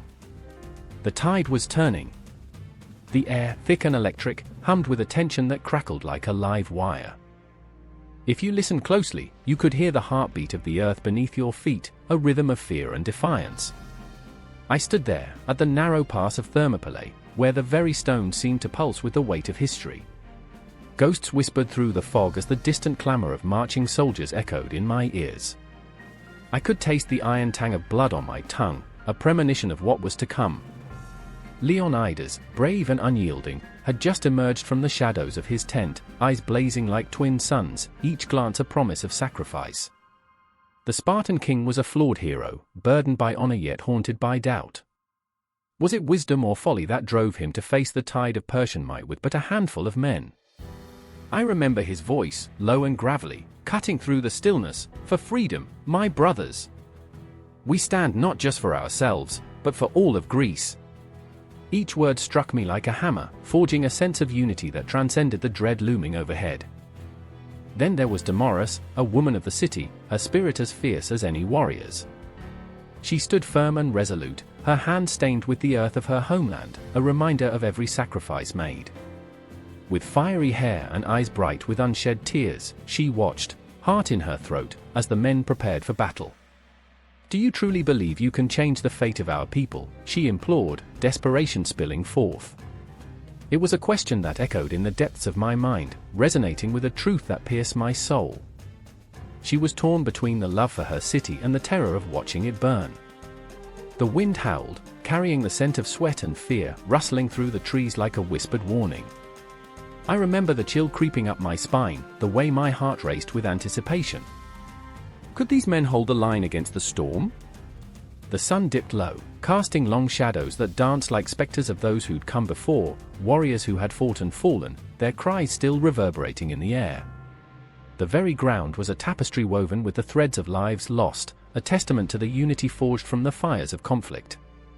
As the evening deepened, the camp was alive with preparations, swords clashed, shields were polished, and the air vibrated with the fierce camaraderie of men who knew they might never see the dawn again. I could see the camaraderie, but I could also see the cracks, the doubts, the fears flickering in their eyes like candle flames on the verge of extinguishing. "We are but a handful," murmured Lysander, a soldier who had fought his way through countless battles but now felt the weight of inevitability pressing down like lead. "What can we do against an army that stretches as far as the eye can see?" And yet, in that trepidation lay an ember of hope. "We are the shield of Greece. If we fall, all will fall," Leonidas roared, and his voice ignited something deep within me. I felt the swell of purpose rising like the tide, a wave that swept over every soul present. It thrummed in my veins, a call to stand for something greater than fear, the essence of unity that transcended city-states, pride, and individual fears. Night cloaked the land, wrapping it in a shroud of uncertainty. The stars above glimmered like distant promises, and I could almost hear the whispers of those who had come before, urging us on. The silence held its breath, waiting. The world felt suspended, as if caught in a moment of breathless anticipation. I remember staring into the abyss of the night, feeling it stare back, a reminder that all of this struggle, this fight for identity, was written in the cosmic dust of existence. And then, with a roar that shattered the silence like glass, the Persians came. They surged forward, a dark wave of steel and fury, crashing against the rocks of our resolve. The clash of metal rang out, a symphony of chaos, and I was swept away by the tide of battle. In that whirlwind of bodies, I saw the faces, fear, bravery, desperation, and hope intertwining in a chaotic dance. In the heart of the fray, I caught a glimpse of Damaris, her face pale yet fierce, urging the men forward with a determination that made my heart ache. "Fight for our families. Fight for our future," she cried, and each syllable cut through the din, igniting a fire within those lost souls. Her words were a lifeline, a tether to the world outside the blood-soaked chaos that raged around us. But with every swing of a sword, every cry of defiance, the weight of sacrifice hung heavy in the air. I watched as Lysander fell, a look of disbelief etched on his face, his dream snuffed out like a candle caught in a storm. A sob broke free from my throat, raw and aching, but I swallowed it down. This was not the time for tears, it was the hour of unity, the moment where every heartbeat echoed the cries of our ancestors. The moon rose high, illuminating the battlefield with a ghostly glow, casting long shadows that stretched like memories, lingering bittersweet. And as the tide of battle surged and ebbed, I felt the presence of something ancient and powerful, something that bound us all together. The realization settled deep within me. This fight was not just Leonidas's or even ours, it was for every soul that had ever dared to dream of freedom. And through the chaos, I understood, Thermopylae was more than a stand against tyranny, it was the crucible in which Greek unity was forged. In that moment of despair and defiance, we became something greater. As the sun began its inexorable rise, I knew deep in my bones that this fight, this sacrifice, would echo through the ages, a testament to the power of unity born in the face of overwhelming odds. And then, silence fell again, a heavy blanket of stillness that felt both serene and ominous. The battle raged on, but I felt the threads of fate weaving around us, binding us together, marking the beginning of something profound and indelible. In that moment, I knew that every heartbeat, every breath, was a whisper of promise, a promise that would resonate long after the clamor faded, echoing through the annals of time. The air was thick like molasses, wrapping around the villagers as they huddled beneath the remnants of their homes, their hearts beating in time with the distant rumble of war drums. I remember the way the sky turned a bruised shade of violet, as if the sun itself had been choked by the smoke rising from the east. Fear gripped us, a living thing, coiling around our chests, squeezing until breath came in jagged gasps. We were waiting for a hero who might never come. In the midst of chaos stood Ilara, her fiery hair a stark contrast to the grey desolation that surrounded her. Her eyes, usually alight with mischief, now flickered with something heavier, determination or desperation, it was hard to tell. She had always been the wild one among us, the girl who climbed the highest trees and dreamed of distant lands, but now her dreams felt like chains, dragging her deeper into an abyss of doubt.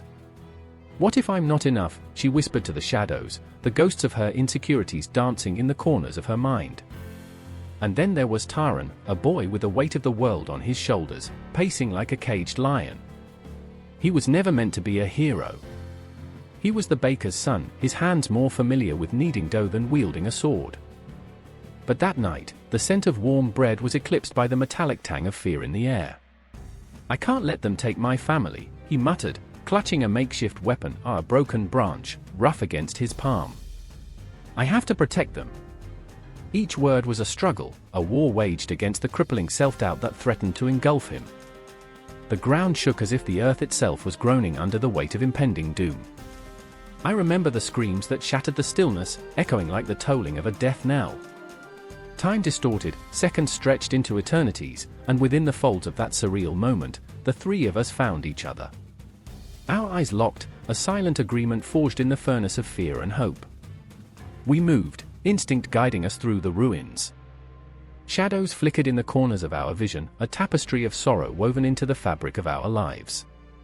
Ilara led the charge, her spirit a blazing torch in the encroaching darkness. "This way," she cried, her voice slicing through the despair that threatened to swallow us whole. Her courage was infectious, a wild flame spreading through our hearts. We stumbled into the village square, now a battlefield littered with memories and broken dreams. The once vibrant marketplace lay in ruins, a graveyard of laughter and life. I paused for a moment, the weight of the past crashing over me. We had once gathered here, sharing stories and bread, laughter ringing like bells through the air. I remember the glint of sunlight on Ilara's hair as she spun tales of knights and dragons. But now? Now, the laughter had turned to ashes. The shadows closed in, dark figures creeping toward us with malevolent intent. Taran's breath quickened, a frantic rhythm that mirrored the beating of our hearts. "Stay close," he shouted, but as he scanned the crowd, the fear shattered him. What if I'm not strong enough? The words hung heavy, a stone in the air. I could see the doubt gnawing at him, an insatiable beast threatening to consume his resolve. But Ilara's laughter cut through the tension, a wild, reckless sound that was both a challenge and a balm. "Strength isn't always about muscles and swords, Taran. Sometimes it's about standing your ground, no matter the odds." In that moment, I saw her vulnerability beneath the bravado, the cracks in her armor. She was scared too, but she was willing to face it. Then came the charge, a wave of darkness crashing against our fragile light. Screams erupted, a cacophony of fear and fury. I remember how the adrenaline surged through my veins, a wild beast clawing for freedom. I felt alive, raw, as I swung the branch like a sword, every swing fueled by sheer desperation. Together, we became a tempest, our hearts igniting the fire of rebellion. Each clash echoed like thunder, a symphony of survival. Taran, with surprising ferocity, found his rhythm in battle, defending the weak with the ferocity of a lion. I watched as Ilara danced around the chaos, her instincts guiding her like a seasoned warrior. She was no longer just a dreamer, she was a force, a whirlwind of defiance. Time twisted and turned, moments blending into a blur of chaos and clarity. Fear was a constant companion, but so was a strange sense of freedom. In the heart of battle, I found purpose. I remember the fleeting glimpses of courage that emerged from the darkness, strangers becoming allies, their faces illuminated by the firelight, fierce and resolute. But the tide of battle was unrelenting, and just as I felt the weight of victory within my grasp, the shadows thickened. A figure emerged, cloaked in darkness, eyes glinting like shards of broken glass. "You think you can challenge fate?" it hissed, a voice slick with malice. My heart thundered, each beat a reminder that we were mere mortals facing the abyss. I looked at Ilara, her defiance unwavering, and Taran, who stood beside me, breathless and wild-eyed. In that moment, we were not just three bodies in a war, we were a story, woven together by threads of bravery and fear. The shadows whispered promises of despair, but we stood as one, an unbreakable chain of hope. And just as the figure lunged, my breath caught in my throat. The moment hung, suspended in time. The world blurred at the edges, and I could feel the weight of our choices settling heavily upon us. In that heartbeat, I realized how legends are born, not from flawless heroes but from shattered souls piecing themselves together in the face of insurmountable odds. As the clash erupted into a storm of chaos and light, we knew one thing: this was our moment to rise. The very air crackled with tension and possibility, a promise that echoes through the ages. The stage was set for legends, not just to be remembered but to be born anew. In the shadows, in the heart of fear, we were becoming something greater than ourselves. I remember the way the world shifted, how the light began to pierce the darkness, and I knew, whatever came next, we would face it together, bound by courage, forged in the crucible of despair. In that moment, the legends whispered to us, tantalizing and eternal, and we were ready to answer their call. The sun hung low in the sky, a bloody smear spreading across the horizon, as screams echoed through the air, sharp and piercing, cutting through the thickening dusk. I stood on the edge of the battlefield, the ground trembling beneath my feet, feeling the weight of history press against my chest like a boulder. Time had become a cruel trickster, pulling me into the chaos, where sweat and blood mixed together, and the scent of iron clung to the wind. My heart raced, a frantic drumbeat keeping time with the chaos of clashing steel. In the heart of this maelstrom stood Lycurgus, a warrior with a face carved from granite, fierce eyes filled with the fire of 1,000 battles. He was a man molded by the very ideals he fought for: efficiency, discipline, and honor flowing through his veins like the blood that soaked the ground beneath him. Yet behind those steely eyes lurked a tempest of doubt, a flickering flame of fear that threatened to extinguish his burning resolve. I could see it in the way he hesitated, just for a heartbeat, before charging into the fray, his breath heavy with the weight of ancestral expectations. Beside him, Damaris fought with a ferocity that seemed almost divine, each swing of her sword a symphony of fury and grace. She had been forged in the fires of hardship, a girl turned warrior, struggling against the chains of a society that sought to bind her. She remembered being told to be quiet, to sit still, to let the men lead. But here, in this moment, she was the storm, a whirlwind of chaos, unyielding as she faced the enemy. Yet even as she fought with every ounce of her being, her heart ached with the burden of belonging, of wanting to be seen, validated, not just as a warrior, but as a woman, with dreams and fears interwoven into the fabric of her identity. And then there was me, the spectator caught in the web of their lives, with dreams of my own that felt impossibly distant.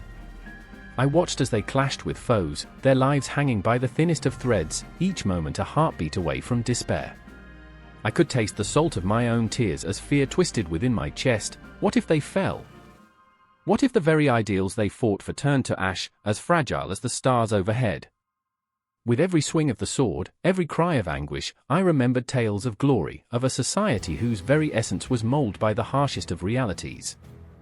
The Spartans, a people forged in the fires of adversity, men and women who had sacrificed everything for the notion of strength and unity.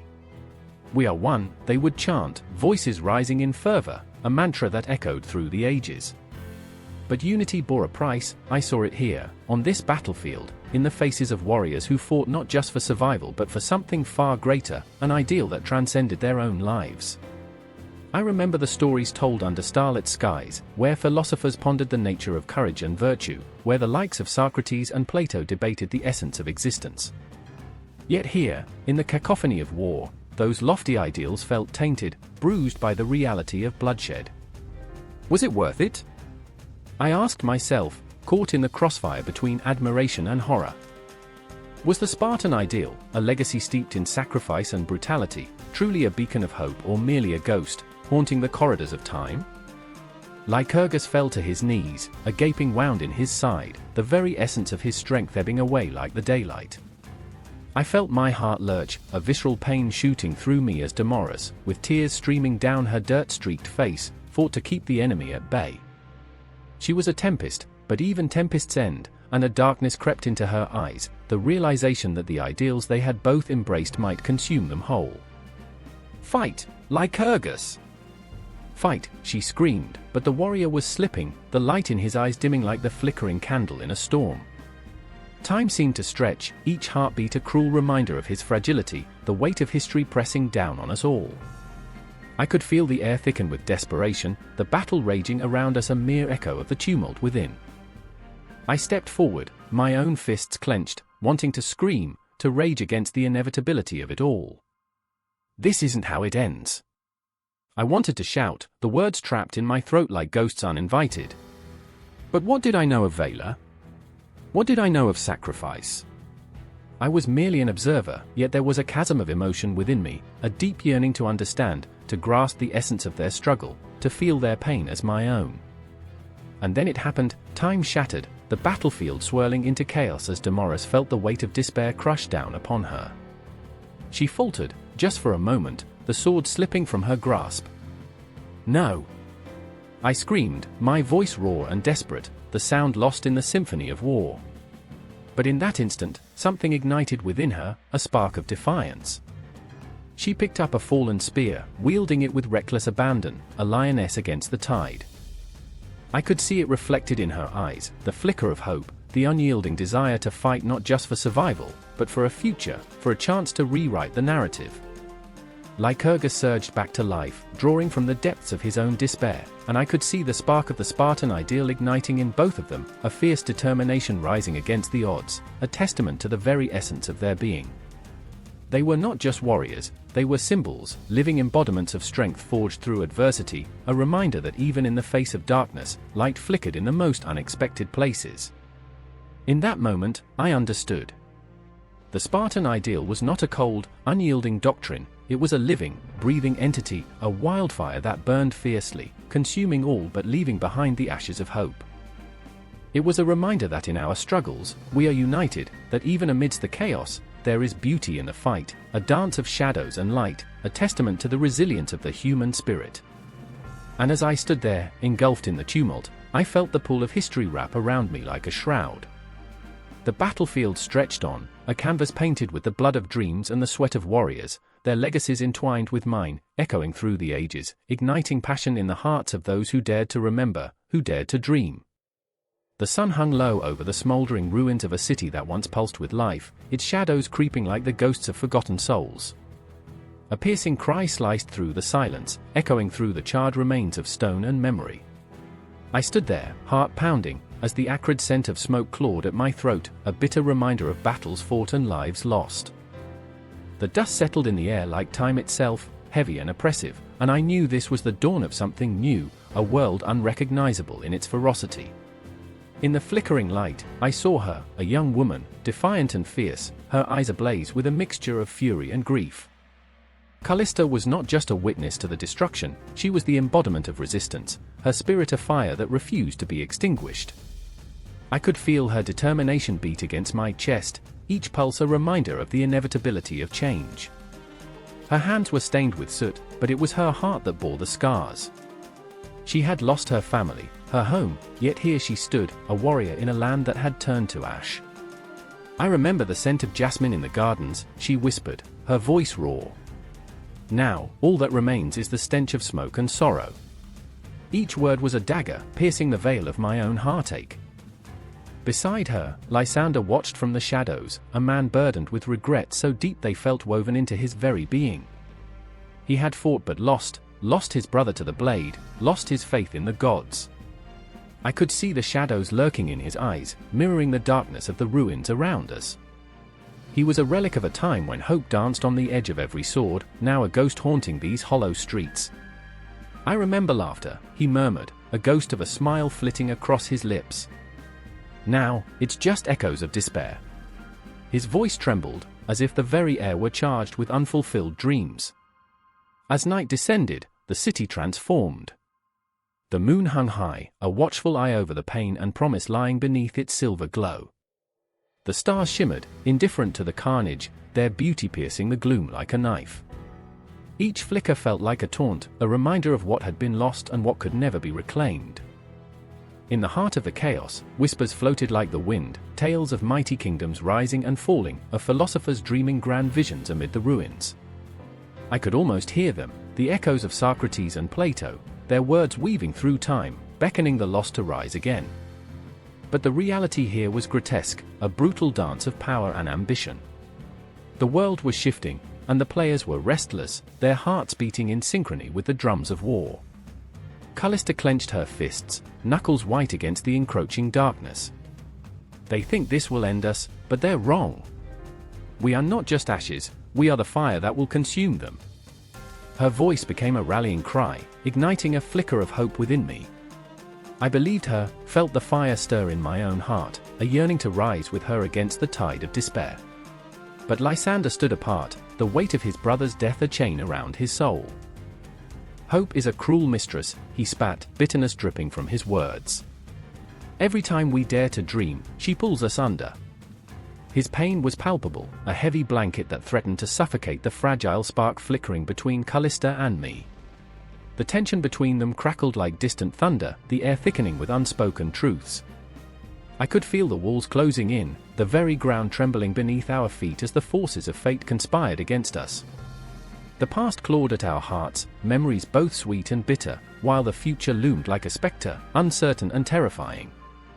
"Then let us be the architects of our own fate," Callista declared, her voice unwavering. "Let us build a world from these ruins." She reached for Lysander, but he flinched, the ghosts of his past rising up to choke him.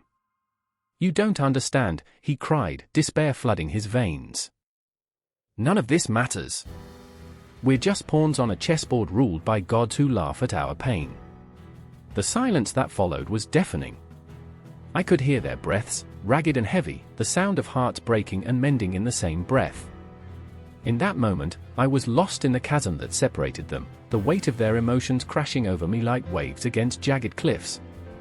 But as the stars danced above, something shifted. Hope flickered defiantly in the depths of despair.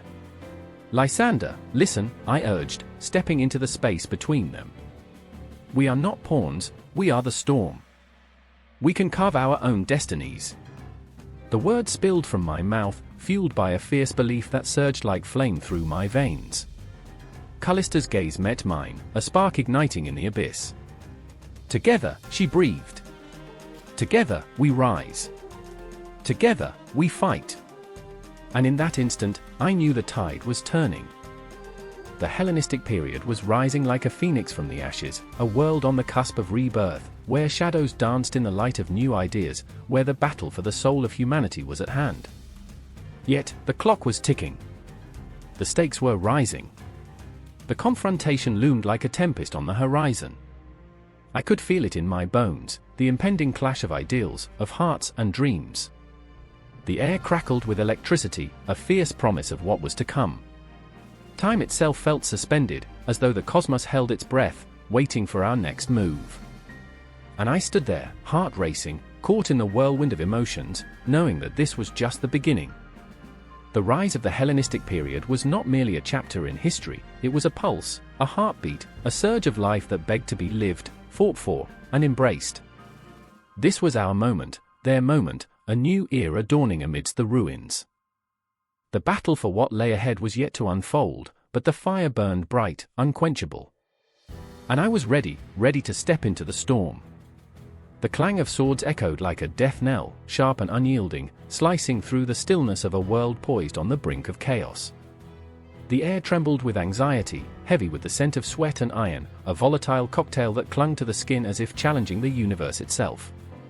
I stood there, heart racing, eyes wide, drenched in the adrenaline of a battle not yet fought but already felt, every heartbeat a countdown, a reminder that history has a way of repeating itself, especially when the stakes are life and death. I remember the whispers, the stories of the 300, a Valor wrapped in the shroud of fate. They weren't just soldiers, they were legends forged in the furnace of desperation. I remembered how I used to laugh at the absurdity of their plight, how it was all so romanticized, yet right now, amidst the clamor of impending doom, it felt real. I could see them, Leonidas, a lion in human flesh, face set in a mask of determination, his fierce eyes gleaming with the weight of 1,000 unspoken burdens. And then there was Delora, whose spirit was as wild and untamed as the wind that whipped through the canyon, yet she carried the sorrow of 1,000 untold stories in her heart.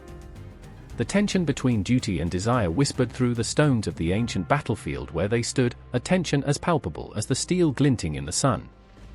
"We'll either be heroes or ghosts," she had said once, a smirk dancing on her lips as if to defy the inevitability of death itself. Her laughter echoed in my mind, a haunting melody contrasting with the grimness of the moment, and I couldn't help but wonder if those who die for glory ever truly grasp the weight of their sacrifice. I shivered, not from the cold, but from the chill of impending loss, the haunting reminder that in this cruel theater of life, the stage was set for tragedy. Was it madness that led them here? Madness or courage? I could see Leonidas at the precipice of that realization, his thoughts a jumble of duty, honor, and the heavy cloak of leadership draped across his shoulders. He had seen the shadows of despair, felt the weight of his men's lives resting in his hands. "Sacrifice," he murmured, almost to himself. "Sacrifice is the only path." And yet, in that fleeting moment, Doubt flickered in his gaze, a whisper of fear that perhaps all this bravery would lead only to oblivion. The ground trembled beneath our feet, a prelude to the storm brewing on the horizon, an army of shadows, a dark cloud of fate marching relentlessly forward. I could hear their war cries, a sinister lullaby that promised chaos. It was as if the universe had conspired to echo the past, the tragic chords of Thermopylae vibrating through time, beckoning us to witness what was to come. I felt my pulse quicken, its rhythm matching the quickening steps of destiny drawing near. Delora's hand tightened around her sword, knuckles white. "If we die, let it be a spectacle," she teased, but her eyes betrayed the storm raging within. I could see it, the flicker of fear hidden beneath layers of bravado, the urge to flee battling against the instinct to stand and fight. This beautiful, reckless woman, a warrior in spirit yet fragile beneath her armor. The laughter faded into silence, replaced by the heavy weight of truth. She knew too well the price of bravery. Memory danced like wraiths around us, flickering images of long-lost heroes and their noble quests. I remembered reading how they had fought, not just against the Persians, but against the very fabric of fate itself, as if the threads of destiny had twisted into a noose. How strange that such a thing could echo through the ages, a thread of desperation that bound us all, past and present, together. The 300 became more than mere mortals, they transformed into a symbol, their legacy a haunting ghost wandering through literature, art, and the shadows of our souls. "Leonidas," I whispered, as if invoking his name could conjure his spirit, "what would you have us learn?" Would he tell us that honor is worth the price of blood? That the weight of sacrifice could be measured in stories passed down through generations? I could feel the tension wrap around us like a vice, squeezing out hope, leaving only raw emotion, the anguish of knowing that choices made in the heat of battle would echo through eternity. The air hissed with the tension between life and death, as the shadows of the advancing army loomed ever closer, a tangible reminder of mortality. Fear gripped my throat like a vice, choking out the laughter, and yet, there was something beautiful in that fear. It was a pulse, a heartbeat that connected me to those brave souls, both friend and foe, in a moment suspended in time. "Fear is a ghost," Delora said softly, her voice trembling but resolute, "but courage gives it form." I could see the way her spirit flickered like a candle in the wind, desperately fighting against being snuffed out. She wasn't just afraid of death, she mourned the loss of a future, a dream that was stolen from her in an instant, as if it had never existed in the first place. As the battle drums grew louder, I felt the world constrict around us, the whispers of fate swirling like smoke.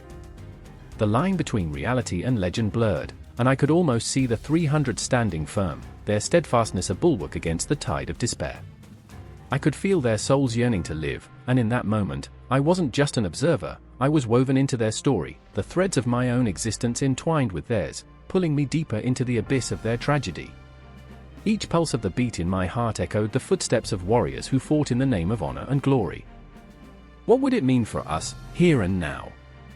What lessons would time carry forward from the blooded sands of that hallowed ground? I didn't want to find out, yet the inexorable pull of history, the weight of their choices, drew me in, and I felt the chill of inevitability wrap around my heart like the cold fingers of fate. And just like that, we stood at the precipice, caught between the echoes of the past and the urgency of the moment. The air was thick with promise and dread, each breath a silent prayer, each heartbeat a reminder that somewhere, within the twisting patterns of time, the stories of the 300 lived on, haunting us, inspiring us, binding us together in this relentless dance of life and death. The air was thick with sweat and the acrid scent of iron. The sun hung low, casting long shadows that seemed to stretch across the battlefield like the fingers of a long-forgotten ghost reaching for the living.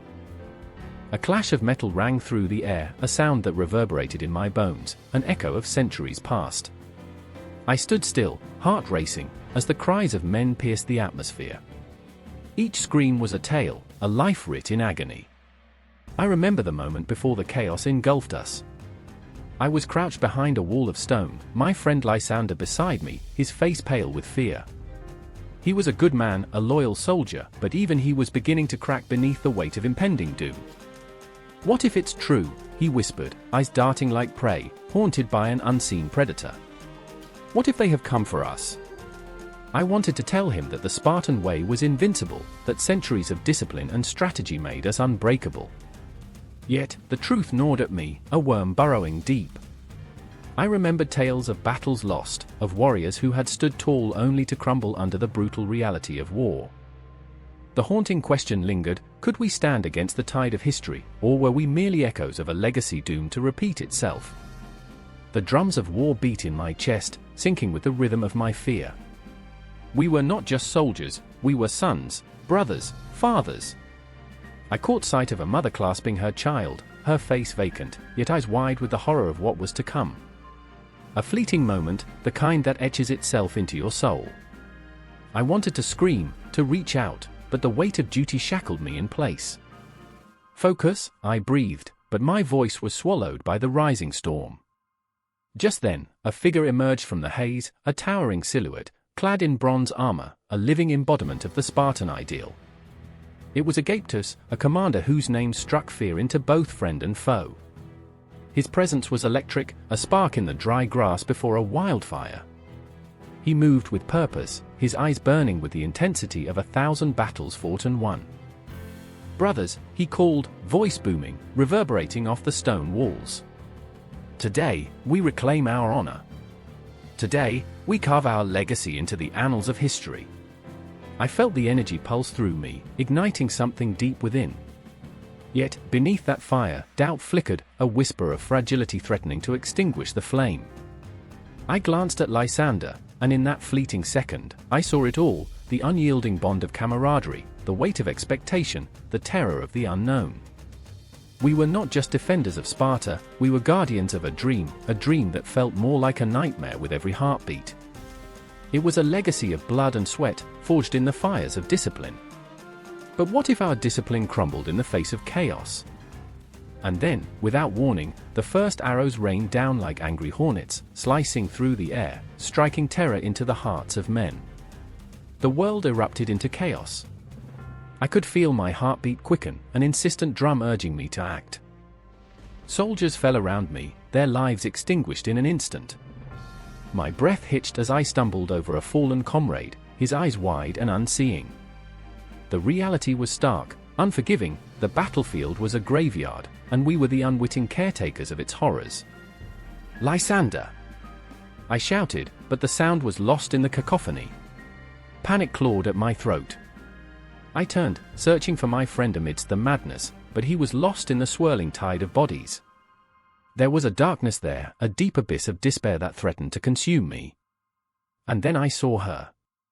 A figure darting through the shadows, her hair wild, face shadowed by dirt and blood. It was Callista, a fierce woman whose spirit ignited the hearts of those around her. She fought like a lioness, defying the very heavens with her defiance. But even she was staggering now, the weight of grief pulled taut across her shoulders. I remembered her brother, lost not long ago to a senseless skirmish, his laughter now replaced by the haunting echo of absence. Callista! I cried, reaching out, but she was too far, lost in her own world of retribution. I could feel the air grow thick with emotion, the raw intensity of loss threatening to envelop us all. Her eyes met mine for a split second. A flash of understanding, of shared sorrow. We were caught in a web of fate, each thread woven with our own fears and dreams. And then, the world exploded. The battle surged forward, a tide of flesh and steel, a storm of primal instinct. We fought like demons, fueled by a cocktail of rage and desperation. I swung my sword, each strike a desperate plea for survival. Blood splattered against my armor, painting me in shades of crimson, yet my heart thrummed with the pulse of life, the fierce will to endure. Amidst the chaos, I caught a glimpse of Agaptus, his voice a beacon amidst the storm. Fight! Fight for your city! Fight for your legacy! But I wondered then, what is a legacy if it is built on the bones of the fallen? What honor was there in a victory that demanded so much? Time twisted around us, seconds stretching into lifetimes. My breath came heavy, each inhale filled with dread and determination. I fought not just for Sparta, but for Lysander, for Callista, for the flickering flame of hope that refused to be snuffed out. Within that swirling storm of chaos, in the eye of despair, we stood together, three souls entangled in the web of history, bound by our scars and dreams.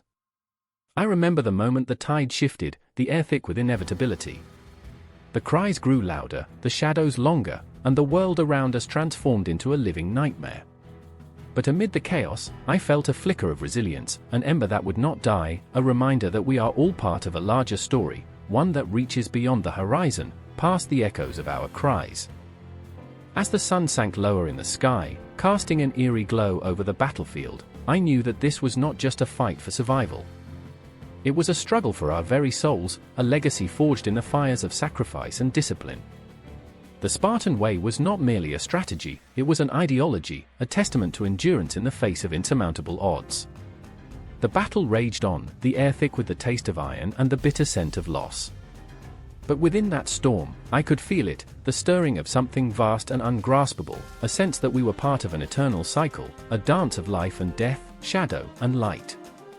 The struggle was far from over, and whatever lay ahead, we would face it together, bound by the legacy of those who had come before us and the dreams yet to be realized. The air crackled, tense and electric, as shadows danced in the flickering candlelight.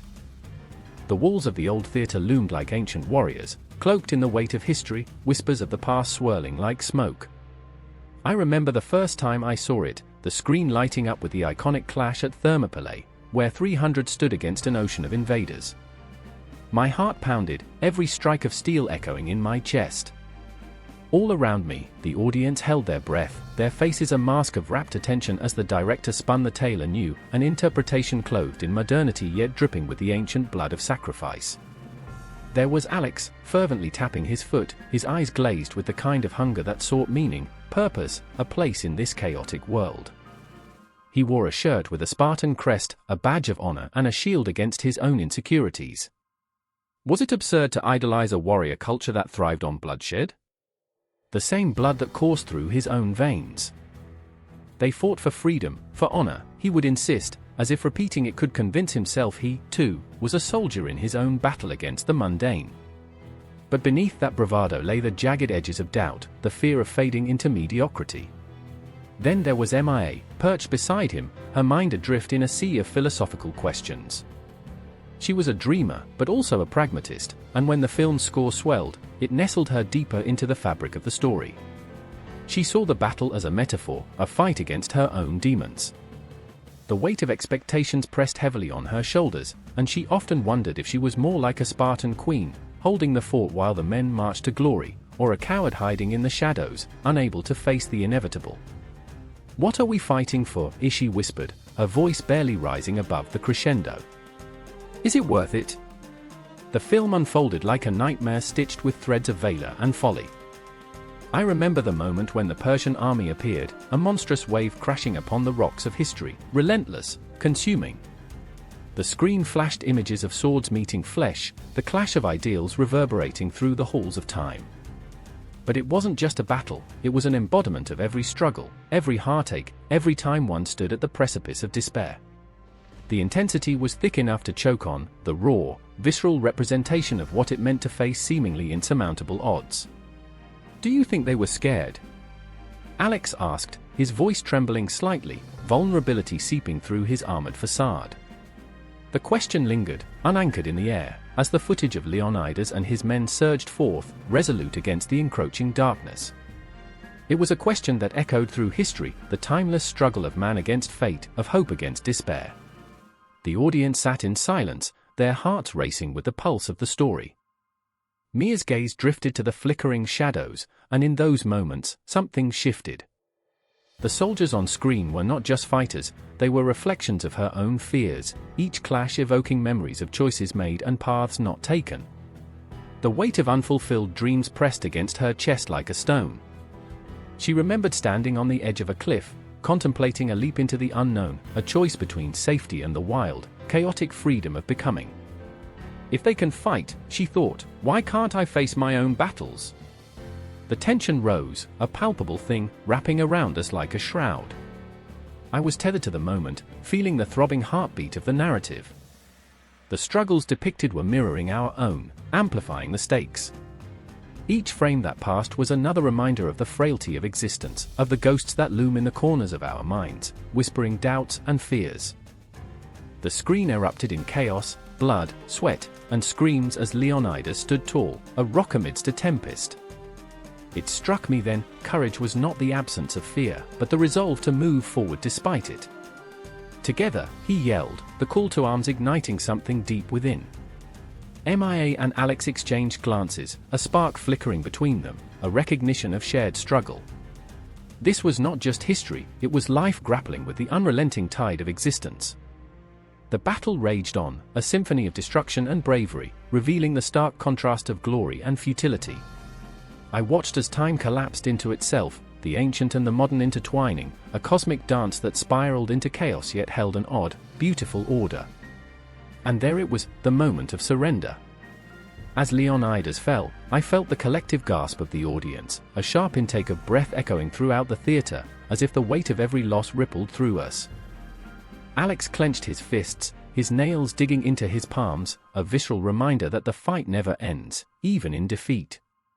Why do we romanticize death? MIA pondered, her voice a soft whisper now, wrapped in a fragile vulnerability. In the end, they lost, not really, Alex shot back, his voice thick with emotion.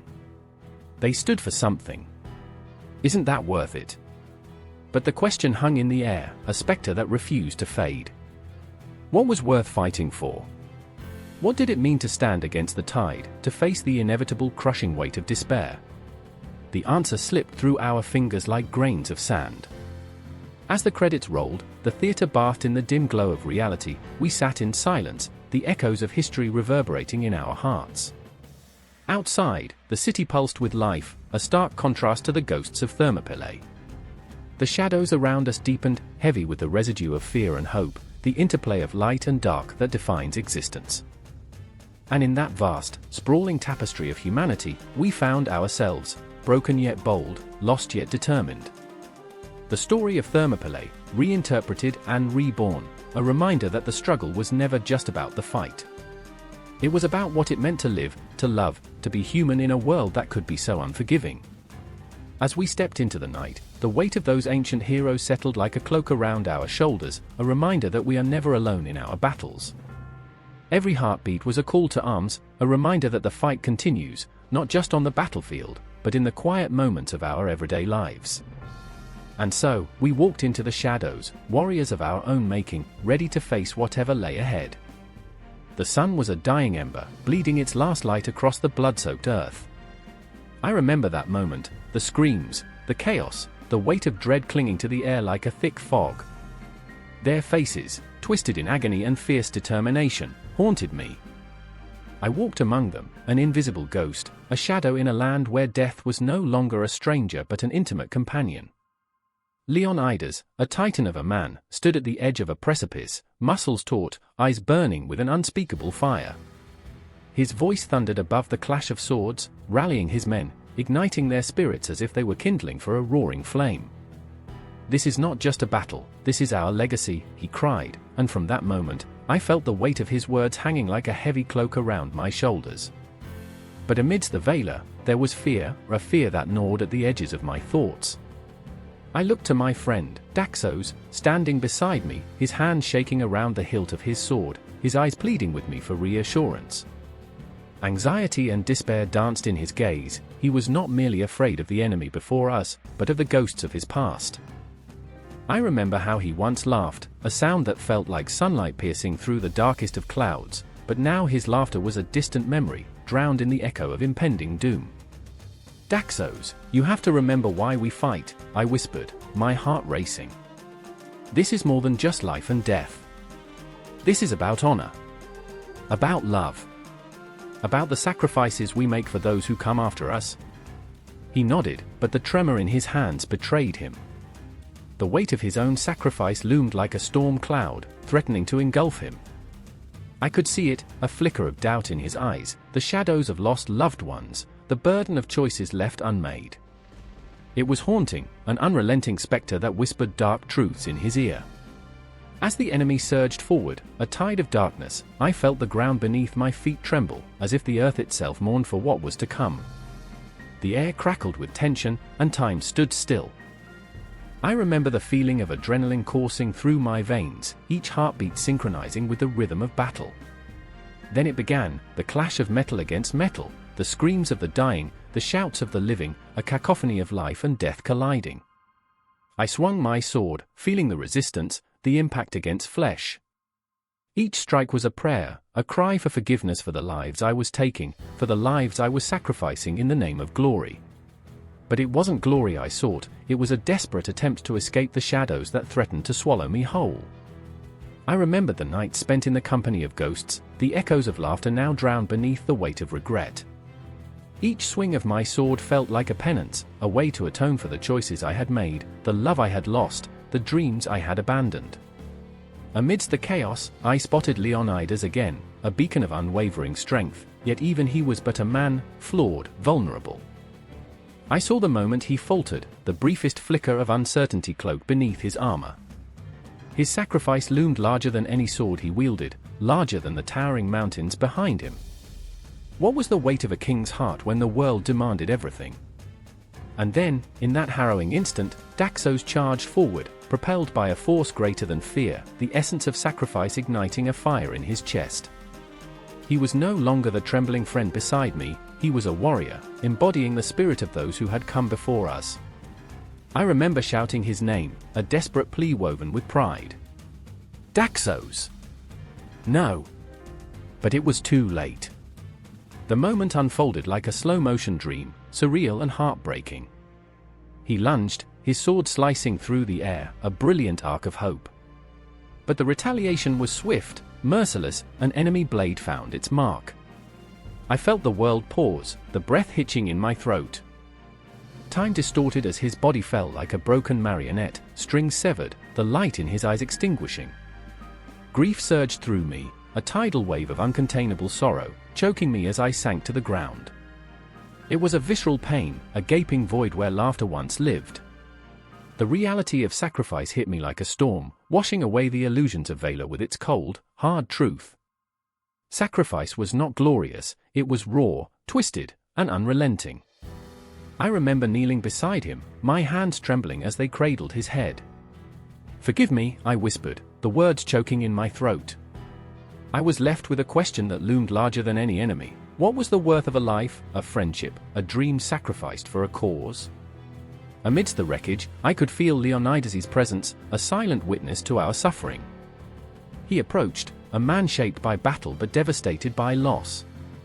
"Daxos chose honor," he whispered, his voice a haunting echo of the past. "Every sacrifice carries a weight, but it's the love we leave behind that gives it meaning." And in that moment, surrounded by death and despair, I understood. Sacrifice is not an end, it is a beginning. It is the thread that weaves through the tapestry of existence, connecting us to one another, binding us to our humanity. It is the price we pay for love, for loyalty, for the fleeting moments that define us. The battle raged on, but time had lost its meaning. Each heartbeat was a reminder of what was lost, what was still to be fought for. The cosmos spun around me, vast and indifferent, yet I felt the weight of my choices, the echo of my own sacrifices lingering like ghosts in the shadows. I could hear Leonidas rallying the men again, his voice a clarion call amidst the chaos. "Stand firm! We fight for our brothers, for our families, for the hope of tomorrow." And though the shadows pressed in, I felt a flicker of resolve ignite within me. I would fight not just for glory, but for every sacrifice made, for every laugh shared, for every heartbeat that ever mattered. I would carry their memories as a shield, as a sword, as a promise to the world that even in the darkest hours, love is the fiercest warrior of all. And thus, amidst the horror and beauty of it all, I stood again, emotion raw, heart ablaze, ready to embrace the inevitable tide of fate. The battle was not over, it was merely the beginning of a legacy that would forever echo in the souls of those who dared to sacrifice everything. The cold wind howled through the empty streets, a lonely spectre whispering forgotten tales. A girl stood at the edge of the plaza, her heart a drum, each beat echoing the weight of her past. Shadows stretched like fingers across the cobblestones, clawing at the remnants of hope. In the middle of the desolate scene, the monument loomed, a colossal stone replica of the 300, their faces frozen in eternal defiance. But today, they felt less like heroes and more like ghosts, lost in an echo chamber of glory and grief. I remember how I got here, lost in the labyrinth of memory, where every corner turned led me deeper into turmoil. My name is Ilara, and I carry the burden of legends. No one asked for my story, but it clings to me like the damp chill of the night. The monument was meant to honor strength, sacrifice. Yet all I could see were the cracks. The stone warriors, noble and unyielding, seemed to mock me. Where was their strength when I needed it? My brother, Kian, he once stood strong like them. But now, he was just a memory, a flicker of laughter lost in the wind. Kian had always been my anchor. He taught me to fight, both in spirit and in the heat of battle. You have to choose your wars wisely, he'd said, his voice a blend of mischief and wisdom. But I was unprepared for the war that took him. The night had swallowed him whole, shadows feasting on light. Ever since, I've wandered through life like a ghost myself, desperate to find meaning in his absence. The monument seemed to pulse with his energy, a reminder of what once was and what could never be again. And then there was Aidan, my other half, my constant, yet a stranger in this grief. He stood nearby, his hands shoved deep in his pockets, jaw clenched tight.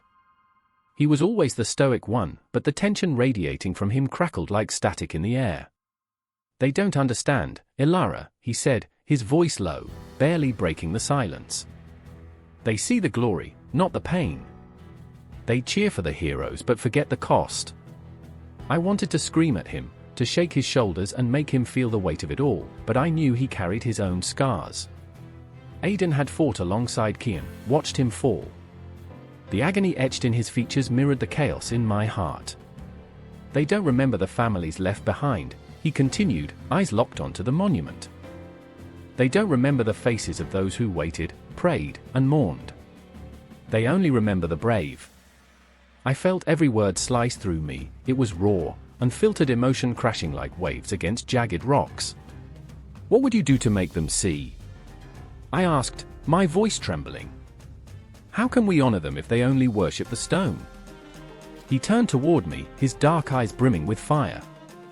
We shatter the silence. We make them feel our pain.